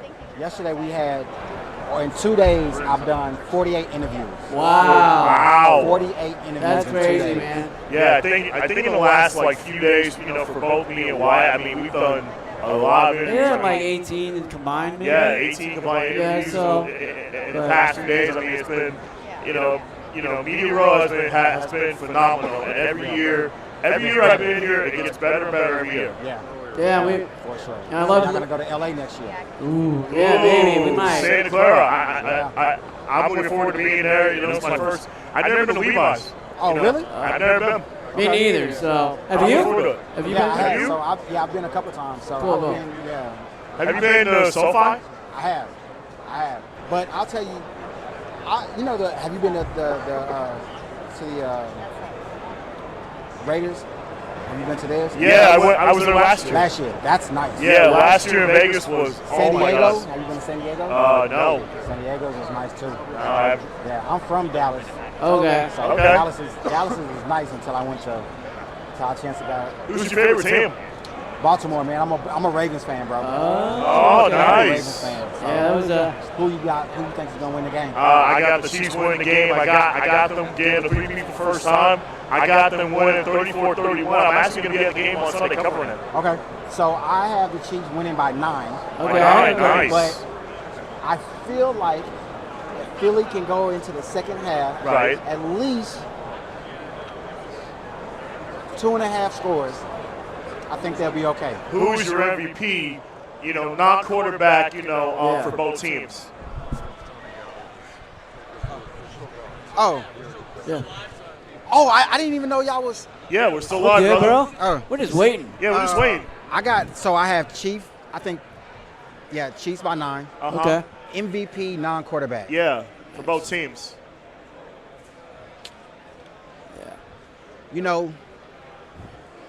I I would really like to see Saquon. Yeah. I would like to see him get off. Yeah. But, man, everybody is so focused on him, so I don't know if that's going to happen. But I would really like to see Saquon get off for Philly. I'd like to see him be the MVP for them. How about for the Chiefs? For Chiefs, I would like to see, what's that young man's name? The Speedster out of Texas. What's the fast dude out of Texas that they picked up? Xavier Worthy? Xavier Worthy. I would like to see him. Yeah. I would like to see him get off. Me too. Yeah. I would like to see like somebody who doesn't normally get off that deserves it, who works. Who's on the radar? Smith. I don't think anybody's expecting anything from Smith from Philly, bro. Yeah. Everybody's worried about Brown, and I think Smith under the radar, he could have a sneaky good game. Bro. Oh yeah. You think anybody for Kansas City is gonna have a breakout game? You think on Sunday? Worthy, bro. I'm telling you. Yeah. I'm telling you. They use him so much in motion. Yeah. And like Reed can put him in the slot, he can put him outside. I think they do. So they have a lot of disguises, but they use him as a disguise. They use him not for what they intended to. You know what I'm saying? Exactly. Like, they use him like a Tyreek Hill, bro. Come on, man. I think I believe Isaiah Pacheco's going to have a great game too. You think so? Yeah, I can see that. His energy, I can see him having a breakout game. Bro, his energy is just If you ever just watch him as a player, he gets hit, he pops right back up. Yeah. He's full of energy, he's full of go get it. Like, I like that. We got to talk to him. We interviewed him today. this morning. We interviewed him this morning at the team availability with the Chiefs. Oh, yeah, nice. so we did. he was super funny and like he was just really into it. You can tell too, he's ready to go. Oh yeah. But thanks for stopping by. Thanks for stopping by, man. You boys for sure. Thanks for everything you do. Thanks for everything you do, brother. Thanks. Thanks, too. man. Appreciate you. All right, guys. We got Max. Yep. We got Max Siegelman coming right now. How you doing, Max? So Max is the founder of Siegelman Stables, is the son of a renowned trainer, Robbie Siegelman, who founded Siegelman Racing Stable in 1982. How you doing today, Max? I'm amazing. How are you guys doing? Good. Awesome. Good. Happy to be here. So my first question for you, Max, is tell us more about Siegelman Stables and the effects on those that participate. Yeah, Siegelman Stable was started by my dad before I started doing the fashion piece of it. He started his own racing stable in the 80s, hence the 1982 on the side of all our hats. And the special piece of his story outside of just training racehorses was he opened up opportunities for different groups of individuals for equine therapy. So kids with special needs, veterans with PTSD, inner city youth programs, and giving them the opportunity to learn horsemanship that they probably most likely wouldn't have had the opportunity to do. So what was it like when you guys got your very first client for your business? Yeah, I mean, on the horse side, that's a good question for my dad. I'm sure he was super pumped. He always wanted to work with horses professionally. He chose to train racehorses for a living versus play professional soccer, actually. So he had the opportunity. But for me on the fashion side, probably the coolest thing outside of seeing the cool people wearing it and just the customers start to roll in and buy stuff is the opportunity to tell his story and the additional layer of the equine therapy piece and knowing how much that means to him. And even though now he's retired, it's still something he spends 99% of his time on. Oh, Max, I would love to ask you this question. How are you making this world more inclusive for those with different abilities? Yeah, I mean, I think the awareness that we bring to equine therapy and what it does for different individuals, whether it is the time they have in front of the horses to just take their mind off what their life has and what's going on in their life outside of that moment. But I think what we continue to try and do, it's not just about selling clothes and making really cool luxury pieces, but also about how much we can give back and give people the opportunity to learn horsemanship and do equine therapy and have an experience that maybe they wouldn't have had if we weren't doing this. Awesome. So you say your foundation helps, a lot of people, and one is kids and adults with disabilities. Have you ever been involved with Special Olympics or? I personally have not. I know a lot of people have, and I would love an opportunity too. I know Dale Moss is a big person and spokesperson for y'all. I'm good friends with him, and I see all the amazing things that he does with you guys, as well as Tone House, a fitness center in New York City that does a lot with the Special Olympics in New York. So we'd love to figure out different ways to get involved. Awesome. If you had one piece of advice for those that are struggling with challenges, what would you tell them? Everyone else is also. So don't always think it's you. Everyone's going through stuff, even though they might be happy-go-lucky and you see them from the outside or what they're posting on social media, but everyone's going through it. So deal with what you got to do and do it how you must, but everyone's kind of dealing with their own stuff. Real quick, who do you got on Sunday, Chiefs or Eagles? I think it's a three-peat. I don't even want to say it. I'm a Packers fan, but I think it's going to happen, yeah. Who do you see as MVP? I mean, it's only right if it's Kelsey with all the Taylor Swift chatter, right? But I feel like, who knows? I just hope it's a good game. I got no skin in the game, so hopefully it's a fun one to watch. What about you guys? Anyone? Who you got? I got Chiefs. Okay. I got Chiefs getting the 3-peat. I got them winning by 3, 34-31. Oh, yeah. And you? I got Chiefs. I got 3 for 3. Yeah, it's a lock now. Yeah. If we think that, it must be it. Yeah, I got them 27-24. Kick a field goal to win it. I love that. So there it is. 3-peat. You heard it here first. Yeah. Thanks for joining us today, Max. Thank you guys. Appreciate it. Enjoy the rest of the week. You too. Thanks. Thanks for coming on. Thank you. Of course. That was fun, right, Wyatt? Yeah. What a great journey for. Yeah. What a great journey for Max. I mean, just the way he talked about his journey, with Siegelman Stables and and his dad, who was the founder, and it was just amazing. Just interviewing him. Yeah, and he does it helps several groups, people like us with disabilities, and then veterans. He said, so that is a great foundation. And I actually did something like that when I was a little kid. I rode horses, and it helps flex your hips and everything, and loosens you up with your cerebral palsy. So of course, yeah. So it was great, and so, but yeah. Since we're talking about the game, for on Sunday with the Chiefs and the Eagles, right? It's Thursday. I want to know from you, what matchup are you looking forward to most? Ooh, I'm looking forward to the Chiefs offensive line against the Eagles defensive line. Because the Eagles defensive line is one of the best in the league, and the Chiefs offensive line they've really grown that. Yeah. The Super Bowl where they lost, they struggled on the offensive line, so they obviously grew that. So it'll be interesting to see if they can protect Mahomes. Right. And I think that's where the game's won, is on the line of scrimmage. And if Mahomes doesn't have time to throw, then Chiefs might be in trouble. For me, it's the defensive line for the Chiefs against the Eagles' running game, which is going to be Saquon Barkley. To me, it's going to be can the front seven of Kansas City slow down Saquon Barkley? And if they can do that, then Jalen Hurts is going to have to be dynamic if the Eagles are going to win this game. Yeah, it'd be interesting to see what Saquon Barkley is feeling, because it's his first Super Bowl. Yeah. He played on the Giants for years. Now he's on the Eagles. And so the division rival. But first year he goes to the Super Bowl. So it'll be interesting to see if he has a really big game and shows up. I want to know from you about, I want to know, what do you expect, what do you expect the Vikings to do, for next year and also like that too? Oh, here we go. Here we go. Can I crash the set for a second? Of course. On the docket right now. We're talking about the game, man. We're talking about the game. Okay, We're talking about where is the matchup that you're most looking forward to, Bryce? Yeah. Honestly, the matchup that I'm looking forward to the most is the Philadelphia Eagles running game versus Steve Spagnuolo. Yeah, that's what I was saying. Yeah, versus Steve Spagnuolo. Obviously, Philly is behind the freight train of Saquon and his locomotives. Obviously, the Chiefs, their defense. Spagnuolo, I think, is winning most of these games. Yeah. Spagnuolo is a great defensive coordinator. I think he's going to have those boys ready to go. So the matchup that I'm looking forward to the most are those two for sure. Yeah, I said Chiefs offensive line against Eagles defensive line. Yeah. Line of scrimmage is so important in the game. Yeah. But, because you think about the one they lost, Chiefs didn't have a good line. So. All right, Vernon Davis here. I'm about to get out. All right, thanks, man. Bryce. Thanks for hopping on, man. Thanks, Bryce. All right. All right. And now we are joined by Vernon Davis. Played college football at Maryland. Drafted by the 49ers in 2006.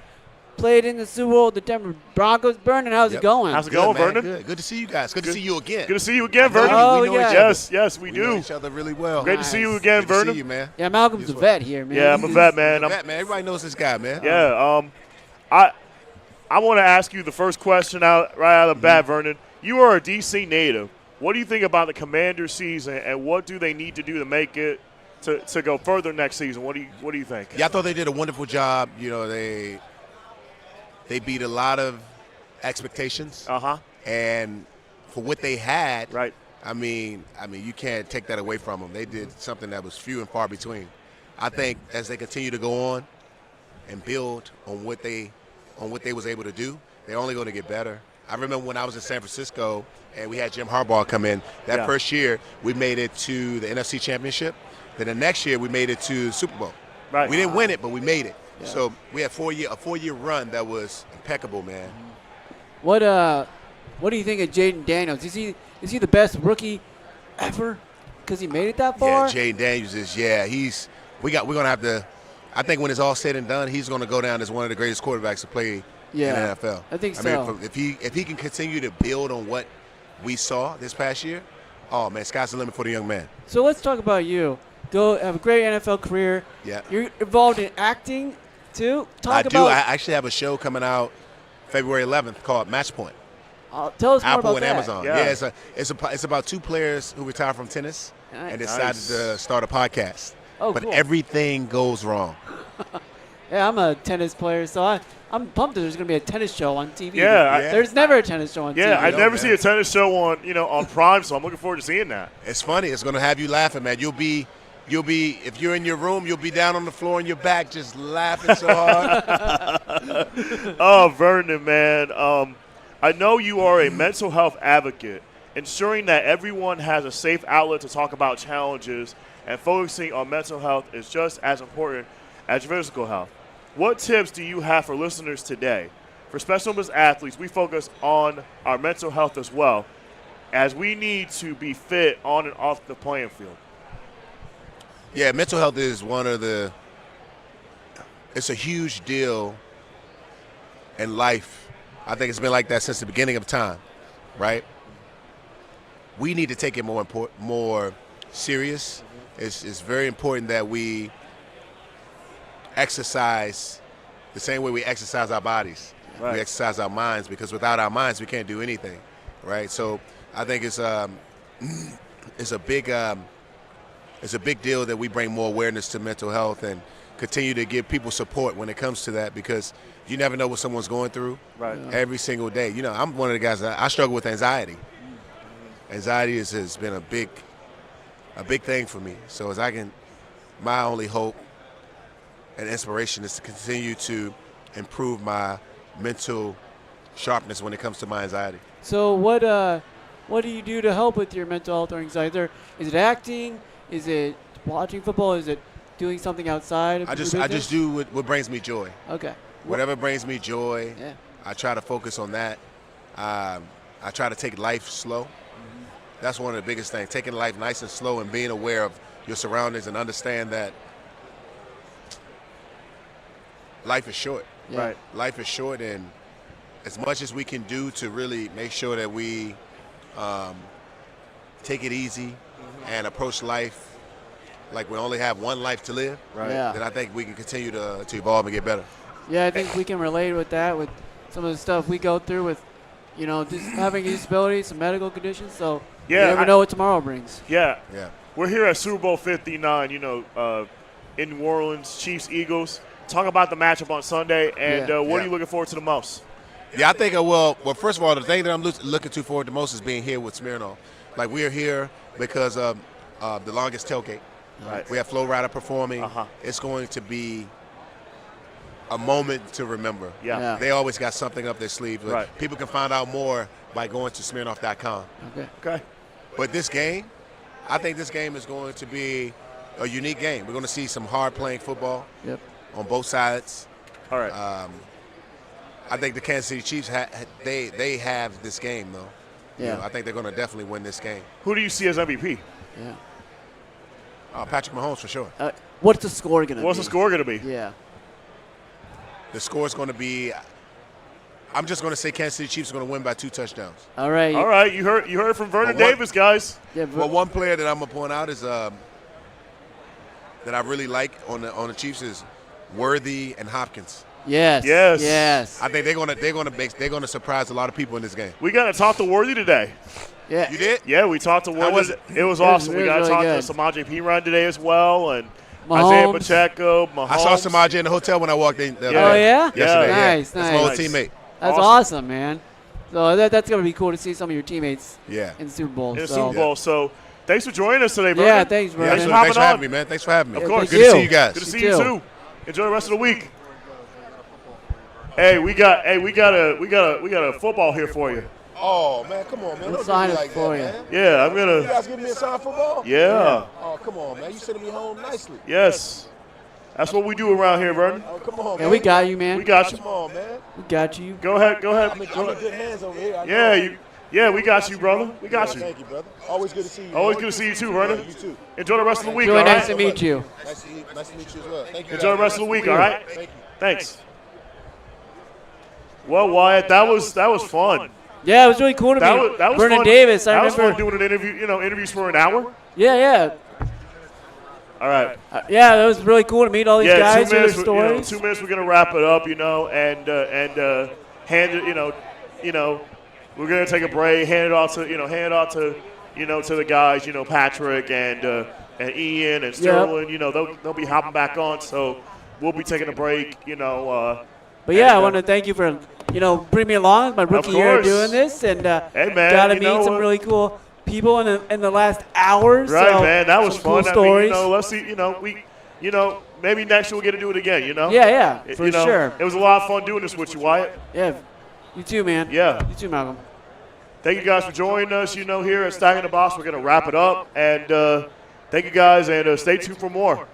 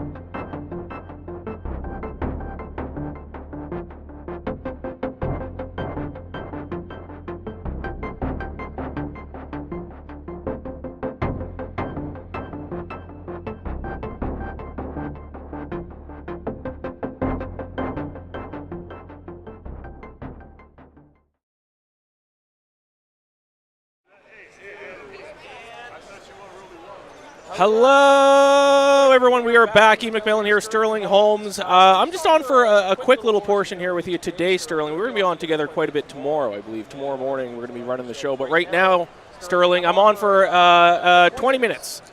And I specifically requested this time slot so I could talk to CFL legend Doug Flutie, which I'm very excited for. I am thrilled about this. And I brought something up with Doug Flutie that I wanted to talk about, and you're like, that's way down the list because you're Canadian. Yes. The drop kick. Yeah. One of, in my opinion, the coolest things to ever happen in a football game. And he did that with the Bills, is that correct? I thought it was Am I wrong? Patriots. I thought it was Patriots. Someone else did it for the Patriots later, I thought. Yeah, you could be right. I mean, I've been known to be a dumbass. I I've been known to be a dumbass. He did do it for the Patriots. No, you're right. Oh, so I was right. You're right. Oh, okay. Who's the dumbass now? Me. Yeah, You can answer that question. it is Iain. Ian has still yet to pay his bet, by the way. Last night we went to the casino, and I decided I would use mine first, my money, because I go, if I lose, then I have Ian's in my back pocket. Well, I won, and Iain was the one that I lost quick. He lost quick, about four hands. What I planned was that if he went down early, then I was going to kind of give you some of my winnings, because I expected to be up early. I was going to give you some of my winnings to pay back the bet. Made but the sense. complete opposite happened. You kept winning, and I lost my money within 30 minutes. Not even 30 minutes, 10 minutes. Yes, and I felt semi-bad for you, because then I'm now kicking a man while he's down, but it feels like I keep kicking you, and the universe is kicking you, but the universe is getting you back with Doug Flutie. That's true. I've had some bad luck throughout the week. I did also almost lose my media credential earlier today, which was tough, but that was found. Last night was a perfect example of my luck that I've had so far this week, but things are going to turn around right now. I like that. You know what? It's the mindset. It is the mindset. Here, fix your collar a little bit. You got a little collar. Oh, thank you. See, as looking over for me. As a gentleman and a scholar, Iain should not walk around with a lumpy collar. What do you think of the purple shirt today? I like the purple shirt. I did try to go pocket square. I could not figure out how to shove the pocket square in the actual pocket, which is a key part to a pocket Yeah, square. what do you mean you couldn't? Let me open your pocket. There. Yeah. I folded it right, and then I was trying to shove it in, but then as I was shoving it in, it messed it all up. You could do a triangle. Or you could do the ruffle. I'm confused. I think the pocket square might have been too big for my pocket. Well, you can still make it work with the fold, so you can do one of these. I'm like a magician over here, Just guys. like the the liner doesn't See, really look, work. It's you could even do that. Yeah. How does that look? That looks great. Yeah, it's kind of fun, right? You are the suit expert out of the two of us. Out of the two of us? Yes. Yeah, I like that. I might go jackets off. Might do it. All right, let's talk about it. Upcoming game. You ain't a Chiefs guy, but you've started to come to the realization that it doesn't matter if you like the Chiefs or not. If you hate the Chiefs or not, 15 is 15. Yeah. I think you said you were going with Kansas City in this upcoming game. I've placed a significant bet on Kansas City, yes. That is bad for people in Kansas City that you did that. But I bet on them last week in the AFC Championship. Yeah. The Chiefs have such good luck, such good mojo, such good voodoo. I can't even curse the Chiefs by betting against them, which I tried in the AFC Championship. AFC Championship week, if you remember that episode of Stack in the Box, I said the entire time I was being a little tongue-in-cheek. I was saying the Chiefs can't lose. They're the greatest team of all time. I'm going to bet on the Chiefs, which I did. I tried my best to reverse jinx the Chiefs, and it wasn't effective, which is my strongest and final tool I have in my toolbox if I want a team to lose, is to reverse jinx them. It didn't work. I'm proud that you finally come to the realization that the Chiefs are just inevitable. They are. They're inevitable. Yes. And you're no longer doing this tongue-in-cheek, which I do appreciate. It's no longer tongue-in-cheek. My last tool that I had, my Hail Mary, was the reverse jinx. It didn't work. And at this point, I bet against the Chiefs 2 years in the Super Bowl, lost. I bet against them last year, lost. I would be stupid to now be in the exact same situation for a third straight year and pick against the Chiefs again. Yeah, that would be absurd. Fool me once, shame on you. Fool me twice, shame on me. I won't get fooled again. You've been fooled probably 6 or 7 times. I've been fooled more than twice, but just at some point, it's like, why do they keep fooling you? I do have bad news, though. I have bet on the Chiefs in one Super Bowl, in all of these Super Bowl wins, and it was the one against the Buccaneers. I hate this. I bet the 49ers the first time. I bet the 49ers last year. I bet the Eagles 2 years ago. I bet on the Chiefs against the Buccaneers. That was when they lost. No one has had worse luck or brings worse juju than you do.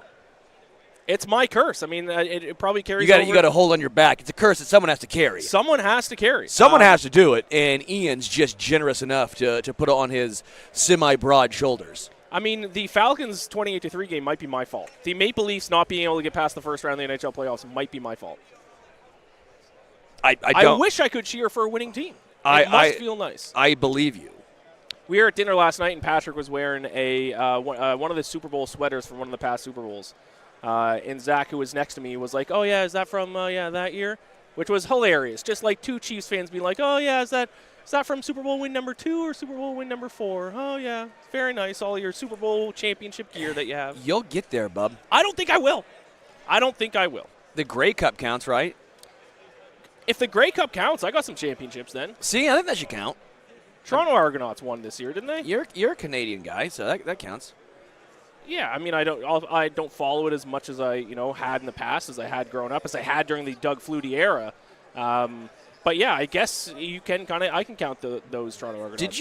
Were you old enough to watch Doug Flutie in? No, you wouldn't have been. No, in Boston College? No, not Boston College. I was going to say when he was in the Canadian League. That was 97. Yes, that's why. You would have been 5, though. My first football memory was Doug Flutie. Before I even knew what the NFL was, Doug Flutie going back-to-back with the Toronto Argonauts is my first football memory. That's incredible. Because I was 5. That's incredible. Which I think I think that's fair to say that's like the first time you start having memories. Yeah, my first memory was 4. Yeah. I had to one-up you. Yeah, of course. But, no, first football memory was just the Chiefs, the early 2000s, like early 2000s, probably 5 or 6. First sports was actually Lakers of all teams. Yep. First memories was actually Lakers playing the Kings. Okay. Don't know why that has always stood out to me, bright in my mind.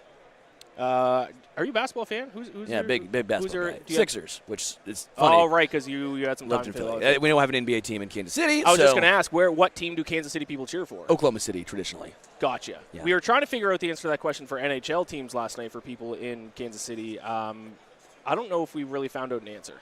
Yeah. By the way, we've talked about this. Do you think the Chiefs and Spagnuolo will be able to keep Saquon under 100 yards? Because I think they do. 100 yards might be a little bit of a stretch. If you think they do, you should go bet that because his total's like 120, probably. Yeah, one. It's like high teens or low 20s, but under 100, no. Just because unless the Chiefs get up big early and they have to abandon the run game, they're going to give Saquon enough carries at least to where he's going to be able to get close to that number. Now, one thing the Chiefs do very well in terms of their run defense is limiting explosive runs. I think they're top 5 in opponent rushing plays this season, 20 yards or longer. So if they can prevent the explosive runs, the 60-yard touchdown runs, those types of runs, then to me that's kind of containing Saquon. Because no one's going to hold him to under 80. There's only been one massively explosive run against Kansas City this year, and that was Jerome Ford. Right. 63-yard run. They have about 5 runs, I believe. I think it's only 5 of 20 yards or more. The Chiefs don't give up explosive runs. So it is a little bit of who is going to be the one that wins this battle, right? Is it going to be the Chiefs' defense, which has been great, or is it going to be the explosiveness of Saquon? I think that's what it really comes down to. How you doing? Sterling. There he is. Mr. Flutie. It's nice to meet you. Sterling. Hey, I'm Iain. Hi. No, I like it. You got a caller on. Caller's a caller, baby. Where's the 10th tee? Yeah, we're a little underdressed for this interview. You guys look great. I am pretty. Well, Doug, when you tee off, do you still just drop the ball and then? Yes. Yeah. You have to let it bounce first. You got to let it bounce first. Let it bounce, touch the ground, and go. I'm sure you've got that way too many times that that's no longer enjoyable. Do you know when you quote drop kick like on a golf shot, when you bump the ground behind it, by accident, and then you hit, the ball goes straight. So it straightens it out. It still what you're saying, like 80% distance. you've actually changed the kicking game. Is what you're saying? Kickers should try the Doug. Try Flutie the method. drop kick. Yeah, they'll lose about 30 yards on their kick. It's a Rick Barry free throw. Yeah. I mean, just do it differently. Again. I like this. I ran into Rick Barry at a golf event. Yeah. And we were just, I don't know, day 2, whatever it was, and we're just talking. And I said, I missed a foul shot my sophomore year of high school that cost us a game. And I became a 90% foul shooter because of that miss. I said I was a 60% shooter. He's like, as soon as I said I was a 60% my sophomore year, he started just getting all over me. He's like, how can you be, I got better, I promise. I was 14 years old. No, you get defined when you're 14 as a free throw shooter, and then it's all over from there. I missed the front end of a 1-on-1, and they come down and hit the game winner. Yeah. And then never again, never again. Now, I got to tell you, Doug, I've done a lot of interviews this week. It was you who I was looking forward to talking to the most because I'm Canadian, born in 1992. So my first football memory was you going back-to-back with the Toronto Argo. So even before I even knew what the NFL was, I knew Doug Flutie with the Argo. So I want you to educate my co-host here about the greatness of the CFL. Oh, it's what they're doing in the NFL right now with RPO game and quarterback run, we were doing in the 90s. Right. Damon Allen was in Edmonton. Are we on? Are we rolling? We're rolling. We're still rolling. We're perpetually rolling. We started recording at the start of the day. Love We it. haven't stopped. We don't stop. Okay, Damon Allen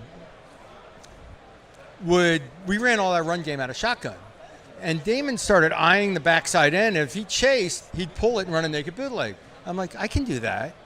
So I started doing it, and then the guy would come off the slot receiver and make the tackle, and you'd only get 5 yards, 6 yards. I'm like, well, if he runs a fade and he runs a quick out, that takes them out of there. And if your guy comes off, I'll just throw the ball, RPO. Wow. So what did you guys call it? Did you guys call it something? Or did you No, guys we call just it called RPO? the run play. And I just told them, hey, run a fade and run it out. Yeah. And then I dealt with the rest of it. Okay, question. Back then, did the offensive line, is there a rule? Like About 1 yard? downfield? Yeah, downfield. In the CFL, you got away with it a little bit more because they could be downfield as long as they're not engaged in a block. If they haven't hit anybody, then it's not. And they gave them like a 2 to 3 yard leeway there, even if they were engaged. Sure. So it really lent itself to RPO. Yeah. And and Chip will get mad at me, but Chip Kelly came up and watched all the film in Toronto of all the shovel. We did a bunch of shovel pass stuff off at RPO, and then he went to UNH and lit it up at UNH. Then he gets the Oregon job, and it becomes zone read stuff and all that, and off and running. And the rest is history. I mean, but that's what's so fascinating about the game, and why, if you love the game, you should watch it everywhere, because it is where the future of things are coming. It's really amazing. Yeah. Is there one Canadian football rule specifically that you like the most that you would implement in the American game if you could? They got so much speed, they don't need the rolling start by receiver. Here's the one rule that I've seen used in the last couple of years that even the Canadian people don't really know about. When you punt the ball in CFL, it's the same as a kickoff. Anyone behind the ball is onside, and you can recover it. So the punter punts it, and if it's a windy day and it's bouncing around, the punter can run down and jump on it. So on a windy day, you put a couple guys behind your punter and go cover it. I always wanted, in a desperate situation, last minute of the game, and you got 3rd and a mile, which is like 4th down. Yeah. 3rd and 25. Run a quarterback draw, and just before I cross the line of scrimmage, kick it, roll it across and fall on it for a first down. All you got to do is get it across the line of scrimmage and fall on it. And I saw the team in Toronto did it a couple of times last year. They throw a wide receiver screen, the kid kicks it across the line, and dives on it for a first down. Oh my gosh. gosh. That's a great call. Yeah, It's a great call. That would be a great Okay, so rule. what's the deal with Canadian football with the I love it. No, Go for it. I'm love it. befuddled. With all the poutine. Wait, in the milk in the bags.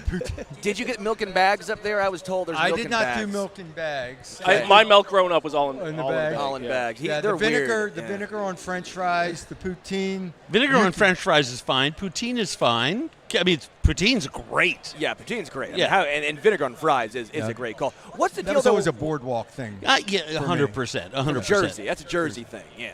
But you can at the end of the game, the field goal kicker can miss, but your team can still win if he kicks it past the First year. The Rouge. Okay, think of it this way.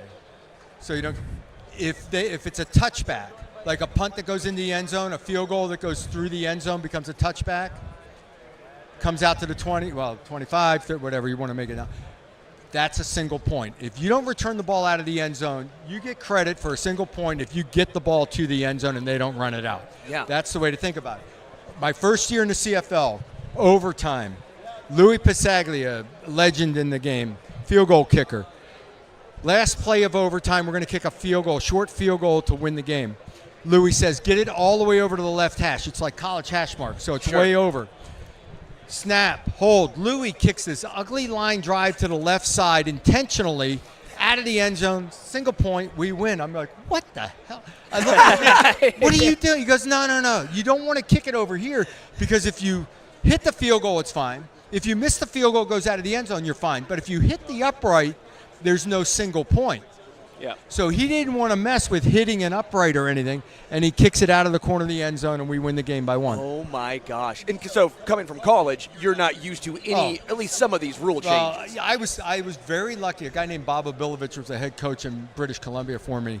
That was a legendary CFL guy. So he and I would sit and just talk CFL rules and get through all the situational stuff, and he really helped me early on in that. Yeah. That's so great. cool. That same story you had, in minor league football, we won our provincial championship. We were on the 2-yard line. Instead of running one more play, just punted it. Punt it. Now, the difference in that rule wouldn't work in the American game and why it works in Canada is because 20-yard end zone. So it's a little bit harder to get it over to the end zone as opposed to So picture American this. football. This has happened many times. You're lining up for that game-winning field goal, right? It's a 20-yard end zone. You're trying a 45-yard field goal. So it's 65 yards to the end of the end zone. Right. So it doesn't get out. The other team puts their punter and a kick returner back there, and they punt it back out. And you catch it, and you punt it back in. See, I love there's elements of Australian rules football in there. I love that. I love that. Let me tell you something. All of those rules are a lot better than the kickoff rule that the NFL put in this year, no and doubt. some of the other junk that we have to put up with in the NFL. So, just saying. By the way, I guys know you're here with Taste of the NFL. Can you give us a little background about your guys' partnership here? Sure. We've been lucky enough to have Doug with us the last 5 years, and it's really incredible. We have 80 players, legends, Hall of Famers, 1,500 incredible, voracious fans who get to attend a party with a purpose. All the money goes to ending childhood and student hunger. The best place to end childhood hunger in America is in schools. We have a place where young people gather.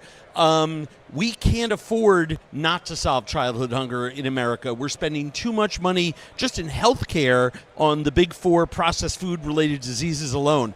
We have to teach kids about nutrition, about fitness, and feed kids that are hungry. Statistically, they say 14 or 16%, depending what state you're in. Nobody raises their hands and says, I'm hungry. There's a lot of shame and stigma, trauma, generational associated with that. I believe the number to be about 20%. That we have any children hungry in America is disgraceful. It's genocidal, considering that we have the solution for it. All it takes is a little bit of money. So Gen Youth is just an incredible organization that's in every school district in the country, and we raise money one day a year here, but are raising money doing events and in schools 365 days a year, trying to solve this massive problem for which there should be no one who is against feeding kids. Yes. So please, tasteofthenfl.com. You're listening to this. Go online, read something, cut and paste something, send it out to all of your friends. If you're at the Taste of the NFL this year or next year in San Francisco, come find Doug and I. Say hi. We have the best chefs in the country. We have legends like Doug, great current players, Hall of Famers, the whole 9 yards. Mix and mingle and have a great time. End student hunger. Awesome. Thank you guys so much, Doug, Andrew. Appreciate it, guys. Thank you so much. The most Canadian segment we've done. I love it. It's an honor. I start talking CFL. Come on, we didn't even touch the rest of the Canadian foods. Come on. From Warren Moon to Canadian Doug bacon. Flutie. All right. Pea meal. It's called pea meal bacon. There you go. And it's good. A pea meal bacon sandwich is a good thing. I'm learning a lot today. There you go. Thank you, Doug. Appreciate it. Thank you so much. Yeah. Very nice meeting you. Oh, that's great. The most Canadian segment that has ever happened on this show. Hunter, is Patrick going to jump in here? Looks like you're going to stay for just a second here. Andre Reed looking like he's coming up in just one moment. That was awesome, man. Andre Reed, who I played with Doug Flutie for a little bit there with the Buffalo Bills. Yeah. No, that was just very – you like that. Did that live up to your expectations of telling your childhood hero And like I said, we've talked to a lot of very famous NFL players and famous people here. That was the one I was most nervous for. I got to take the tie off? Okay, I'll let it out a little bit. I'll let it out. There we go. Hey, if Andre tells me to loosen the tie, I'll loosen the tie, baby. I can put it around my dome if I need to. Yeah, we'll get crazy. Hey, baby, I'll put it around my head if I need to. We'll go Nice to meet you. old school. I'll just Loosen it up. Well, Andre tells me to. I'm Loosen gonna do up. it. If Andre tells me, now see, it's tight. It is. It's a podcast. Oh, see, it is tight. It's both. Yeah, you got. There we go. You got a little dot right here from that thing. Oh, see, well, it's not my fault, Andre. Good man, you good. Where's it out of? So we're nationwide. Okay. So we have How many all of viewers? these How many, organizations. listeners? Twitter, we have 107,000 for our Chiefs podcast. Okay. 58,000 subscribers on YouTube. So it's in Kansas City. The biggest one part is yes. Oh, really? Yeah. So we have a whole bunch of, and so we're live still. What we do is we just keep this thing rolling all day long, and it's been an That's where absolute you got blast. to lick that out a little bit. If it's all day long, you can't be up it. Hey, that's great. Andre, Reed. So first off, what are you doing here with Salivate? Salivate, great name. Yes. It is a publicly traded company. Started about 10, 12 years ago out of West Palm Beach. Mike and his son started it. Right now they're with probably 5 professional football teams. Nice. I think the Vikings, Browns, Titans. So it is a focus, recovery, memory, inflammation, joint pain gummy, and the gummies taste good. So they're not like bland. So basically, like when I was little, used to put Kool-Aid into the freezer, into the little, the trays. That's what it tastes like. Yeah, yeah. The Kool-Aid trays. So Please be cherry. You're talking cherry. cherry, grape, Okay. lime, Yeah. orange, blue. When you little, everything was It's colors. It was the just more colors. color, the better. But one thing about these gummies, I started taking them about 7 months ago. Yeah. And everybody's like, they're proud of this. But let me tell you, man, of all the hits I took over the years, it has done a phenomenal job for me. Yeah. And that's no bull, no joke. And memory too, focus. They got like 3 different ones right now, and really good product. Yeah. So I'm pitching them today, and I'm good partners with them. So from West Palm Beach, Florida. So yeah. Salivate. You just saw we just had Doug Flutie on, your former teammate. Yeah, Doug. Yeah, yeah. Doug was a player's player. Yeah. And all the way from where he started at Boston College and won a Heisman, and then, went to the CFL. And We're learning Canadian foot. He's Canadian. I'm by the Canadian, way. so that's. We're at in Canada. Nova Scotia, East Coast. Never heard of it. Anyway. I'm just playing with you. Oh, that's great. I'm just playing with you. Because he went like this. Yeah. And then I said, never heard of it. And he went, So offended. No. So I'm just playing with you. I've been to Canada a few times. No, I've been to Vancouver, man. Vancouver's pretty cool. And Toronto, Toronto's right across the. Yeah. Yeah. Yeah, so, Canadians are good, man. They support the Buffalo Bills pretty much. I was just going to say Yeah. that. A lot of And Bills at one, fans in the at Toronto one area. point, they were going to maybe move to Canada. Yeah. At one point. Yeah. I don't know if that would have been a good idea because of just Toronto is such a – it's like a tight – I don't know if it would have worked. Bills fans going across the border, and Yeah. a lot of them would have got stuck across the border because they would have been all toe down. They would have been back across. When you look at the Buffalo Bills fans, Yeah. they've been so passionate. I liken it to they're basically living in Siberia up there. They're by themselves. They're tucked away. It's cold, yet they're always out passionate. They don't care, bro. And most of the time, I will honestly say this, they're a great fan base. Every fan base has their share of They do. knuckleheads. But Buffalo seemingly supports other fan bases so well. Even as a Chiefs guy, I can admit that Buffalo, I think, is a very good fan base. What was your takeaway playing in front of those fans for so long? It was, when I came in 85, my first 4 years, we won like 12 or 13 games in 4 years. And it was sparse at most, maybe 20,000 fans. They've always supported that team. Ralph Wilson has done, when Ralph was alive. And when Ralph Wilson was there, he could have went to any other city. Yeah. Start a franchise. But he went to Buffalo, New York. What's up in Buffalo? Wings. Wings and Niagara Falls. So, but they will give you the shirt off their back. And, their fans have donated to other players' foundations because that's just what a Buffalonian does. Yeah. City of good neighbors. Yeah. Yep. I know we only had you for a couple of minutes, so just one last question. What would be your message to the Bills fans who obviously another heartbreak this playoff? Yeah, it's my message is, you know what? It's yes, January 29th. That's right. At this point, you know what? What you say is they've heard it before. Yeah. And I went to 4 Super Bowls and didn't win. And then they played the Chiefs 4 times and didn't win.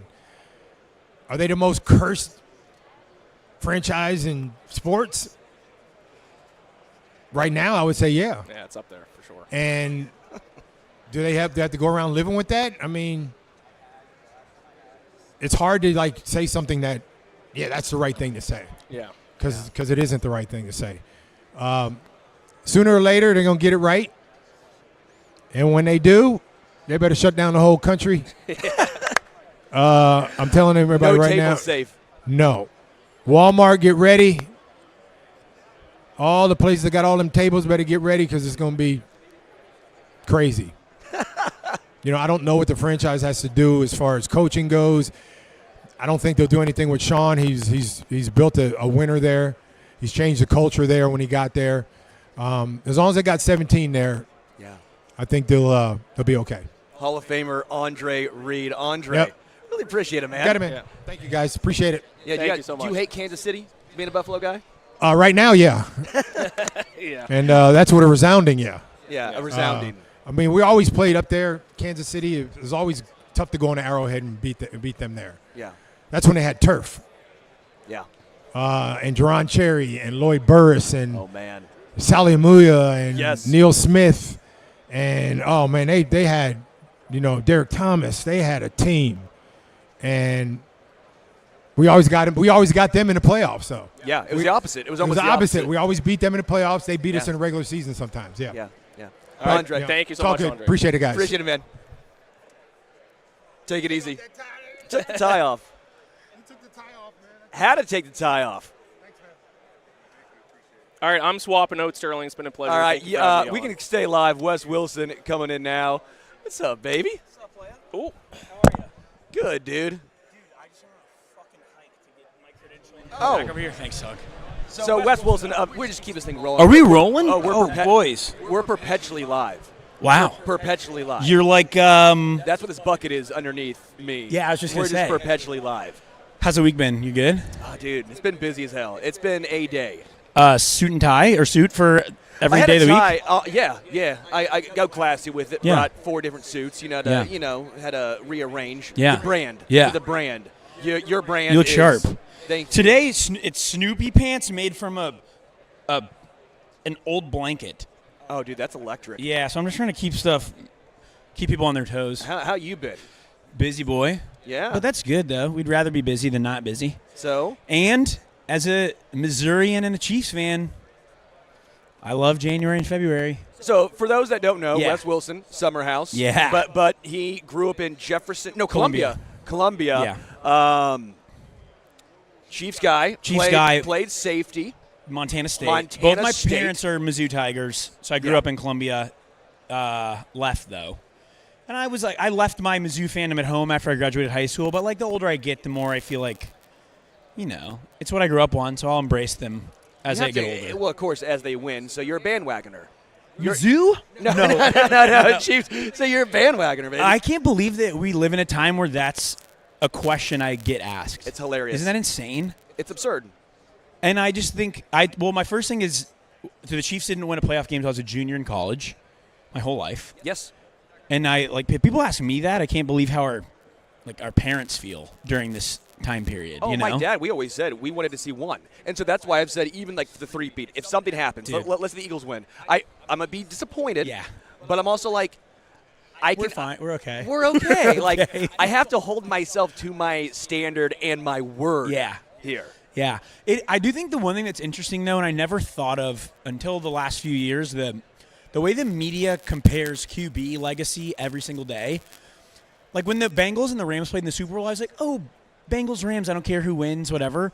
But now every Super Bowl is Mahomes' legacy. And, like, if he loses a Super Bowl, which we know he's you're not night going to and win day every better single than one. Allen, Burrow, all these people. 100%.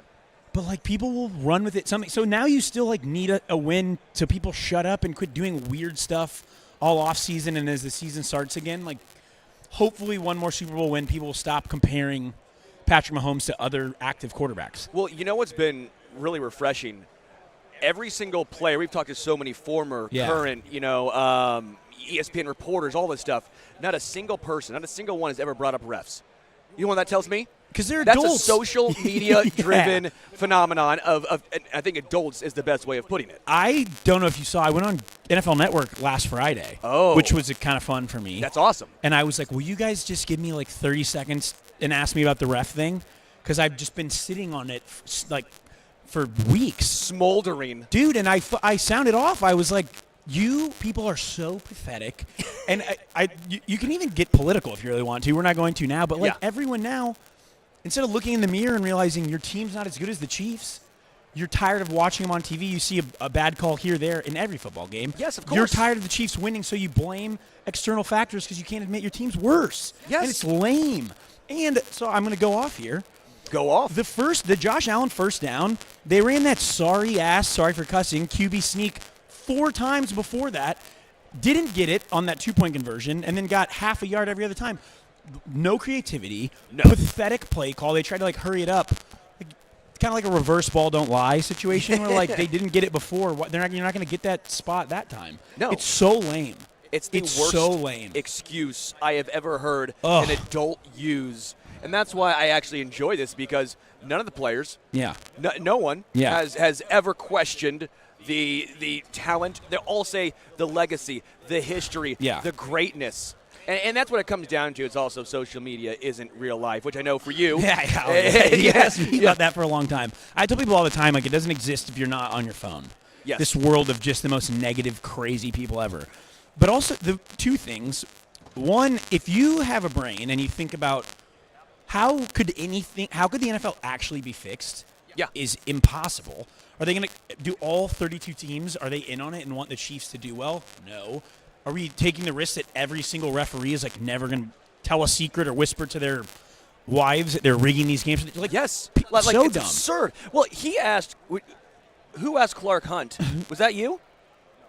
Someone asked Clark Hunt about the rigging as like a whole joke, right? Yeah. And you know what he said? He goes, thanks for helping rig the entire Super Bowl for us every single year. Yeah, the 32 owners and I came together to help rig it for us. It's so lame. And the people who've been doing it, who did it at Media Day the first night, you should lose your credential and not be welcome back, because that stuff's so lame. 1,000%. By the way, Wes, Dude. are you going to go to the casino tonight? I'll find you. We're going to Caesars. Where are you staying? It was hot. We're staying at the Chiefs Hotel. Downtown Marriott. Is Jason at the Eagles Hotel, did I hear? Yeah, he is. Tough. Because he's a Eagle lover. Some Jason. say. All right, well. Some say? We'll see. We'll see how he behaves the rest of the week. Rock Wes and roll. Wilson. Appreciate you guys. Hey, I'll hit you up soon. Yeah. Take it easy, man. Appreciate you, dude. Yeah, we just stay rolling the whole time. Like, that's what we do. And so when we talk to all these people, a lot of times they'll come in here and they'll come in hot. And that's sometimes the best clip. And they're like, when are we rolling? I'm like, no, dog, we've been rolling.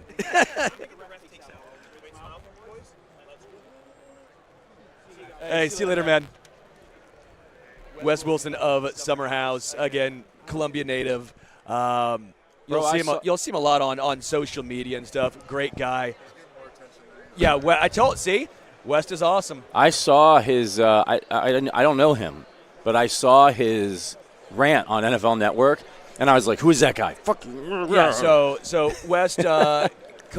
Yeah, he didn't go to Mizzou. He played. We're getting a lot of questions. We get more questions about West than anyone else. Yeah. So West played at Montana State, but he's from Columbia, and then he was on Summer House. Yeah. So let's go, Tet. What's up, Tet? How you doing, Sterling? How you doing, Patrick? Nice to meet you. Yeah. I know you're here with Sharpie, which, by the way, Sharpie. Yes. Tet! Yes! Fantastic. Can I get one of those white ones? You can have them. Tet! Yeah. This is mine. This, Pass mine. You're the man. Look, I need a new Appreciate pen. you. Oh, these are nice. Got my signature on Oh, that's cool. See this one? Not Sharpie. They got my Throw it away. This is Don't nice. want They it. got my signature on there. This. Oh, baby, Tet. So when you get in the Hall of Fame, I need to hang on to this. Very cool. How was your season this year? Because you guys really exceeded expectations. I mean, we're Kansas City, so Big 12, a lot of focus there. You guys just kept going up, and your production this year was just absolutely ridiculous. How were you able to do that? Man, it was just a testament to my teammates and my coaches. Unfortunately, you know, this past season we didn't get done what we wanted to get done. We went 4-8, which is pretty bad. It was unfortunate to make a bowl game, but man, I was just glad that I got to play with my boys again. The numbers you put up though were just absurd. I feel like I had a better year the year before. Yeah, you have two back-to-back 1,000 pretty points. good. That's insane, man. Yeah. Appreciate it, man. Appreciate it. Trust me, I'm a Mizzou guy. I was hoping Luther Burden was going to put up numbers that you're going to do. Yeah, Come he on. should have. I like Luther. He's a real good player. I like him. You know, we've been competing against each other since high school. So you have been. Yeah. Are you guys pretty close? Is it, you know, that wide receiver, you know, I know obviously Travis Hunter out there in Colorado, Arizona, then you have Luther Burden out there in Mizzou. Yeah. Do you guys have a friendly rivalry? What's that kind of relationship look like? Nah, I've never met him personally. Like, I don't know him personally. You just, you know, you only hear about the players you competed against. So we've been going at it as a number one receiver for years now. Yes. So, man, I wish him nothing but the best, and I'm excited to see where his future takes him. Yeah.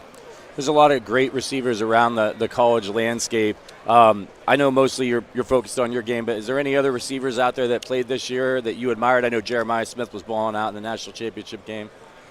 Oh,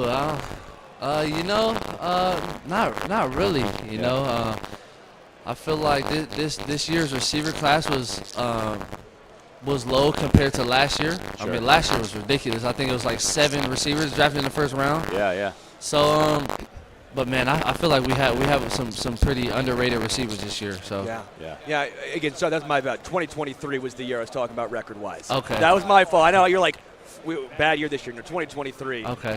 That was a very impressive season. Oh, for thank you. Arizona. Yeah, for sure. But what made you go to Arizona? Because I know you talked about Oregon originally.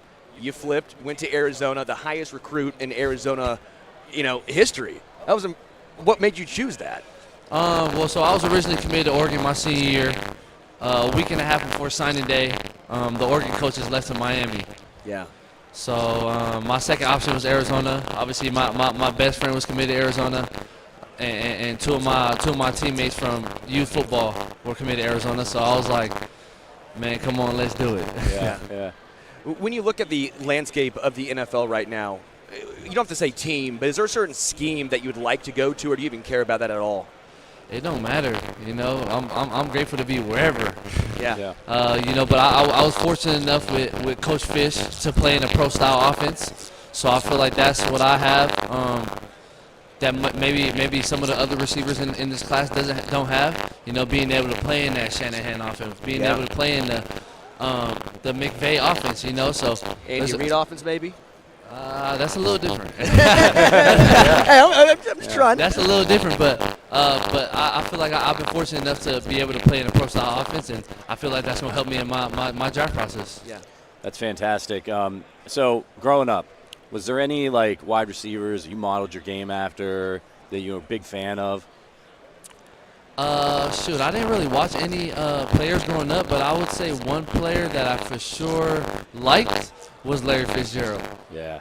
Is that the new kind of iteration of younger wide receivers? It always seems to be Antonio Brown or Larry Fitzgerald. Did you ever try to model your game after Larry at all? And obviously the Arizona connection right there. No, not really. I just thought it was great that he had more tackles and drops. That's true. That's true, man. He's unbelievable. What part of your game do you think separates you from other guys in your draft class? Oh, I mean, I would say I have the best hands in the draft class. But outside of that, I have an advantage at 6'4", being a bigger receiver.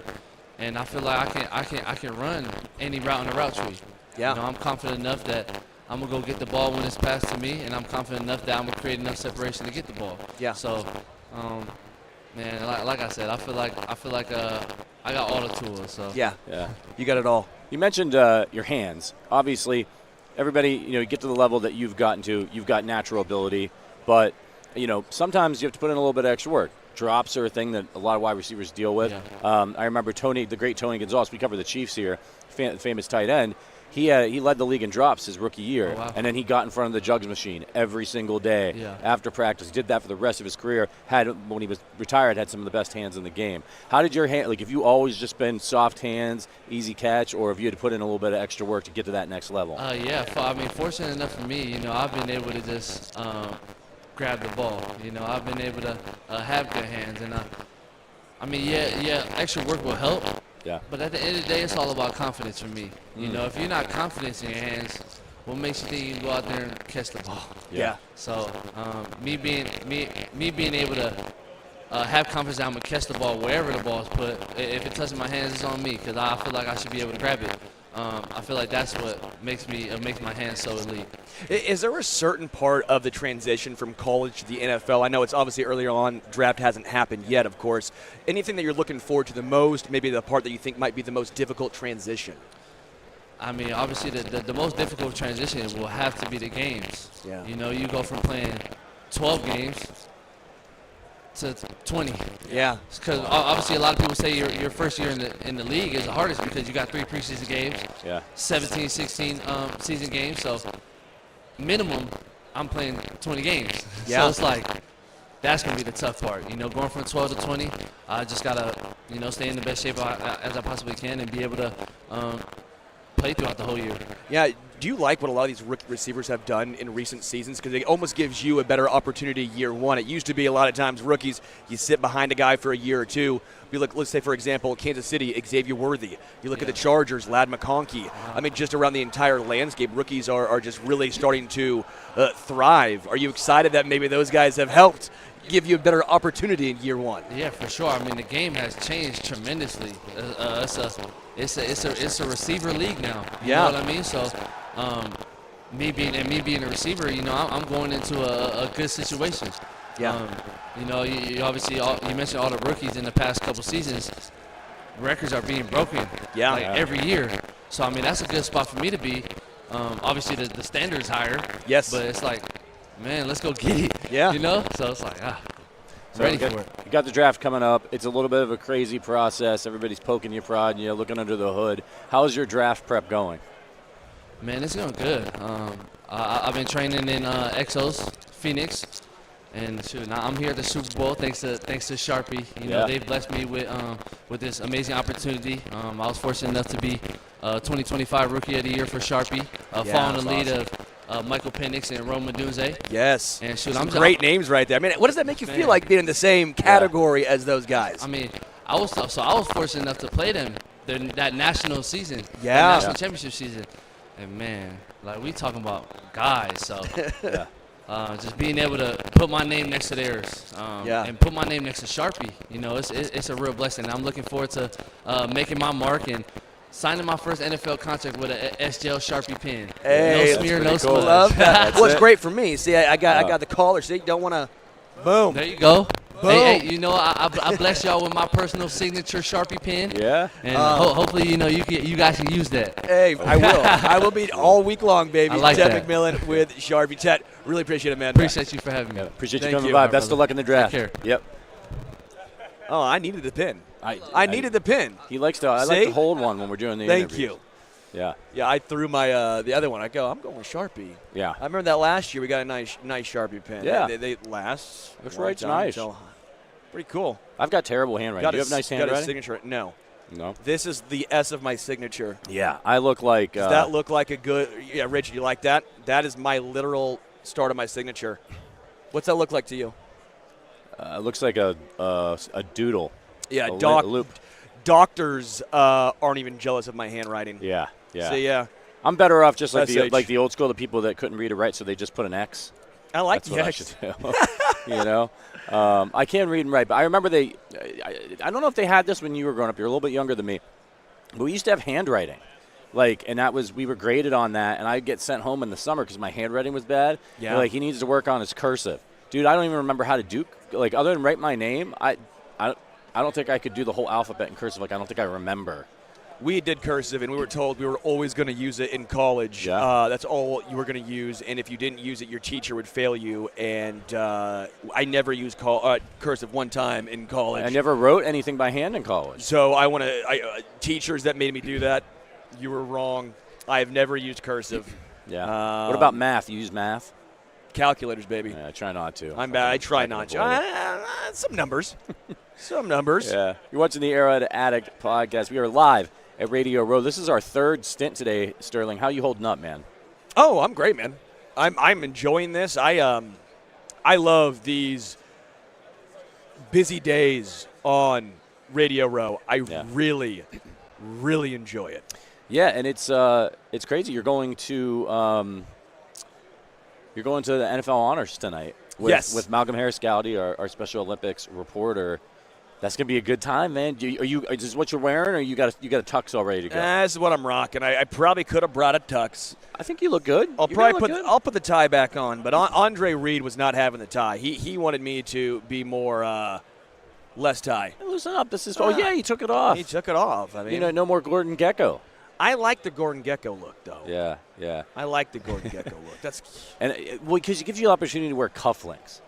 And that's the key, right? If you have a nice pair of cufflinks, you got to have the shirt. You got to bust it out every once in a while. How are you holding up? I love cufflinks. cufflinks. It sounded like you were struggling even this morning. I'm good, man. I'm good. I got a little bit of a stomach issue going on. I'm hanging in.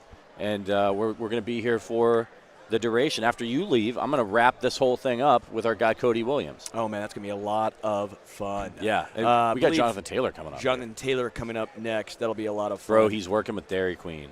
I am praying he brings like a dilly bar or something. I will scarf it right here. I'm hot. There's a million people walking around here. As you guys know, I'm a huge Dairy Queen guy. Verderem's a huge Dairy Queen guy. Are you an ice cream man?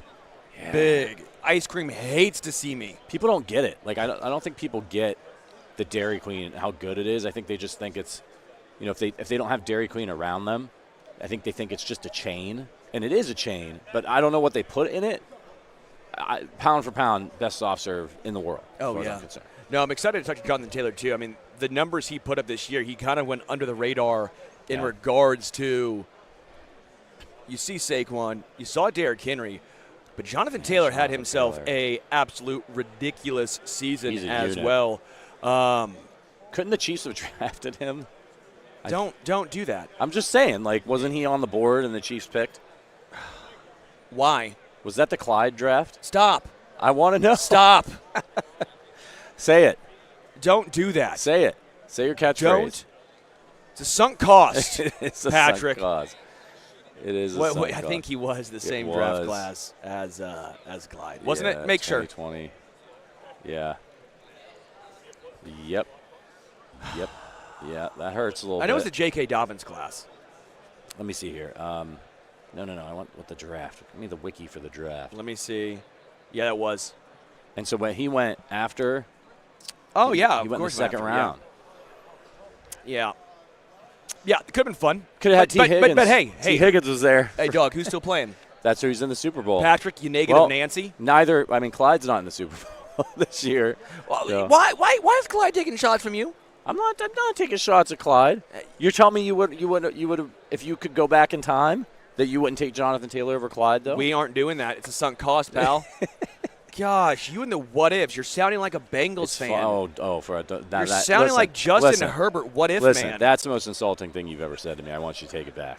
No, because you're sounding like him right now. That's not cool, man. I stand on STB. Stand on business. Don't you compare me to a Bengals fan? STB. Jesus. Stand on business. That's disgusting. That's a disgusting thing for you to say. And I think the chat is going to be outraged on my behalf. He's acting like a Bengals fan right now. Bull. He keeps living in the past. Like, well, what if this would have happened or this? Yeah, sure. If the what ifs would have happened, the Bengals would be good. Yeah. But real life happens, Patrick, and the Chiefs are still good. Nay, historic. They're about to do something really, really incredible. By the way, there's somebody, and I don't know if producer Richard has the ability to spin the camera. He might not want to mess with it. Somebody is painting. A Patrick Mahomes painting over there, like directly across from us, and it is pretty wild. Well, you're going to have to describe it because Richard is not having the technology. No, but you know what I can do is I can take a picture of it. Oh, that'll look great. And then I'm going to hold it up for the camera, and Richard can zoom this in. Guy. Look at that. Oh, hold on. So there is a plethora of colors. That's pretty cool. Cornucopia Yeah. of colors. You have yellow, pink, lavender, dark purple, and then the grass is just a gorgeous shade, going from key lime green into a nice, lush forest green. He's dropping back. They really need to put a Lombardi up there somewhere. And he still might. He's still rocking the paint up there. He's running out of room. You have Patrick Mahomes wearing the white top with, it looks like, the red pants. Yeah. Red helmet, and it is just a gorgeous painting. You get jealous of people that can do art like that. Like, this dude just rolled up on Radio Row, and he's just like, I'm going to do a masterpiece. Yeah, how do you do that? Do you just like, hey, I'm going to go to Radio Row and paint? Or I don't know. Maybe they brought him. Does he have a cheese plate on his easel? Or are those supplies? I'm hungry, man.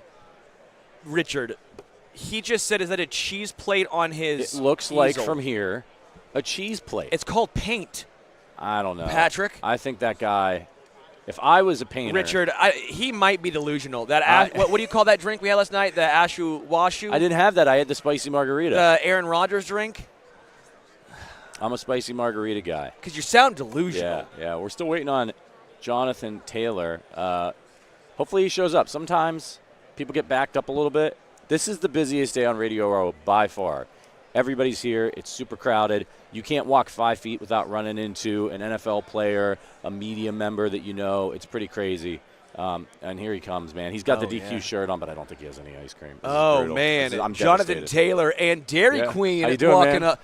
Oh, Patrick. Jonathan. We are live right now. We had to let everyone know that as we just stay rolling. Okay, we I like stay that. rolling. Yeah. We live, baby. Yeah, No, we listen. keep it live, right? Why not? I like it. We're really jacked up that you're here, and we're excited to talk to you. But I have to say I'm a little bit disappointed. I'm a huge Dairy Queen guy. I grew up in Northeast Ohio. We always went to the Dairy Queen after our baseball games. I thought maybe you would bring us some dilly bars or something. Sometimes people bring – I know it starts ice cream. No, you good. I'll make sure you guys are taken care of. Oh, Look, my man. DQ has been taking great care of me. I'll make sure you guys taken care of after this. Oh, I appreciate I'll make it. sure of it. DQ. Blizzards. Did you grow up a DQ fan? Yes, I did. I mean, after big – it's crazy because before it was really like just a treat after the game. Like, you know, in Little League and high school, like, oh, I'm going to go to Dairy Queen. Yeah. But now it's like a legit, like, after like a rough game, like, man, we grinded out that win. Yeah. I had like 22 carries for like 70 yards, a touchdown. Yeah. I'm going to Dairy Queen after Yeah. this. Like, I'm going to Dairy Queen. Yeah. So what's your go-to at Dairy Queen? Is it a Blizzard, peanut butter parfait? So What's it's a your- combo. Oh, It's a okay, combo. okay. I'm getting their sauced and tossed honey barbecue chicken strip basket. Oh, yeah. Oh. With the Oreo Blizzard treat. Oh, That's a man. match made in heaven right there. I'm going there right after this. Like right after this, I'm going there. It's There's been one good, close yeah. by? Gravy, too. There's one close by here? The Yes, convention there center? is. I'm actually going there. It's taxing. I'm not running around in the field, but Yeah. this is taxing, so I got to fuel up. I do want to bring this up because I feel like you were the most underrated running back this year. We're talking resurgence of the running back this year, right? We've talked about Saquon Barkley. I know CMC was injured, but he seemingly always gets his love. Derrick Henry did his thing in Baltimore, but you had 1,431 rush yards in 14 games. That, to me, is just so damn impressive, and yet it feels like maybe you haven't been thrown in that conversation as much as you should be. That's all right. I'm just happy to see. It's crazy what a difference a year makes. You know, last year they're talking about how we're undervalued. You know, you don't need running backs, and then now we're the next best thing since sliced bread. Yeah. Guys like Derrick Henry, Saquon Barkley, Josh Jacobs put out elite tape.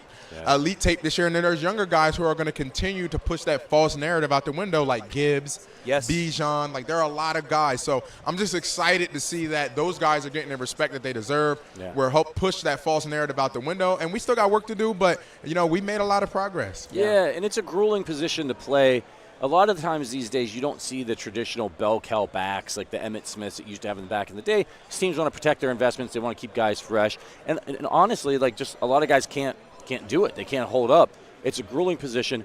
I would say you're one of those guys. You're one of those guys that could go out there, take 30, 35 carries. How do you do it, man? Like, how do you even get through the game and then get your body right sometimes 3-4 days later? Number one, I think the offseason should be harder than the actual season. So your training regimen should be intense. Right. There's no way you can go out there and handle 300-plus carries, 17-plus games, and not have a serious training regimen. Your body will break down. Right. So for me, it's putting myself in those stressful situations, really pushing myself to the max. Yeah. So when the season comes, it's easy. It's easy in a sense, well, hey, I know my routine, my body's prepared for it, so you're able to bounce back a bit faster. That and Dairy Queen. You get a Dairy Queen after the game. Listen, that'll starts the definitely process. put you back on your feet, for sure. Do you prefer pass catching or just running the ball? What do you prefer? For me, I actually, especially after this year, being with Shane Steichen and allowing him and him allowing me to kind of be very involved in the passing game, it's actually kind of nice. I mean, you know, you catch a couple passes, I'm like, wow, so I catch this ball, I have an automatic 20 yards right here. Yeah. I don't have to get past the line of scrimmage. Like, I'm kind of jealous of the receivers now. Yeah, I've got you in a couple fantasy leagues, so tell Coach, keep PPR, keep throwing the ball. Derrick Henry lied to me. I to start the season, I said, Derrick, you going to get the ball more out of the backfield? You know, catch the ball more? And he goes, man, I'm going to hope so. Yeah, that's the goal. That didn't happen. I'm like, Derrick, it's not a good year. But fucking just lied to just a little bit. Almost went for 2,000. Yeah, man, he did. He did not. Insane. You guys, when you talk about running the football, you guys have a dual threat quarterback back there. You pair that up with you. What can the Colts do to maximize sort of the danger that you and Anthony Richardson pose in the backfield? Number one, I think Shane has done a great job of this so far, but just continuing to give options. You know, there's a threat. You know, I'll hand it off to JT. You know what? I'll keep it. Or you know what? Hey, actually, there's an advantage throw. So just continuing to give him options. Now that keeps the defense honest. It keeps the defense on their toes because you don't know where the ball is going. And I think that's what will make the offense unpredictable and allow us to be explosive. Is there a guy that you've seen in the hole, like maybe it's a certain player in a certain team, like, dude, I do not want to go and play this team. This guy hits me. He rocks me every single time. I will say this. Someone asked me this question too, like 3 guys. Well, one, I haven't played against them except, you know, in training camp and practice, Zaire Franklin. I mean, he comes downhill. But 2 guys who I don't share the same team with, for sure, Fred Warner and Roquan Smith. Those 2 guys, it's going to be a battle. You got to buckle your chin strap up. Yeah. I know what type of game it's going to be, but actually those are kind of games like you're kind of light. You know, you want to go against them and you want to get the best of them, and you know they're going to bring their A game every time. Yeah. We've talked to a few different running backs this week. It seems like they're all kind of back in the Eagles because they're pulling for Saquon. That Chiefs got running backs too. Kareem Hunt, the old head. You know, Isaiah Pacheco, he runs hard. I love old head. He's probably, 28? That's the way it is, man, these days. Yeah. Oh, man. How running back, you get I'm over. saying 28. Oh, let's see. It's a long. It's making us wait. I think he's 29. 29. Oh, yeah. That's so okay, so maybe he's getting a little up there. Well, he's proven that, you know, you guys can still be productive into your later 20s and early 30s. Obviously, Derrick Henry's doing that. Who are you backing in this one? Who do you think's got the edge? Like you mentioned, a fellow running back, Saquon, for sure pulling for him, but he's up for Defensive Player of the Year, a former teammate of mine, Zach Bond. Yeah. Oh, I'm really looking forward and hoping he has that defense on lock, airtight. Yeah. He doesn't allow any yardage, and he goes home with a Super Bowl win. Oh, man. Oh, see, now you have a good reason. Now I have a great reason. All the running backs, but now I'll give you Zach. I'll give you a former teammate, right? I'll give you a former teammate. Jonathan Taylor with Dairy Queen. Dude, I really appreciate it, man. Yeah. No, thank you guys. Appreciate the time out. This was awesome. Yeah. By the way, I loved your thing you did with Anthony Richardson when you were helping sauce and toss those. Listen.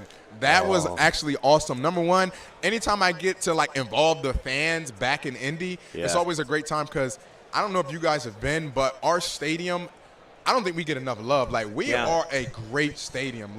Lucas Oil is an amazing stadium. So anytime I get to interact with the fans, I always love to do so because they're the ones that make Lucas Oil special. You know, we do have a nice building, I'm not going to lie. Yeah, it's nice. Very nice. You don't have to worry about the elements, but it's the fans that make Lucas Oil special. Yeah, awesome. Jonathan, appreciate it, man. Thank you guys very much. much. By, man. Yeah. Thank Good you. luck next year. Thank you. Yeah. Although it would be fun to see you in a Chiefs jersey. I'm just saying. I don't know. We got to put the trying to get the man in trouble. You're trying to get the man in trouble. I'll take care of you guys, like I said. Hey, we appreciate thank you, man. Appreciate it. Yeah.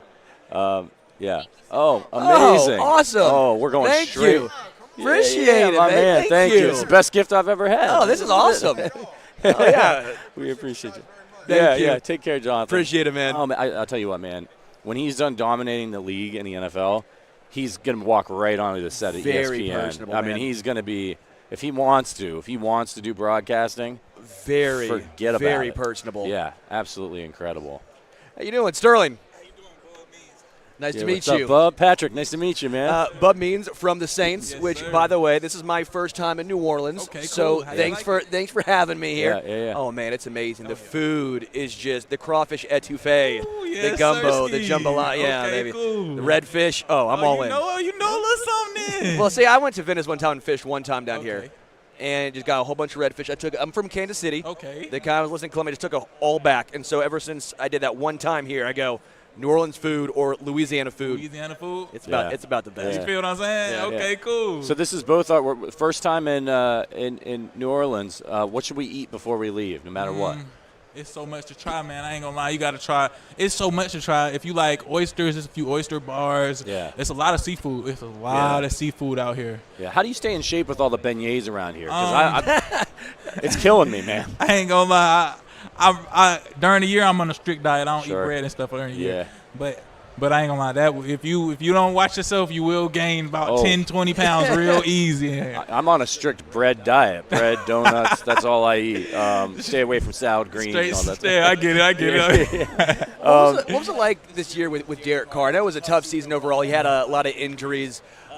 Respect the hell out of Derek Carr, by the way. I mean, he was going up against Kansas City for years, had a chance to talk with Derek before. Just a very, very down-to-earth guy.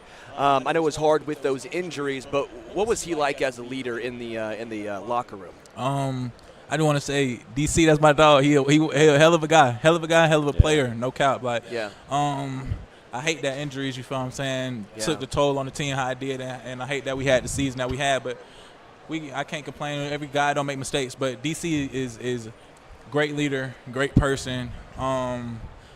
He actually, like, in practice, he keep me motivated. I ain't gonna lie. Like, if I'm ever slacking, if I'm ever not enough energy, anything, DC gonna be the one. Hey, bud, like, hey, I need you today. Like, pick it up. You feel what I'm saying? Like, he vocal, he lead by example. Just an overall great leader, great teammate, great person. You guys have a talented wide receiver room. Obviously, as a young guy coming in, getting to play with a guy like Chris Olave, who was an unbelievable college player, played in big spots. He's translated to the NFL. Unfortunately, dealing with some of the concussion issues. How much have you learned from him? The way he's been in the league for a minute, prepares, and all that stuff. Well, CO, all the older guys, CO, she said, EQ. We had A.T. Perry at one point.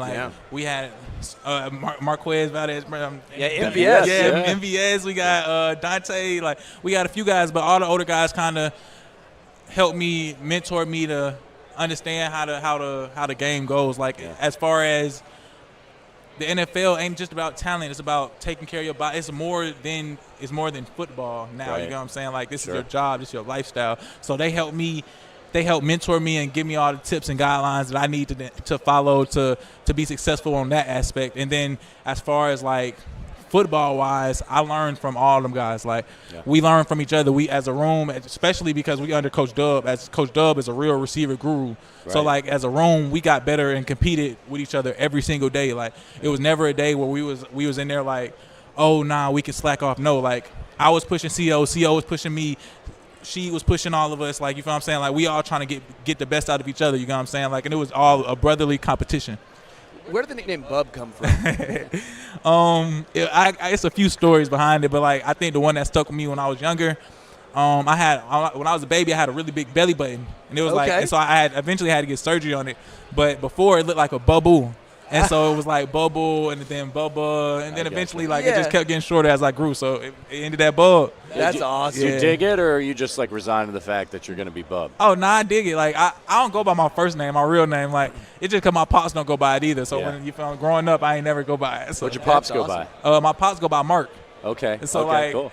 And we got the same name. That's Yeah, crazy. yeah, Like, yeah. where do you even get Mark from? Where I do have you no get clue. Mark? But all right, whatever. You went to 3 different colleges, right? Tennessee, Louisiana Tech, Pittsburgh. You had to sit out because they didn't have the didn't rules have they that have now. transfer rule. Which, man, that's hard. That has to be just brutal. Now you see all these guys transferring.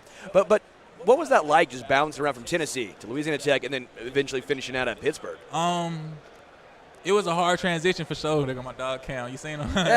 But it was a hard transition for sure at first. Like, just being able to, or having to go from different coaches, different systems, different cultures, especially like different weather. Like, going from Tennessee to Louisiana to Pitt. You know what I'm saying? Like, it's just different entirely. Like, you know what I'm saying? Each school, each stop was different, and I've succeeded. I had to learn. I had to grow at every spot. I had to go through adversity at every spot, and it helped me become the player and grown man I am today. Like, I appreciate me having to go and sit through different coordinators and had to go sit through different strength coaches and had to go adjust to new schemes and stuff like that. For me, I appreciate having to do that at a younger spot or earlier spot in my career, because now I can do it and it's not a problem. Like, us having a coaching change, like, it's not ideal, but you feel me? I've did it before. Like, I've adjusted before. It's not a problem at this point. Like, I'm going to get it done. I'm going to keep succeeding and progressing. Sure. I want to ask you about the Saints offense. I thought you guys were really onto something early in the season. You were hitting a lot of big plays. Obviously, then the injuries hit. I want to ask you specifically about Sheed. I'm of the opinion that he's one of the most underrated receivers in the NFL, and I think he was really starting to show out last year, got injured. What's your take on him? Do you think he gets overlooked a little bit? Yeah, I don't understand why they overlooking him. He returned punts. He is a deep threat. He can take screens to the crib. Like, he a willing blocker. Like, he might not be a bruiser, but he ain't scared to go in there and he a good teammate. You know what I'm saying? Like, great person, and he helped me. Like, he helped me find my role in the offense. Let's put it that way. Like, he helped me understand, okay, boom, if this is what they see you doing in the offense, and you get the best at that. Like, he kind of helped that. Our older receivers, like our vets, CO, Sheed, all of them, they helped us, and we kind of feed off each other. But I ain't gonna lie, like, Sheed and CO, they helped mentor me a lot to get through this season. I ain't gonna lie. Sure. Yeah. When it comes to your guys' defense, the Saints have a ton of former Chiefs. Yeah. Tyrann Mathieu, Dan Sorensen was there at one point. You have Colin Saunders, who has been blasting. Blasting everyone on Twitter. Love him on Twitter. I mean, Tano Passanio was there for a while as well. But, like, do you guys have that little Chiefs love? Or I know, do those guys, Willie Gay Jr. Willie, that's my dog. Yeah, man. Look out.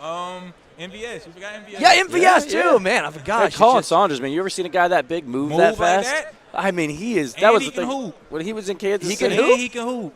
That's what I'm man. saying. Bink is an athlete, bro. Bink is an athlete, a big boy athlete. Does he still do the backflip down there? I don't know if he can do a backflip now. Like, that probably was an old video. But it was in college. I don't know if he's doing a backflip today, but I wouldn't be surprised. Like, if he did one, I wouldn't be surprised. That's how athletic he is. Yeah. When you guys played the Chiefs this year, Colin got that interception. Yeah, he was finna take one to the crib. And then he started taking off. I thought he was going to go. Were you guys losing it on the sidelines? Yes, I was going crazy. I'm like, because he caught it with one hand, but you got to understand, when the lineman catch a pick, it's already exciting. In the end zone, they're like, it's like take a knee. Take a knee, but then Colin, he like, bro, we already knew Colin is Bink. We know Bink is athletic. So when he caught it, I'm like, oh, Bink might take this to the crib. Like, there's no way Bink finna stop. Like, he finna go. Well, I saw him catch it. I was actually at that game, and I was doing media work, and I saw him catch that ball, and I'm like, oh, no, he's not stopping. This guy, I think he had a stiff arm at one point, and I was Bink was getting busy. You know, he used to play running back. Which like I'm sitting here going, I would never want to tackle that guy. Never I don't know how a high school, that's cruel and unusual punishment, man. That was the first Derrick Henry before Derrick Henry. That's how it looked, man. Yeah. So you mentioned Willie Gay. You said that's your guy. That's my dog. We loved Willie Gay Jr. in Kansas City. It was sad. We get the business side of things. You can't pay everyone. Went to New Orleans this year. Why are you guys so close? I don't know. I don't know. We both from the South. You know what I'm saying? We both been hard workers. I don't know. Like, when I first got to the Saints, like in camp, you feel me? When I was going through a lot of the rookie stuff, I was just adjusting. That was one guy that I kind of just asked a lot of questions to. I already knew that he had success in the league already. He was a guy that had success, a guy like me from the South, you know what I'm saying, that went to a team and he had success on the Chiefs. He played in the Super Bowl. I asked him, I used to ask him questions like, hey, what did the Chiefs do that made them so good, and what can I do that can make me better, you know what I'm saying? Like, I used to ask him about stuff like that in camp. And that's kind of where our relationship grew. And then as the season gone, like, now we start talking about, I'm asking him stuff about, like, my life. Like, oh, boom, if you was doing this, how would you feel what I'm saying? So I just asked him about, like, I look at him like a big brother almost. Like, whenever I, like, need some advice or something, I ask him, like, okay, this is, like, let me see what you think about this type, you know what I'm saying? Yeah. That's awesome. So you're still developing your game, obviously. Right now, what skill set do you think is your best attribute that you bring to the team? Speed, like my athletic ability, like the combination of speed, power, and size. Like I feel like that's where I separate myself. And what didn't you have this year that you're looking to perfect in the offseason heading into next year? I just want to show you guys my rack ability, my run after catch ability. Yeah. So this year I really didn't have too many opportunities to show you guys my run after catch. I had a screen that I took for like 14, 15 yards, but as far as like many opportunities, I didn't have many. So like next year I want to show you guys that I can score from each level, short, medium, and deep. Okay, I'm I gonna hope make sure so. I get you on my I have fantasy you on draft. my dynasty Yes, fantasy draft, sir. Bub. So just so you know, Yes, I got you on that. So I'm expecting big things. You're a very popular sleeper in the dynasty fantasy feel community. me? Oh yeah, Yeah, people are like, gotta get Bub, man. Gotta get Bub, man. Yeah, I like get it. him now. I like to hear that. Get him now while he's still cheap. Bub Means, New Orleans Saints wide receiver. Yeah. Bub, Yes, appreciate sir. you, man. Yeah, man. Very, very great conversation. Best of luck to you next year. Y'all have a great one. Thank Hey, you. you too, man. Yeah. Great stuff. Yeah. Oh. Yeah. Thank you, guys. What a great conversation. Yeah. Yeah. Okay. Looks So like Drew Brees is running a little behind. Yeah, We're going to get him shortly. Yeah, Bub Means, man. He's been a popular dynasty pickup. Yeah. Because the Saints offense, I think a lot of folks expect to take a step forward next year. Whatever happens with Chris Olave, Shaheed, Bub, this was his rookie season there. Yeah. I love that his dad has the same name as Gerard. Yeah. Gerard Means. Yeah. He goes by Bub. His dad's name, Gerard Means, goes by Mark. Which, of course. I don't get it. Of course. why would it not? Yeah. I tell you, I'm so excited about this, man. Dairy Queen gift card. Don't know how much is on it. Don't care. I'm going to the Dairy Queen as soon as I get off the row. That dinner, forget it. Dinner's at the DQ. Man, I'm excited. Have you ever talked to Drew Brees before? Yeah, I did last year. Malcolm and myself talked with Drew last year, and he was great.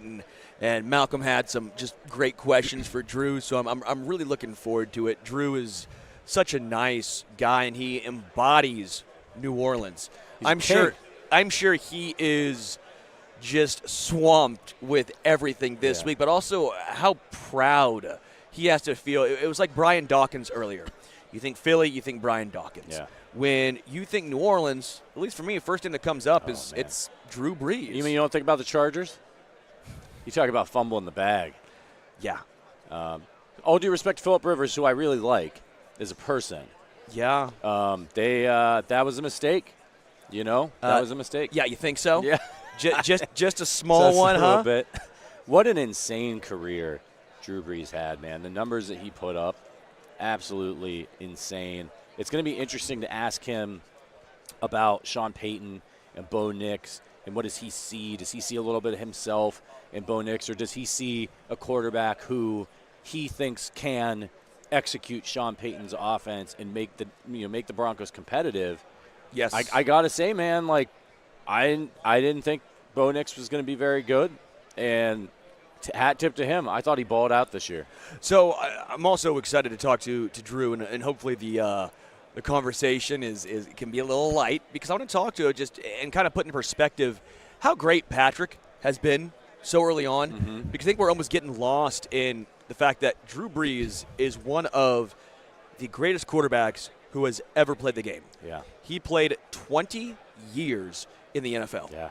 One of the greatest quarterbacks, but he has one ring. You forget that he was in San Diego for 5 years. Yeah. Like, you think of him as a Saint. And, boy, did he take his game to another level. You know, most yards he ever threw for with the Chargers was 3,576. And then he just rattles off 4.4, 4.2, 5, 4.3, 4.6, 5.6, 5. I mean, he had a streak there from 2011 to 2013 where he was over 5,000 yards every season. And his consistency as a player. You know, you look at his average. A lot of guys, you see they get to the later, getting into their 40s or whatever. And you see that average start to come down a little bit. They need to throw more to accumulate the yards. Yeah, not Drew Brees. He was throwing 7.5 his last year in the league, 7.9 in 2019. It is funny because he almost got that moniker. Yeah. As he got down that he's what was it, a slant merchant? Yeah. Michael Thomas. He had Michael Thomas. I want to look this up because that's actually a really good call. Air yards, and that's adjusted. Let me see if I can find air yards attempt. Yards per completion. Yards per attempt is going to have to probably work. I don't think they have it on this particular one, but I'm going to look up yards per attempt.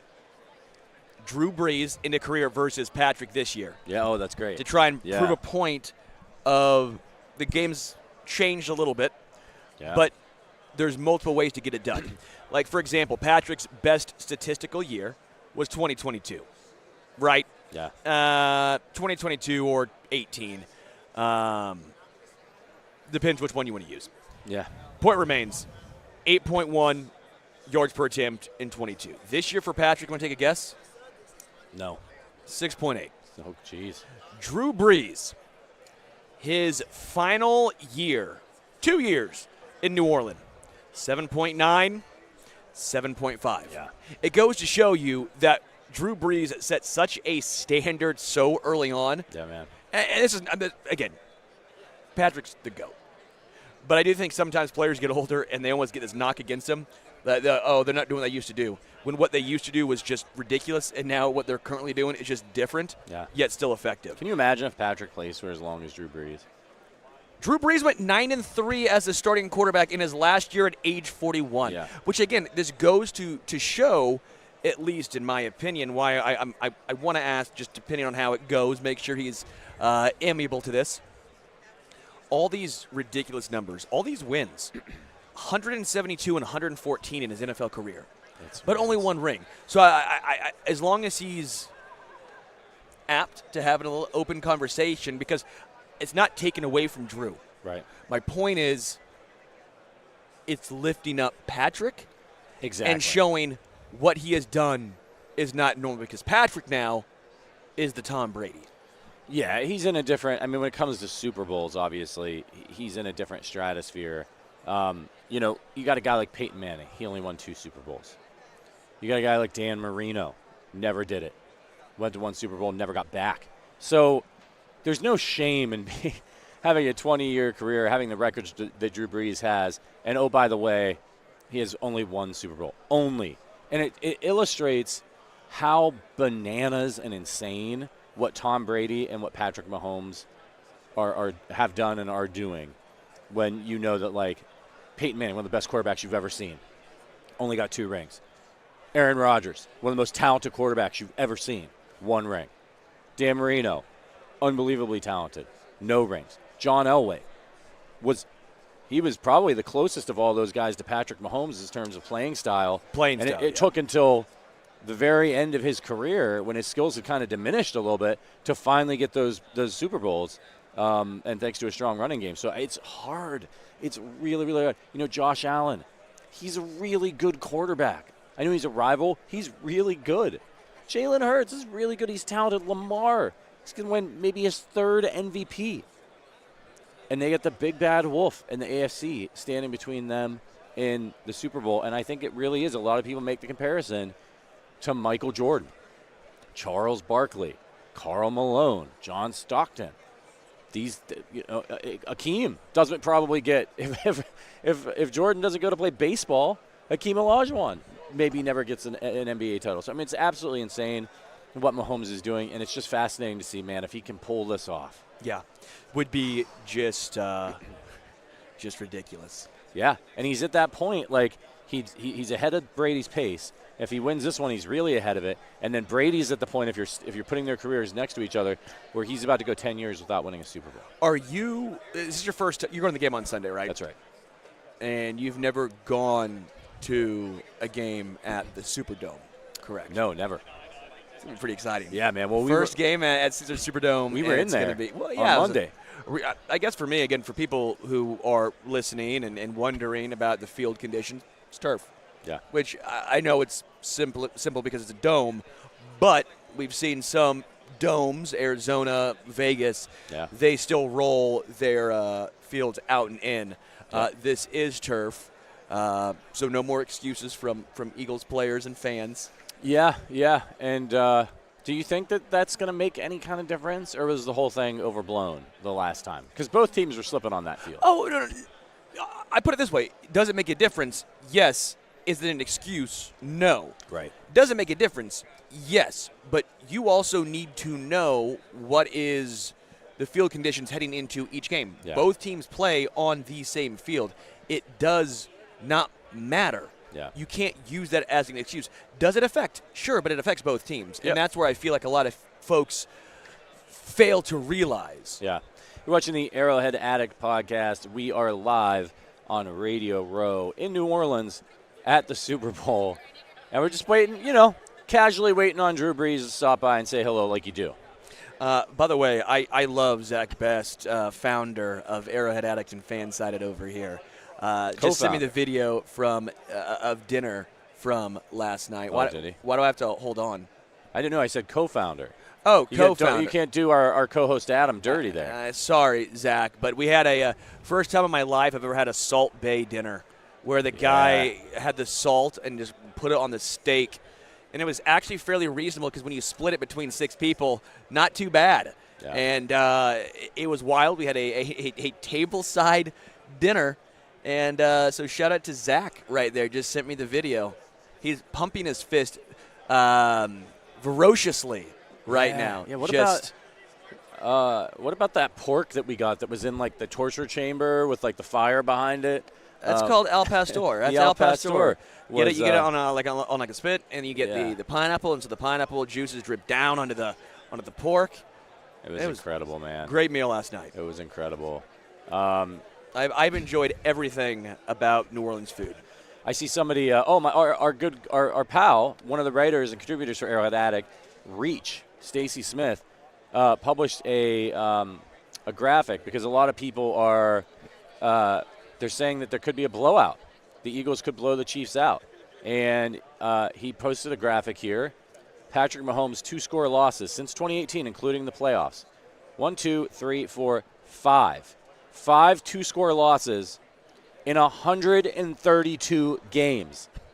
He lost 20-38 to Buffalo, 3-27 versus Tennessee in 2021, 9-31, of course, in the Super Bowl. 9-24 versus Denver in 2023, and 21-30 versus Buffalo in 2024. How'd that work out for the Bills?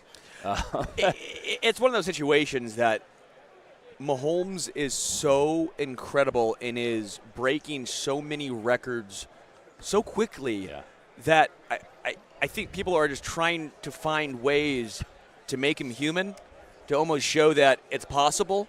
And while, again, it's possible. Also, what do you notice in that? 3 happened in the same year. Yeah. 3 of the 5 happened in 2021. Yep. I mean, what Patrick Mahomes and this Chiefs team, what they do is they play close games. Yeah. Right. Let's get that thing clear. That's every game. They don't blow out a ton of teams either. Not as many as some of the other better teams in the NFL.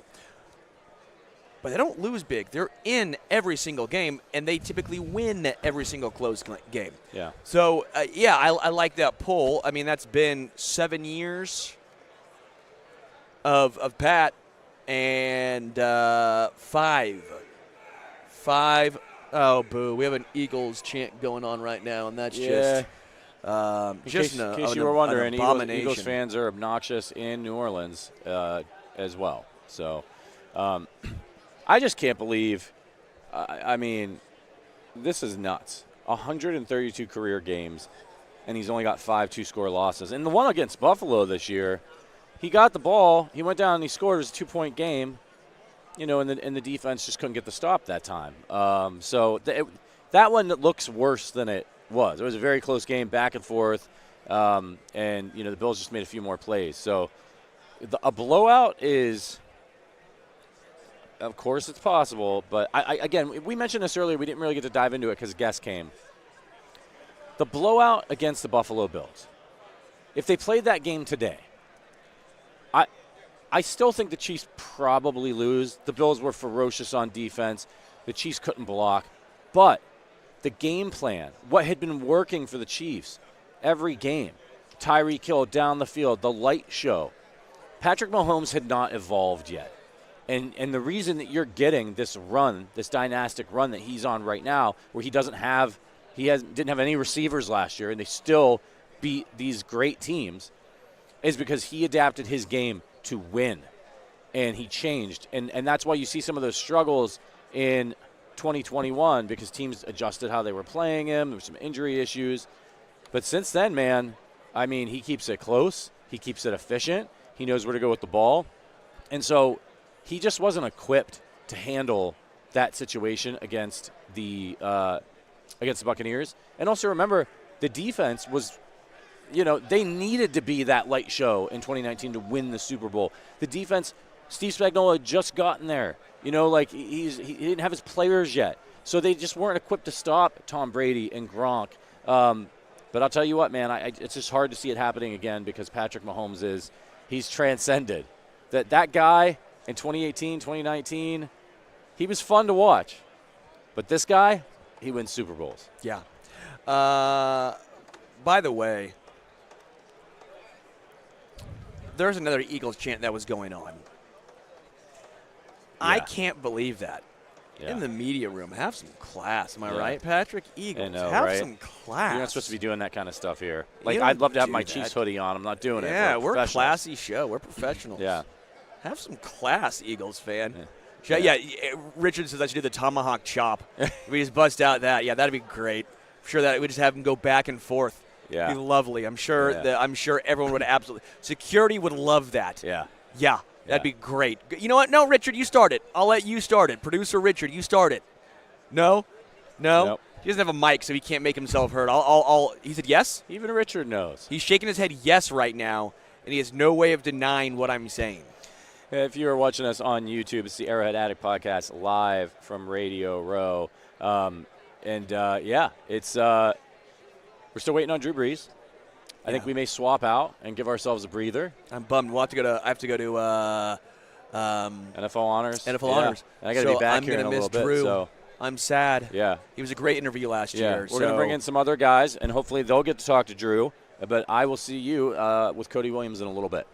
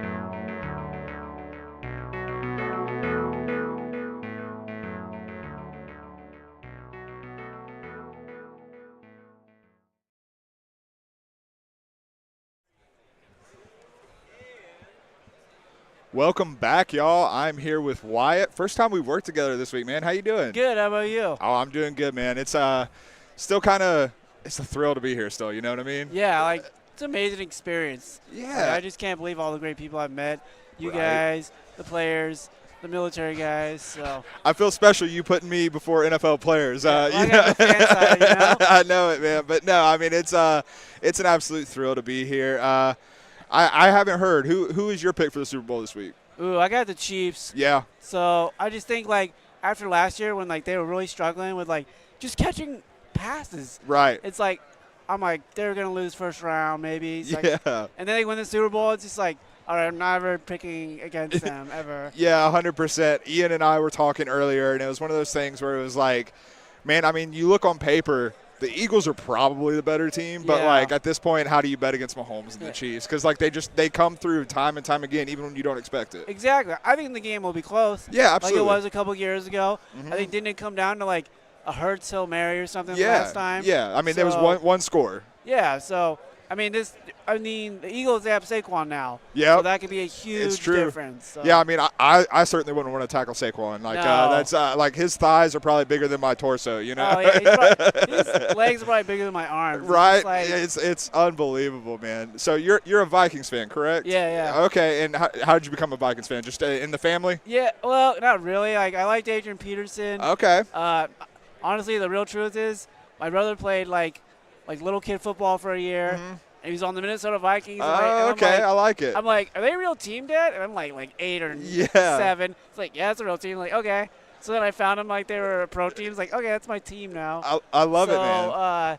But yeah, I mean, I was kind of more of a player guy growing up. Like, okay. I liked Sue on the Lions. Yeah. Megatron. Yeah, I kind of like my back and forth. I'm not gonna lie, Brett Favre was awesome to watch. Yeah, 100%. So, but yeah, like, and then Mahomes. I like the Chiefs because they were close, so if they weren't playing the Vikings. But being a Nebraska fan, when they weren't on, I'd watch Texas Tech because they were good with Mike Leach. Right, yeah. And so, Mike Leach was a lot of fun to watch, his offenses. If you want like a good laugh, watch his interviews. Oh, he's so 100%. funny. Yeah. I mean, he's got the best Halloween candy takes I've ever heard. I know, right? So, but then I followed Texas Tech when Nebraska wasn't on, and Mahomes was at Texas Tech, so I've been following him since college. So heck yeah, man! I'm kind of the same way with my fandom. I'm originally from North Carolina, and I'm a Cowboys fan. Okay. And I grew up in the early '90s, and when I was young, started watching football. They were winning Super Bowls, and I was like, "Oh, this is going to be my life for the rest of the time." And here we are, 30 years later, and that hadn't happened. I've been up through a lot of pains. Dude, like, I don't get the Cowboys. Like, they will do real well, and then just do like the dumbest things, and it's like. I mean, I'm not a Cowboys fan, but it's like it is better when they're good because you need like a villain or someone you don't like. Yeah, 100%. Even like the Raiders not doing good. It's like I kind of want to go back to like when the Raiders were good. Like I mean, football is better, and like I'm not just saying this as a Cowboys fan. Football is better when those brands like that are so historic. Yeah. When they're in the mix, and like you said, like. You know, it's not like even as a fan of one of those teams, it's nice when people are care. You know, even if that caring is rooting against them. Yeah. And I'm not gonna lie, like it's cool like when the Panthers are good, but it's not the same as the Bears. Yes, or exactly. the Raiders, it's just like not the same. No, not at all. So we've got Aaron Jones coming up in a little bit. I hear you're pretty excited for that one. Oh yeah, I got to meet. Kyle Rudolph. Oh, yeah. John Randall was off. He gave me like a bracelet. That's awesome. I saw during the interview, I was like, yeah, I've never been to an NFL. Just like casually. Yeah. He's like, well, I'll get you tickets. And I was like, really? Really? Yeah, absolutely. I'm like, he left, and like some of the fan side would be like, we got it on tape. You gotta use that. Yeah, you can send it to him. Just give him a gentle reminder, like, hey, you know, if you want to have me on for an NFL game, we can do that. Yeah, I can like my friend Kenny, who's here with me. He's like, go up to the ticket box and just show him the video. Like, he said he'd give me tickets. So, are you going to tell John Randall no? I'm not. Yeah. But, it'd be cool because Jones, he played for the Packers, too. Yeah. So with that being a big rival, it'd be interesting to see. No, I mean, it was interesting when he even signed with the Vikings to see kind of that transition. And obviously had a lot of success for your Vikings this year, though. I mean, he's a heck of a player. Oh, yeah. And then, I mean, the Vikings did obviously exceed expectations, but I'm not going to lie. Like, you wanted to root for them in the playoff game, but when we lost to the Lions, you were just like, it felt like the season was over. It felt like the foundation started crumbling just a little bit, unfortunately. But so I'll ask you as a Vikings fan, because I have my opinions, but do you think they should bring Sam Darnold back, or do you think we should, hand the keys over to J.J. McCarthy?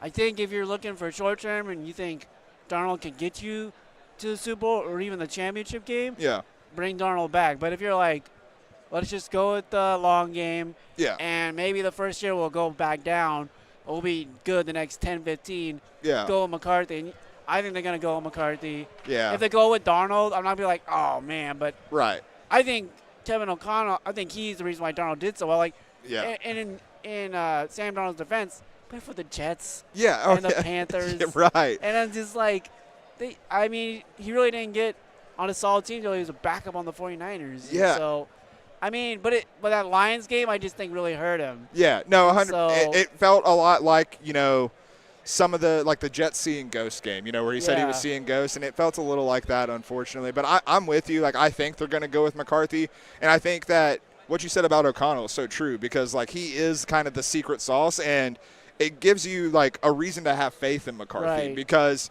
if he can do that for Darnold, who had so much trouble early in his career, imagine McCarthy walking into a situation where he doesn't even have the scar tissue. You know what I mean? There's nothing to even work through. It's just a young kid who can be molded by O'Connell. And you got to think, like, financially, you don't have to pay JJ anything. Yeah, exactly. You're going to have to pay Darnold something. Oh, yeah. And then, like, you fix the line. You could go on defense and get some dudes. Yeah, like, re-sign guys like Byron Murphy and stuff like that. So, but, I mean, we'll see what happens. You know, maybe – and we're not in practice every day. Maybe there's something with JJ, but I doubt it. He was pretty good at Michigan. Yeah, he was good at Michigan. Wasn't asked to do a whole lot, which I kind of like when he's going into Kevin O'Connell's offense because, you know, it kind of gives him that flexibility to mold him in the way that he wants to be molded.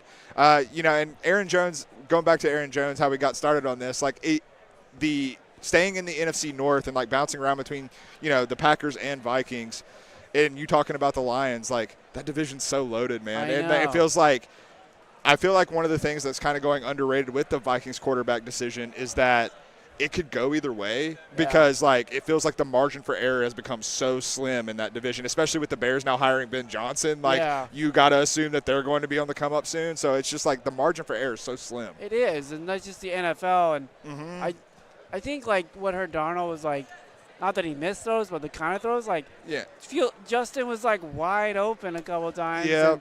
It was like, what's happening here? Yeah. Like, and then too, it was like, I wonder how the wide receivers feel because, like, you're switching quarterbacks. Yep. And that can't be a good feeling at all. No, and like it was like a surreal feeling watching him when it went down the stretch in the regular season and in the playoff game because it was like, you know, the throws that he had been making all season. The thing, like, the offense looked so easy at times. You know what I mean? And then all of a sudden it looked really, really hard. And I mean.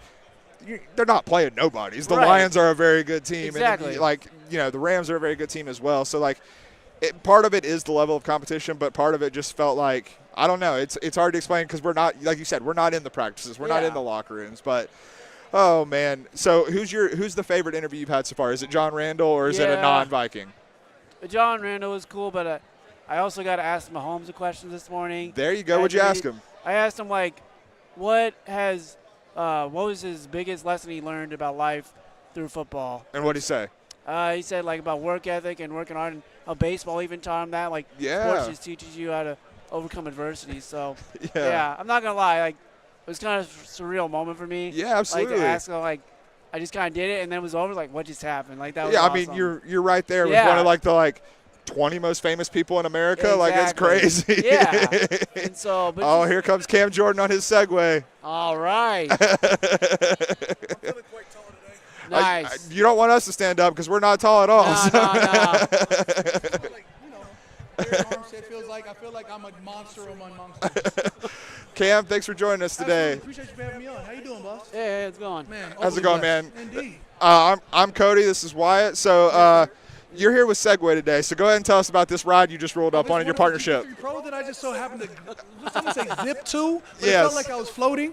Yeah, this thing has about 7,000 watts of power, which may not mean nothing to me, to you, but just know back here zipping to and fro, I've gone about 48 miles per. Now, it hit top speed 50, so I'm missing 2 miles. Get me on the street, and I'm fine, though. I mean, helmet, elbow pads, everything that you need to accompany that. Yeah. We're going to just throw disclaimers out there. But I'm going to the fastest ability. And the fact that it's electric, you can charge it overnight. It gets you to and from wherever you need to go while you're eating outside in New Orleans. When you go into Turkey and Wolf and you have to go ahead and be back at Rampart, where you're going all the way from Poitiers Canal, where you're going from Bourbon back home. Just know, hopefully, you're not, clearly, never drink and drive. But when you're coming back, this thing is going to get you a lot faster than cars are right now. Yeah. I mean, cars, it's a little gridlock if you've seen. Oh, yeah, absolutely. I mean, beyond that, man, yesterday I took they got e-bikes. Ooh. I took e-bikes, so I had a Segway Safari out there, and I was flying. Like it's all like great to be in a car with air conditioning and not using your feet, whatever that is. But these e-bikes, they got an assist level where you can turn it down or turn it up, which means you can put as much work or as little work as you want to. So as I'm pushing by cars who are stuck behind each other, I'm hitting the curb and I'm hitting the sidewalk and I'm rolling. That's so right. it makes it easy for transportation. It's fun. It gives you I don't have to pull out my phone to know where I'm going. It's got the turn by turn a GPS system on there. And then when I pull up to a spot, like I pulled up to Tacos Del Cartel yesterday, Oh, yeah. I was like, let me grab a taco. They're like, hey, where do you want to put this? No, don't worry, it locks itself. As I'm walking away, bloop, bloop, you understand where I'm going with this. It takes care of me. There we go. We ate a Taco Del Cartel last night. Did you get the short rib?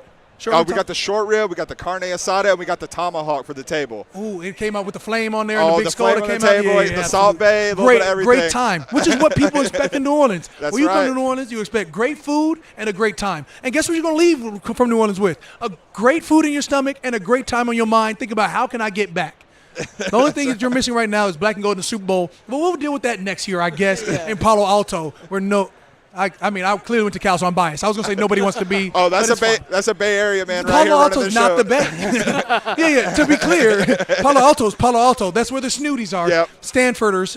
Where they got mascots that don't even make sense. Them Furders that have dancing trees as a mascot. But sure, we'll claim them, I guess. So, besides the food and obviously it's good weather here, what's it like playing football here? The fan base, what do you love about it? Well, we're top tier in every aspect. When you think about the fan base, these are loyalists that have been around since the game started for us. So in the 1960s, when it was over at Tulane, you had people rooting for the Saints.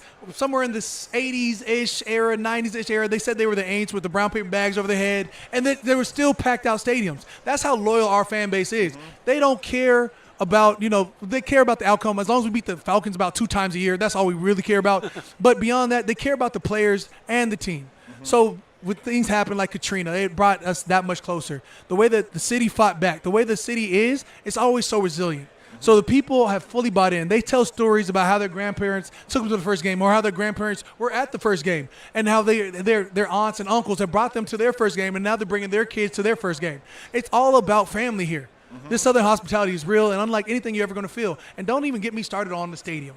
Let's just say it's the loudest stadium in America and it's not even close. Somebody's going to say, oh, it's Arrowhead. No, it's not. It's Pat Mahomes. They're going to say, oh, my gosh, it's Seattle. The way that our stadium is built, all the sound goes towards the field.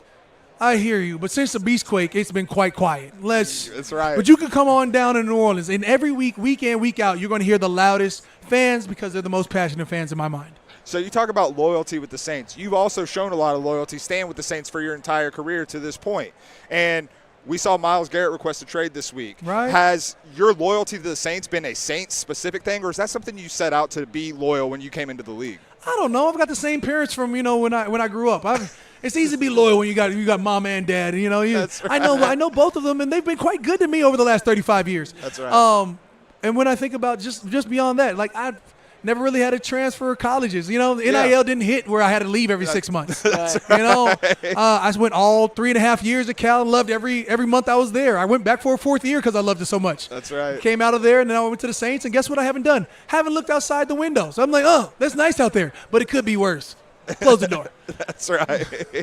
So besides like your football goals and everything, what is some goals you have outside of football? Wait, there's life outside of football? I guess there is. People say there is, but I don't believe that. No. You wake up, you hit people. When I wake up, I've got a 9-year-old son that fears me. Why? Because I'm gaining on him. Okay. I wake up about 6 o'clock in the morning. This guy wakes up at like 5 o'clock. I say at 5:30-ish, naturally, right? We don't set alarm clocks in the house. I'm like, if you have to set an alarm clock, that means you got a flight to catch or you're wrong. So either way, my guy wakes up about 5:30 in the morning, and he's plotting on me, and I know he is, right? I come around the corner, he tries to tackle me. So those days I wake up earlier than him, I'm plotting on him. Oh, yeah. It's all about, so we start off our contact early in the morning. I got 3 girls. They fear me as well because they know these dart guns are coming. They don't know when or how, but one day Dad's walking through the door, and I got a 50 chamber of dart guns. Big dart gun guy. That's right. And you don't know what day it is. You're like, oh, Dad, I love you. Yeah, well, come get this chamber of love. And now you can come rolling through on the Segway. What? I took this home. They've been buying it. They're like, Dad, we saw the Segway in the garage. I'm like, first of all, you see how big it is? That's Daddy's Segway. You can go find your own at store.segway.com because this is Daddy's. This GT3 Pro, this thing goes 50 miles per. We got you guys scooters. Each one of you have your own scooters. You're not ready for the electric. Electric is another step. Just like everything in life, there's levels to this. You've got a cute little bike, baby. I've got this wonderful Segway with the electric bike to it where it's got the assist and we're pushing out. Yeah, don't get me started about how, my kids want to be like Daddy right now. So I know you're not in the room for these negotiations, or at least I assume you're not, but Segue, are we in negotiations? We could be in negotiations. No, not with Segue, not with Segue, with the New Orleans Saints. I apologize. I was going to say Segue. I'm willing to negotiate for more scooters. Oh yeah, absolutely. I get it. I would be too, man. And so, but you're not in the Saints meeting room. But will you have an extra eye on the Eagles sideline on Sunday per se? I mean, there's rumors, and that's all they are to me. Yeah, absolutely. There's always going to be rumors. I think about my entire career where there was rumors that I was going to get traded one time, and I was like, oh, man, I don't like that for me, right? And you go up top, you say, hey, are you going to trade me? And up top looks you dead in your eyes and say, of course not. But we could possibly take some calls. And just like there's rumors now about whether it's Anthony Weaver, Kellen Moore, Darren Rizzi, everybody can go call the GM. Everybody can have the ability to say, hey, Mickey, what are we doing here? And Mickey's going to look you dead in your eye and say, hey, we're going to find the right guy. But he's probably already got it picked out in his mind. We just haven't figured that part out yet. Yeah, 100%. One last question. Who is your favorite quarterback to sack? One last answer. That is a very hard question. Simply because there's a quarterback I enjoyed sacking, and he's retired now. Okay. So I have to find a new one to enjoy sacking, right? You'd say Kent Atlanta can never rise up, and it was Matt Ryan at the helm of all of those. There was Kirk Cousins this last year, and I've sacked him whether it would be at the Vikings or the Redskins or the Commanders, or now formerly the Redskins, or the Kent Atlanta Falcons. But he's actually a really good guy. I actually really like Kirko. Yeah. So I'm gonna have to pick, and again, even if it went beyond that, I used to love sacking Cam Newton.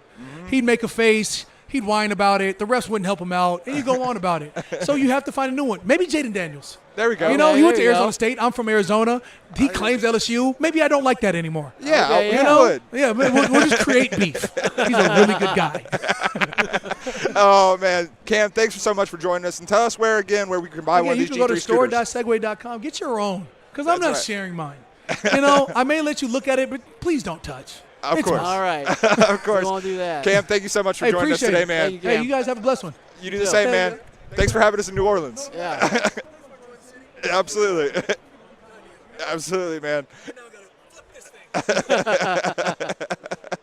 Oh, man, Wyatt, he's a ball of energy, ain't he? Yeah, he is. He can probably talk all day. Yep. Oh, man. I feel like, it was just – say 2 words and let him go. I know, right? We don't really need to talk. No, He's got it. We're not the important part. And, oh, man, I don't know about one of those segues, though. I don't trust myself going like 50 miles an hour. I'll probably end up in the hospital. With 100%. I'm way too clumsy. I don't think we're athletic as him, dude. I really don't. And, he's talking about Cam Jordan size. We're not Cam Jordan size. So I think we might be like trying to peek over the handlebars a little bit. Especially me. I'm just like, I have to push this thing so hard. I know it, man. Oh God, that was a lot of fun. But did you he's talking about the restaurant we went to last night. Did you enjoy the food there as well? Yeah, it's been great food. I haven't been able to eat a lot of food. Yeah. But I think New Orleans is known for its food. I'm loving the weather here because it's warm, and from Nebraska it's like 16 or below. So but I can see why he stayed here his whole career. 100%. I mean, why wouldn't you? Why wouldn't you want to? Like it is beautiful. I currently live in New Mexico, and I live in the elevated part of New Mexico. So we get the cold weather in the winter, but the really hot summers. It's get the extremes, the polar ends of both of them. Okay, cool. Sorry about that. No, you're good. About lost the football off the table. You're good. But no, I mean the food here's been great. I haven't gotten to eat I would eat 4 meals a day out here. Oh, yeah. But we're trying to do our jobs and be good at it, and that doesn't really coincide with the schedule. Like you stay out late, hang out with the food, all the fun places. Like, I gotta be here like at 7 a.m. But I can't not go eat something here. So. Yeah, 100%. Yeah, it's but no, I mean like when I found out we were going to a taco place last night, I was a little like, we're in New Orleans, is tacos what they're famous for? But it was phenomenal. Nice. We are now joined by Olivia Culpo. Thank you so much for joining us. Thank you for having me. Of course. And you are here because of the Tubi red carpet at the Super Bowl this year. Can you tell us a little bit about that and everything that Tubi's doing? I know they're streaming the Super Bowl for free, which is incredible. I know, streaming the Super Bowl for free. Who doesn't love free 99? But the pre-show, it's going to be at 3:30 on Sunday, of course, Eastern Standard. It's going to be covering everything pop culture, fashion. We're going to have a red carpet, interviewing celebrities. It's going to be the first pre-show of its kind. So it's basically going to cover everything that you always wanted to see before the game but never did. Right. So, Olivia, you are involved with Best Buddies. Yeah. Special Olympics and Best Buddies work together. And nice. kind of like go in on what you do for Best Buddies and help improve that program. Oh, I love Best Buddies. So you're involved with Best Buddies as well? I'm involved with Special Olympics, but they work together to help get rid of the R word and all that. Yeah, I love the artwork. Yeah, it's so fun. It's such a great experience. You don't realize the importance of friendship and the importance of community and how that uplifts everybody. It's just such a positive thing and positive way to give back to others, and honestly, it makes everybody's life better. So it's a cause I love so much. We do so many fun things like pizza making. We're doing cookie baking at my house later this month. And if you're ever in California, you should come to one of our events because we have a lot of fun. And we do some in Miami, and we're all over the place. Yeah, so what's it like being the wife of a NFL player? And you were here last year and watching the Super Bowl. What's it like for you during the games? Because you have a lot more stake and you know the guys personally. Oh, I know. So is it just stressful to watch football for you?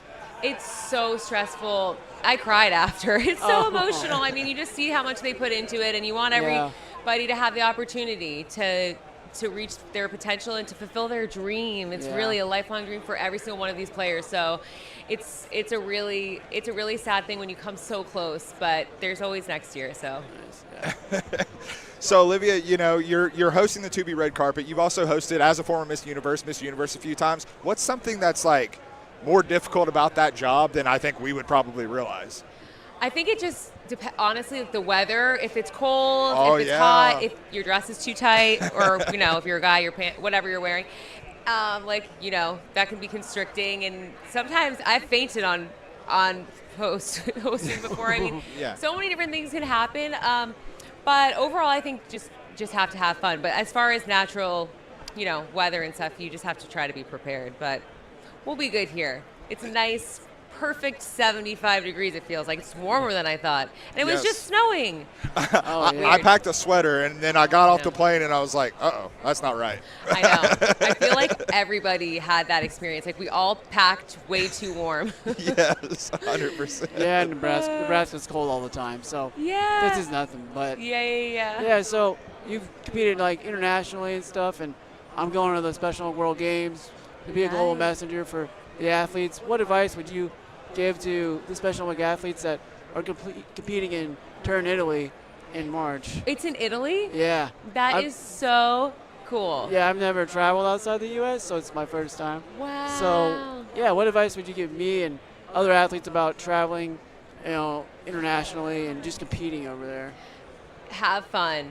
Just have so much fun. Soak in every moment. Drink a lot of water because you're traveling. Don't get dehydrated. Oh, yeah. Walk around on the plane. Stretch a little bit. But just have fun. I can't wait to watch. That's so cool. Yeah. That is so cool. I can't believe it's in Italy. You're going to love it. Are you also, I wanted to ask you, are you the most competitive person in your family? Well, now that I'm married to Christian, he definitely blows me out of the water as far as competitive. You got to be able to beat him at something, though, right? I bet. Probably baking, anything cooking wise, I would beat him with. No, anything physical, I'm just gonna let him handle it. Yeah. Well, he is colorblind, so I'm better at picking out outfits. Oh, there you go. Because I can see the colors. Yes. There you go. Any restaurant recommendations in Italy for the Special Olympic athletes? I don't know. Oh my gosh. Yeah. Well, I honestly you got to go for the pizza. You got to go for all the carbs. You got to go for the bread. Okay. I wouldn't even be able to tell you exactly where, because anywhere you go could be fantastic. It's just the best. I don't know what it is about their dough or their tomatoes, it's the topography or something, and the water, but it's just unlike any other. All right. Yeah, I'm really excited, and I love pasta, so I was like, and this pasta, is I can't wait to eat that. So, I'll have to tell you about it sometime. Yeah, have the best time. I'm excited for you. When are you going in the summer? In March. Oh, March. So, nice. Yeah, that will be good because it will be not the touristy time. It's the perfect time of year, just getting warmer. Yeah, so it's for the Winter Games, and so see a lot of cool athletes compete in the Winter Games for Special Olympics in Turin, Italy. So pretty excited. Well, good luck. You're going to you. have so much fun. Yeah, I can't wait to go. watch. Thanks. And Olivia, before we go, we wanted to get Wyatt to sign a Special Olympics football for you to take with you for all of this. Of course, absolutely. And I'll hold that still for you because the football does not stay well on the table, as I found out earlier. There you go. Thank you so much for joining us, Olivia. You too. Okay. Oh, yes, absolutely.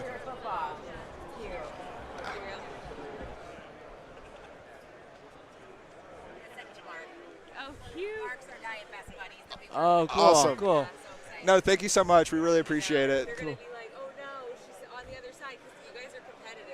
Yeah. Yeah. I mean, it's sports. Like, I mean, I play Special Olympics, but like, I play to win too. Like, I want to compete like anyone else. So, but yeah, we're very good. What? Yeah. I mean, oh yeah. So I'm not playing, but I might be doing this, like reporting on the athletes. So. Awesome.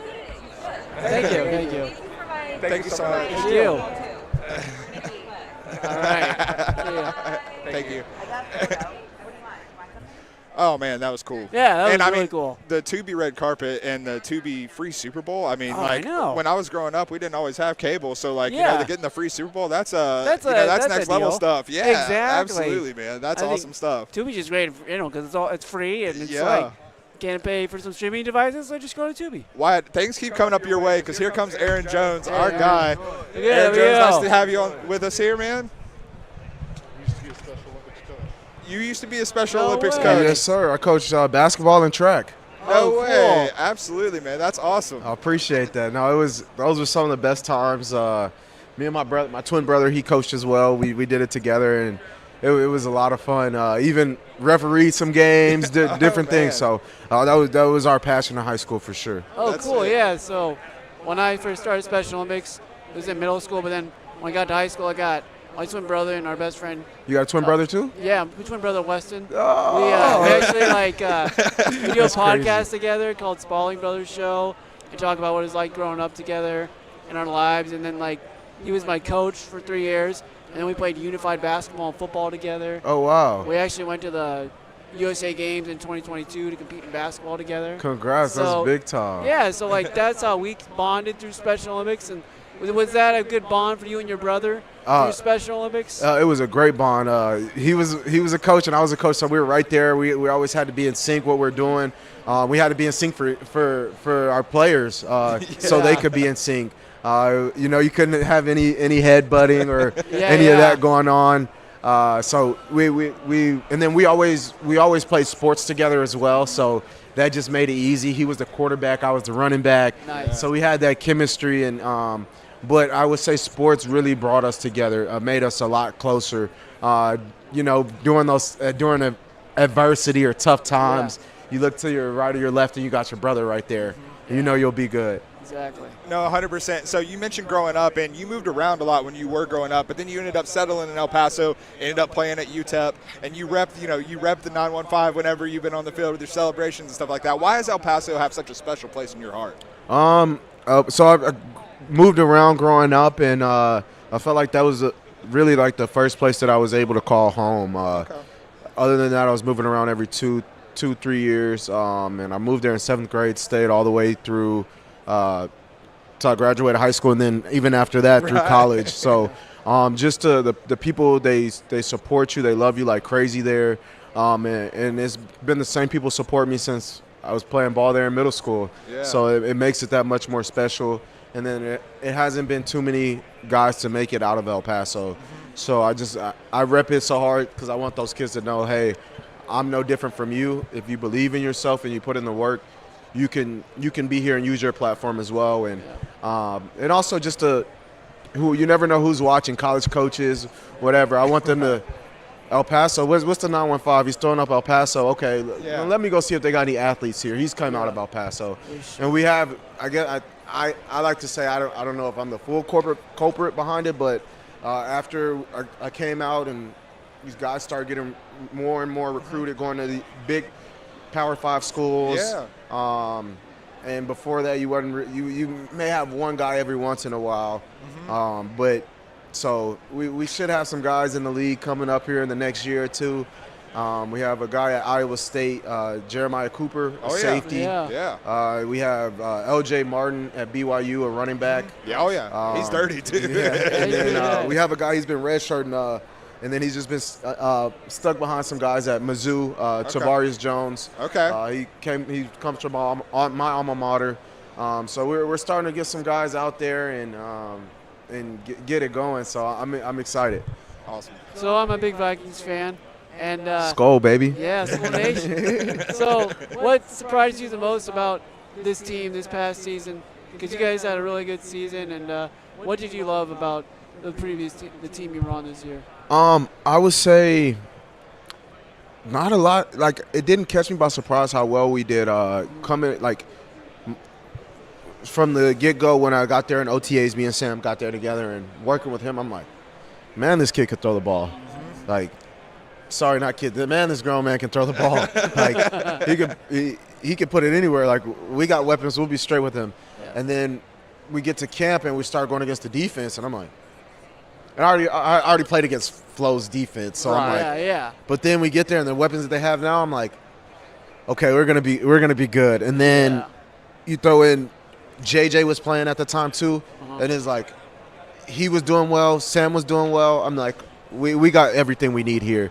So I knew we would be good. I guess the thing that caught me by surprise, I would say, is just how a group of men were able to come together in such a short time. I've been on a lot of teams, and I feel like that was the closest that a group of men have gotten, like the brotherhood.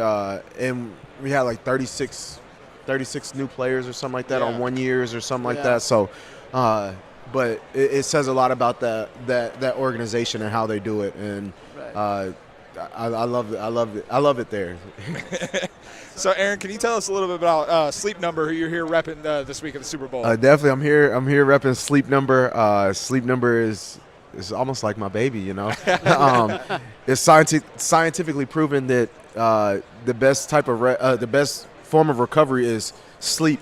So Sleep Number gets that done for me. They do everything from track your sleep. They give you a final sleep score, but they do everything from track your heart rate to how long you were restfully sleeping, or if you had any bed exits, anything that goes on with your sleep, you can track it. You can go back and look, and you can almost see a direct correlation to your performance. The higher your Sleep Number score is, the better your performance is. You're out there calm, focused, relaxed. And 86% of our team has Sleep Number beds, which is higher than the league average. The league average is cool. The league average is 81, which is high. Also as well. high, yeah. We got to get both of those to 100, but no. So it's very informative. I think it gives you that extra boost that you need when you're on that field, or even that sense of security. Like I've gotten the rest that I need. And then they're also doing Sleep Number's also doing a great buy one get one free, and also giving away. So here it goes, buy one get one free. It's a pillow, and then they're also donating a pillow to the Hope Lodge. It's a cancer center, a lodge for. It's free for the patients. I was able to go up there about a month and a half ago with Sleep Number on behalf of Sleep Number on behalf of them. They donated 60 beds to the Hope Lodge. Sleep incredible. Number beds. It was amazing. It really touched me, touched my soul, touched my heart, and I'm lucky to be here representing such a great company. Absolutely, Aaron. Well, thank you so much for joining us. I wish we could spend all day with you. I know Wyatt does as a Vikings. Skull, baby. Can I ask you what sports do you play? So I play basketball, tennis, flag football, and softball. Ooh, you're an athlete. I love it. Athlete. I love it. Nice to meet you. You too. We got to get you out to a game or something. Yeah, man. That's yes, right. sir. John Randall promised him the same, too. So between you and John Randall. We got to get you to a game. All right, man. Yes, sir. Aaron, Sweet. I appreciate it, man. Thank Yes, you so sir. much. Thank you. Absolutely. Oh, man, what a guy. Yeah. What a guy. Absolutely, man. What a good guy. A good guy. I remember watching him at UTEP. I'm a big college football guy as well. Yeah, yeah. And, like, watching him at UTEP, like, he was on a different level, dude. Oh, you know what I yeah. mean? Like, he was just – okay, and so, Wyatt, we're going to take a little break here, man. But Okay. heck of a way to end it with Olivia Culpo and Aaron Jones Yeah, back to I know. back. That's the way to go, man. Yeah, isn't it it? was an amazing experience. So I know, man. Great people. Great working with you, man. You I too. appreciate it. Absolutely, man. And we'll be right back.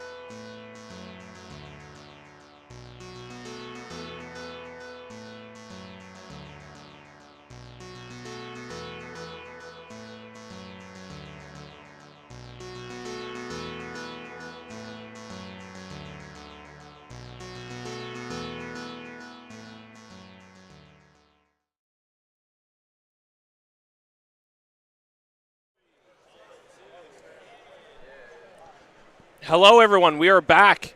I have switched seats. You have switched seats. I like the outside, to be honest. So I forced you physically to move to the inside. No, I'm just kidding. No, we are back.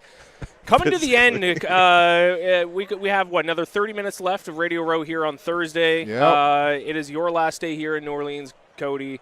What have you thought so far?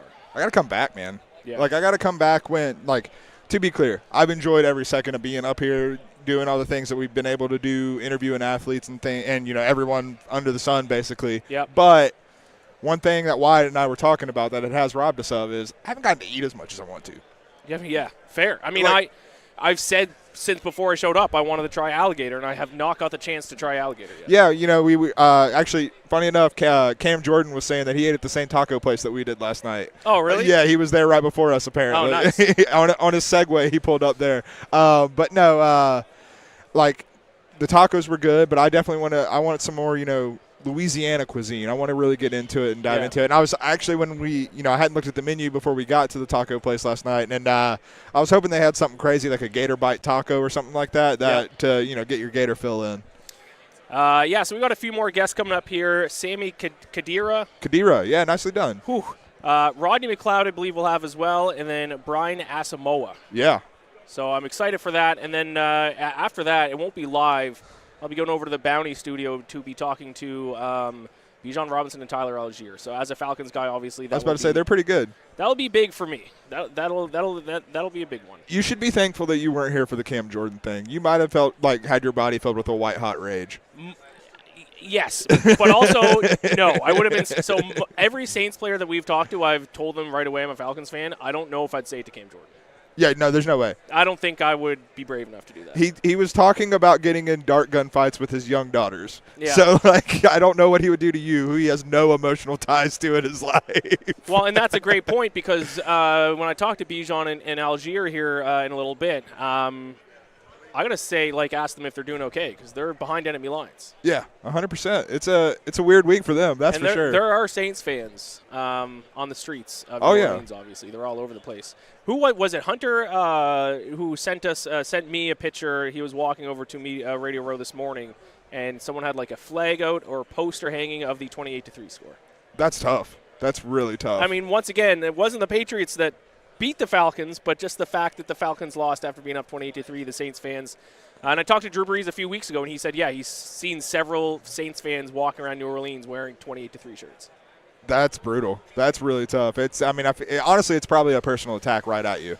It is. And, the moment that happened, the moment that game was lost, that's what I just kept thinking was not only did the Falcons lose the Super Bowl, and I'm heartbroken, they lost in a way that now I'm going to be reminded about it for the rest of my life. And yesterday was the 8-year anniversary, and I still get reminded on a weekly basis. This week, I've been reminded 7 different times.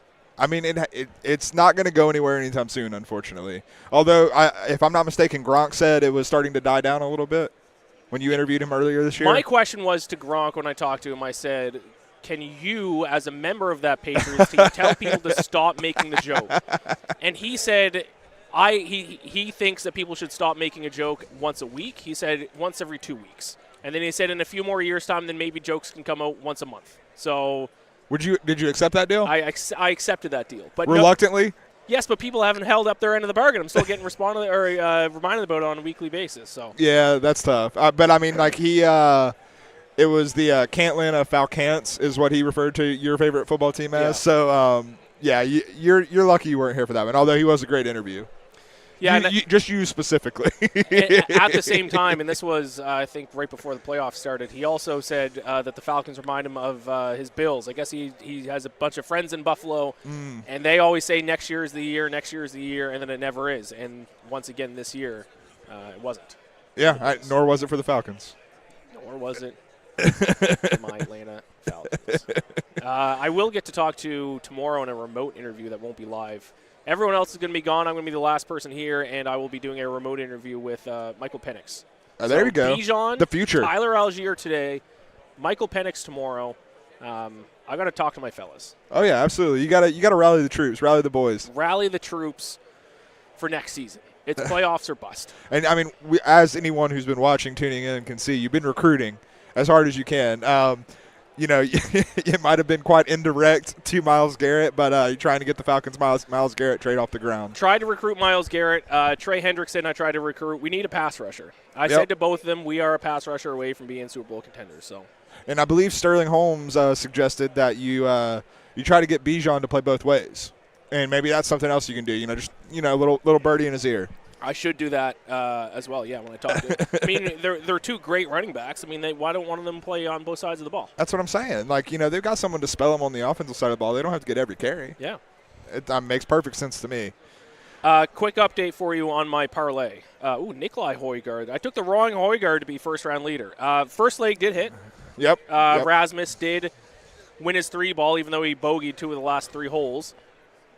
So I need Andrew Novak to beat Mark Hubbard and Minwoo Lee. He's right now 1 under through 4 with Mark Hubbard. So my happiness for the rest of the day will come down to if Novak can come through for me. Because then I will be able to go to the casino and have gambling money tonight. If not, I do not. I mean, there's an ATM. You'll be all right. Yeah. I was hoping I didn't have to take out any more cash this trip. That was my goal. I mean, you know, it happens to the best of us. Who among us hasn't been there? I got to say that either I'm a little psychotic with the way I handle my PGA Tour setup in the way, or you're psychotic, because I have like probably 30 favorites set up every week. I only favorite the guys who I have money on.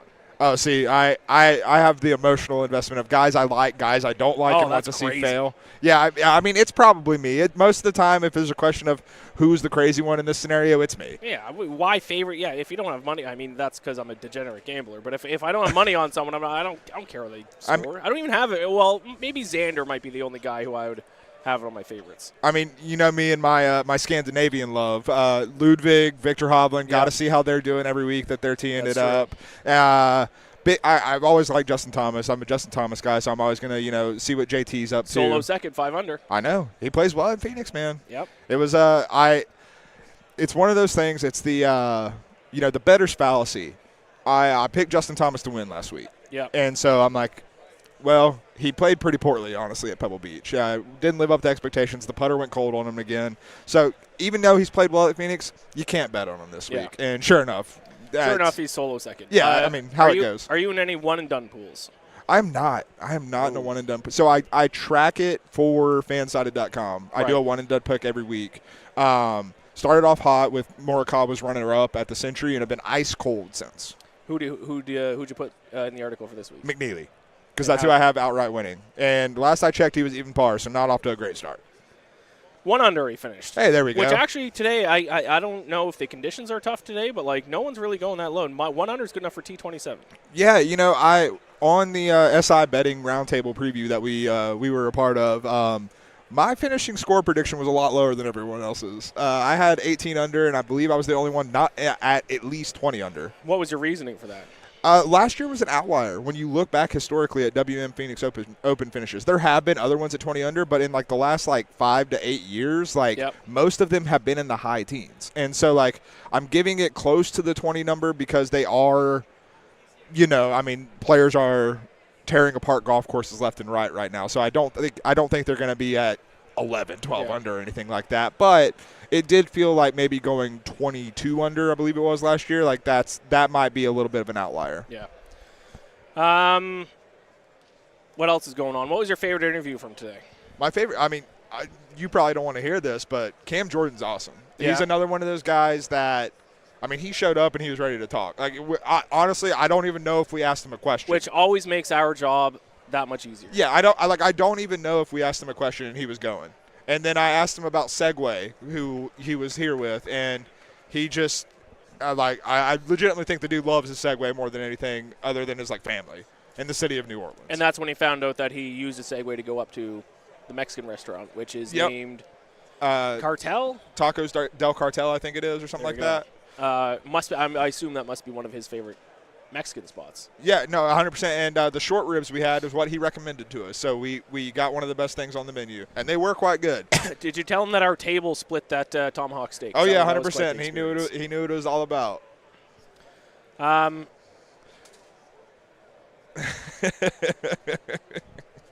And it was really cool to see. We just had Olivia Culpo come by with me and Wyatt, and man, like Wyatt handled it like a pro. You know what I mean? Like he signed a football for her. I which think was I'd be super more cool to nervous see. to talk to her than any athlete. Yeah, probably, but it was good. She was super sweet, and Tubi is streaming the Super Bowl for free. So, and she's there with Tubi, so that's super cool. All right, we have our next guest coming up here. Yes, we do. Right now. And that is Sami Khedira. We love to see it. Sami Khedira, welcome to the program, sir. Nice to see you. Hey, I'm Iain. Nice to meet you. So, Sami, what brings you out to the Super Bowl this week? Yeah, just grab that microphone. Grab that microphone. So, I'm just excited about the game, about the event, and that's why I'm here. 100%. I'm a huge fan, yeah.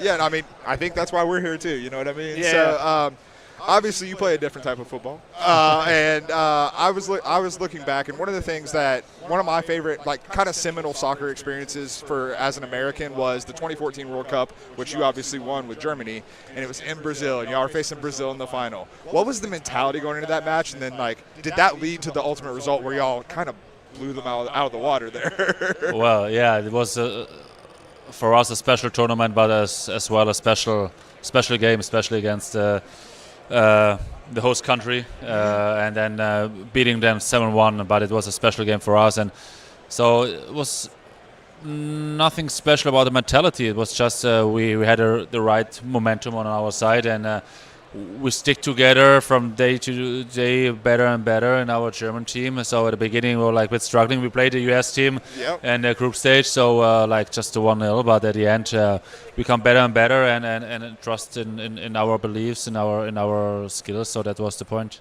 No, as a realistic U.S. soccer fan, a 1-0 result over the U.S., that probably had some people worrying about Germany at that point. But no, so kind of piggybacking off of that with 2014, it's a big year for you. You scored in that World Cup final. You won the World Cup. You won the Champions League with Real Madrid, I believe it was.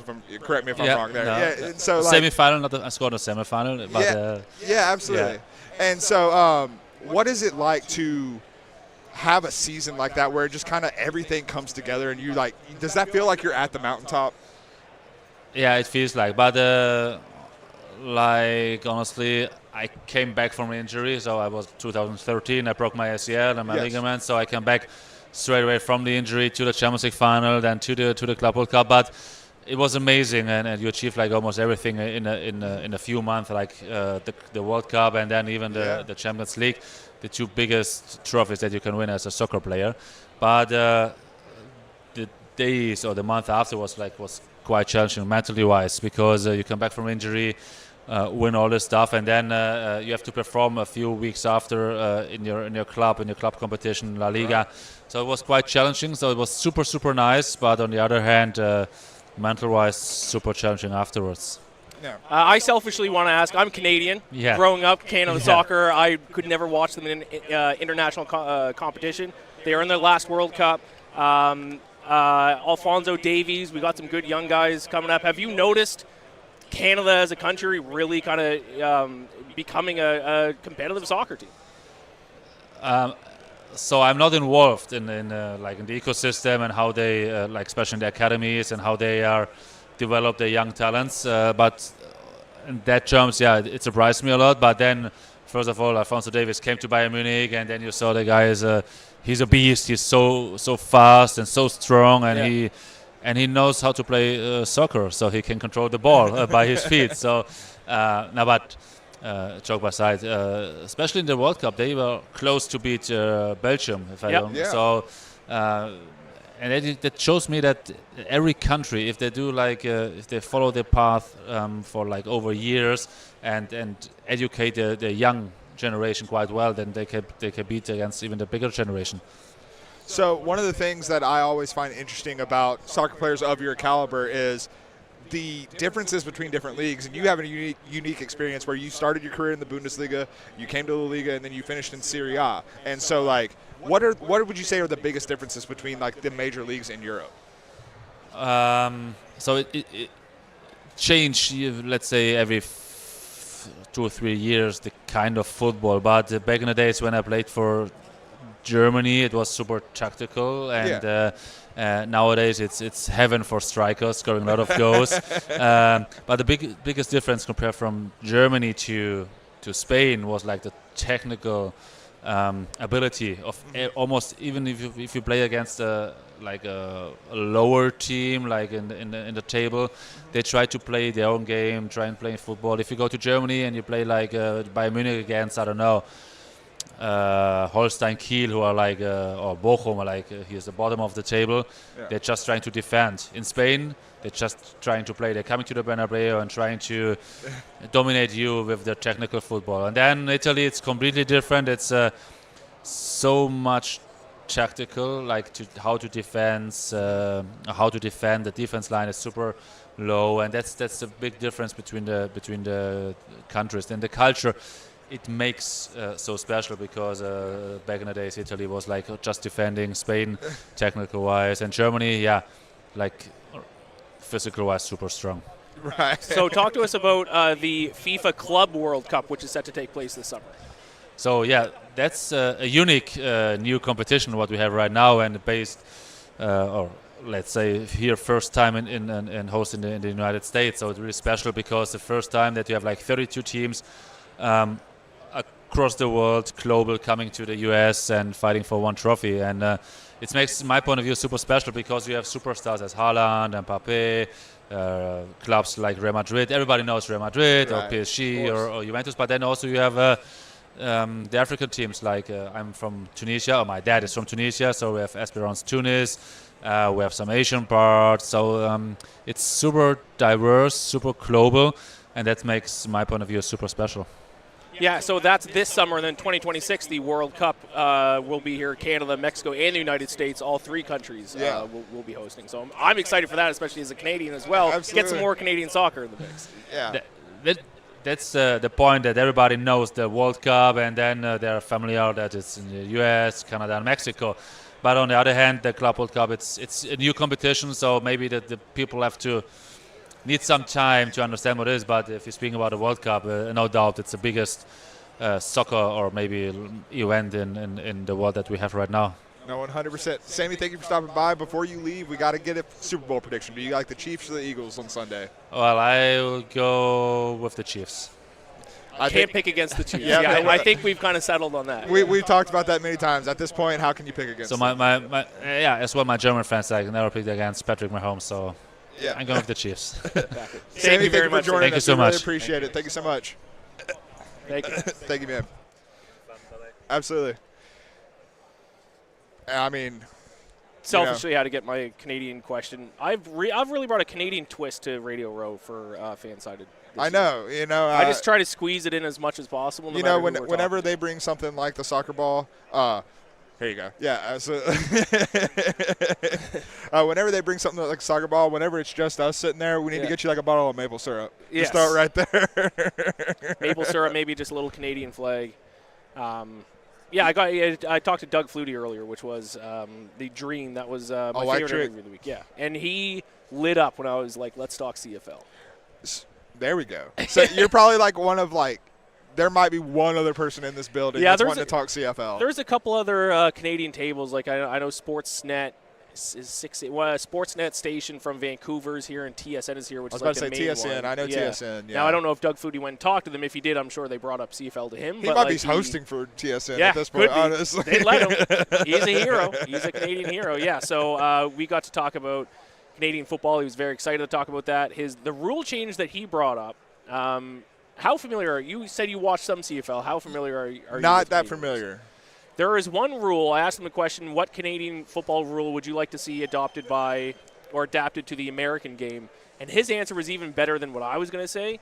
There is a rule in Canadian football where if you are in line with the punter on a punt, when he makes contact with a kick, that player is live to recover it, to turn it, to get the ball back. So let's say it Hold on. I'm lost. So if the punter punts the ball and then he goes down and recovers it, Oh, they get so the like ball he's back. the one to down it, basically. Like it would be downing. Yes, Okay. If he downs his own ball, that team gets the ball back. Or you can line up someone who's just in line with the punter when he kicks it, and that person can also recover it. I kind of dig that. Yeah. I'm with Doug Flutie. It's kind of like I'm a way with to Doug do like an Flutie. onside punt, which in the NFL there's no like onside punt cutaway. Yeah. There's different ways you can do it.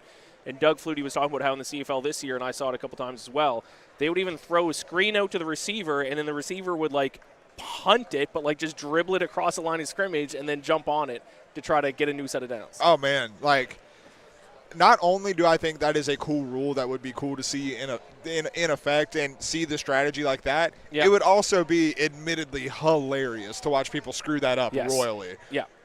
Yeah, I mean, there's a lot of great. I was going to say the Rouge. The Rouge doesn't really work, though. Wouldn't work with American, the field size, because the end Yeah. zones are so short. The Rouge is if you kick it out the back and the other team can't return it, then it's 1 point. Right. My team won the. That's almost like borrowed from rugby a little bit. You know what Yes. I mean? Yeah. And it's harder in Canadian football because the end zones are 20 yards deep. Right. So, like, you have to be pretty close to the goal line, or at least a lot closer than you have to be in American football to get it all the way out. So it sets up where, like, the punt returner will catch it 15 yards deep in the end zone, and he's got to get it out. And even if you just get it to, like, the 1 yard line, you get it, like, on the 20 or something. No. So it's not like you get pinned deep. So, You know, we've talked about Canada so much, Ian, and I have not brought up my actual favorite Canadian export to America. Me. Okay, second favorite. I apologize. You're right. I love Ian MacMillan. What's your second favorite? Poutine. I'm a big poutine guy.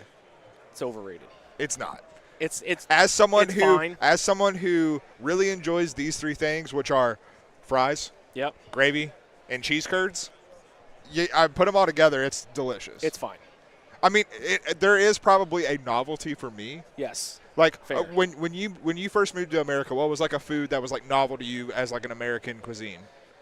Funny. I understand that America doesn't exactly have the most like pristine cuisine in Right. the world. We borrow from everybody. That's what I was going to say. It's funny enough, actually, what I was introduced to when I moved to the States was like foods from other countries. I didn't eat like Mexican food until I moved to the States.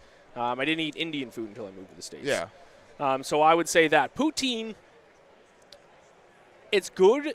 You can have a few bites of it. If you eat like a whole helping of poutine, you just feel sick afterwards. I mean, it's fries and gravy and cheese curds. It's just bleh. It's just a solid block of not gross food, but it feels gross in your stomach afterwards. See, it's probably like the most American Canadian food, though. Yes, because of that. Yes. Yeah. Now you can also put in. There's some gourmet types of poutine. You can put in a little bit of some different things. I've had like pulled pork poutine, which I prefer. So I went to a music festival many years ago, and there was a poutine food truck, and they had all the offerings that you could possibly want for that, and that was electric. Except for the fact that it was the middle of June, and let me tell you what, I don't want to be eating in the middle of June when I'm going to be out in the hot sun all day. Poutine. Because of that exact reason, because it just feels gross in your stomach. It is a brick in your stomach, and honestly, I think you start feeling it in your arteries a little bit. It's tough. It's tough scenes. What about? Have you heard of Donair? Donair? Is that like donating air? That is a Nova Scotia specific food. Yep. Okay, and I think I've established that I do not know a whole lot about Nova Scotia. It's actually it does not relate to the Super Bowl, but we have a big Lebanese population in Nova Scotia. Okay. So like a mix of like Lebanese and like Canada kind of. It's like a meat kind of. I don't really know how to describe it. I'm not a big fan of it, but it's a special kind of meat too, a donair meat. A lot of people do like it. I'm not a huge fan of it, but that's if you go to Nova Scotia, that's the food I would recommend that you get. I actually have Lebanese family in Virginia, so I There might you have go. to see what they're. Shouts to the Williamses in Richmond, but There yeah, you go. absolutely. I'll see if they're familiar with it. So that does it for us for day 3, 4 of Radio Row Thursday. I was about to say Thursday is all The I'm comfortable Thursday saying. day of Radio Row. I don't know if Monday counts or not, but thank you all so much for watching and tuning in. Be sure to subscribe to Arrowhead Addict, Stacking the Box. We'll be back tomorrow morning. I will not. You will be gone tonight. I will be back tomorrow morning with Sterling Holmes to wrap things up for just a half day tomorrow before we head into the weekend. And I believe that starts around 9 a.m. Central, 10 a.m. Eastern. Tune into that. We'll talk to you then. We'll see you.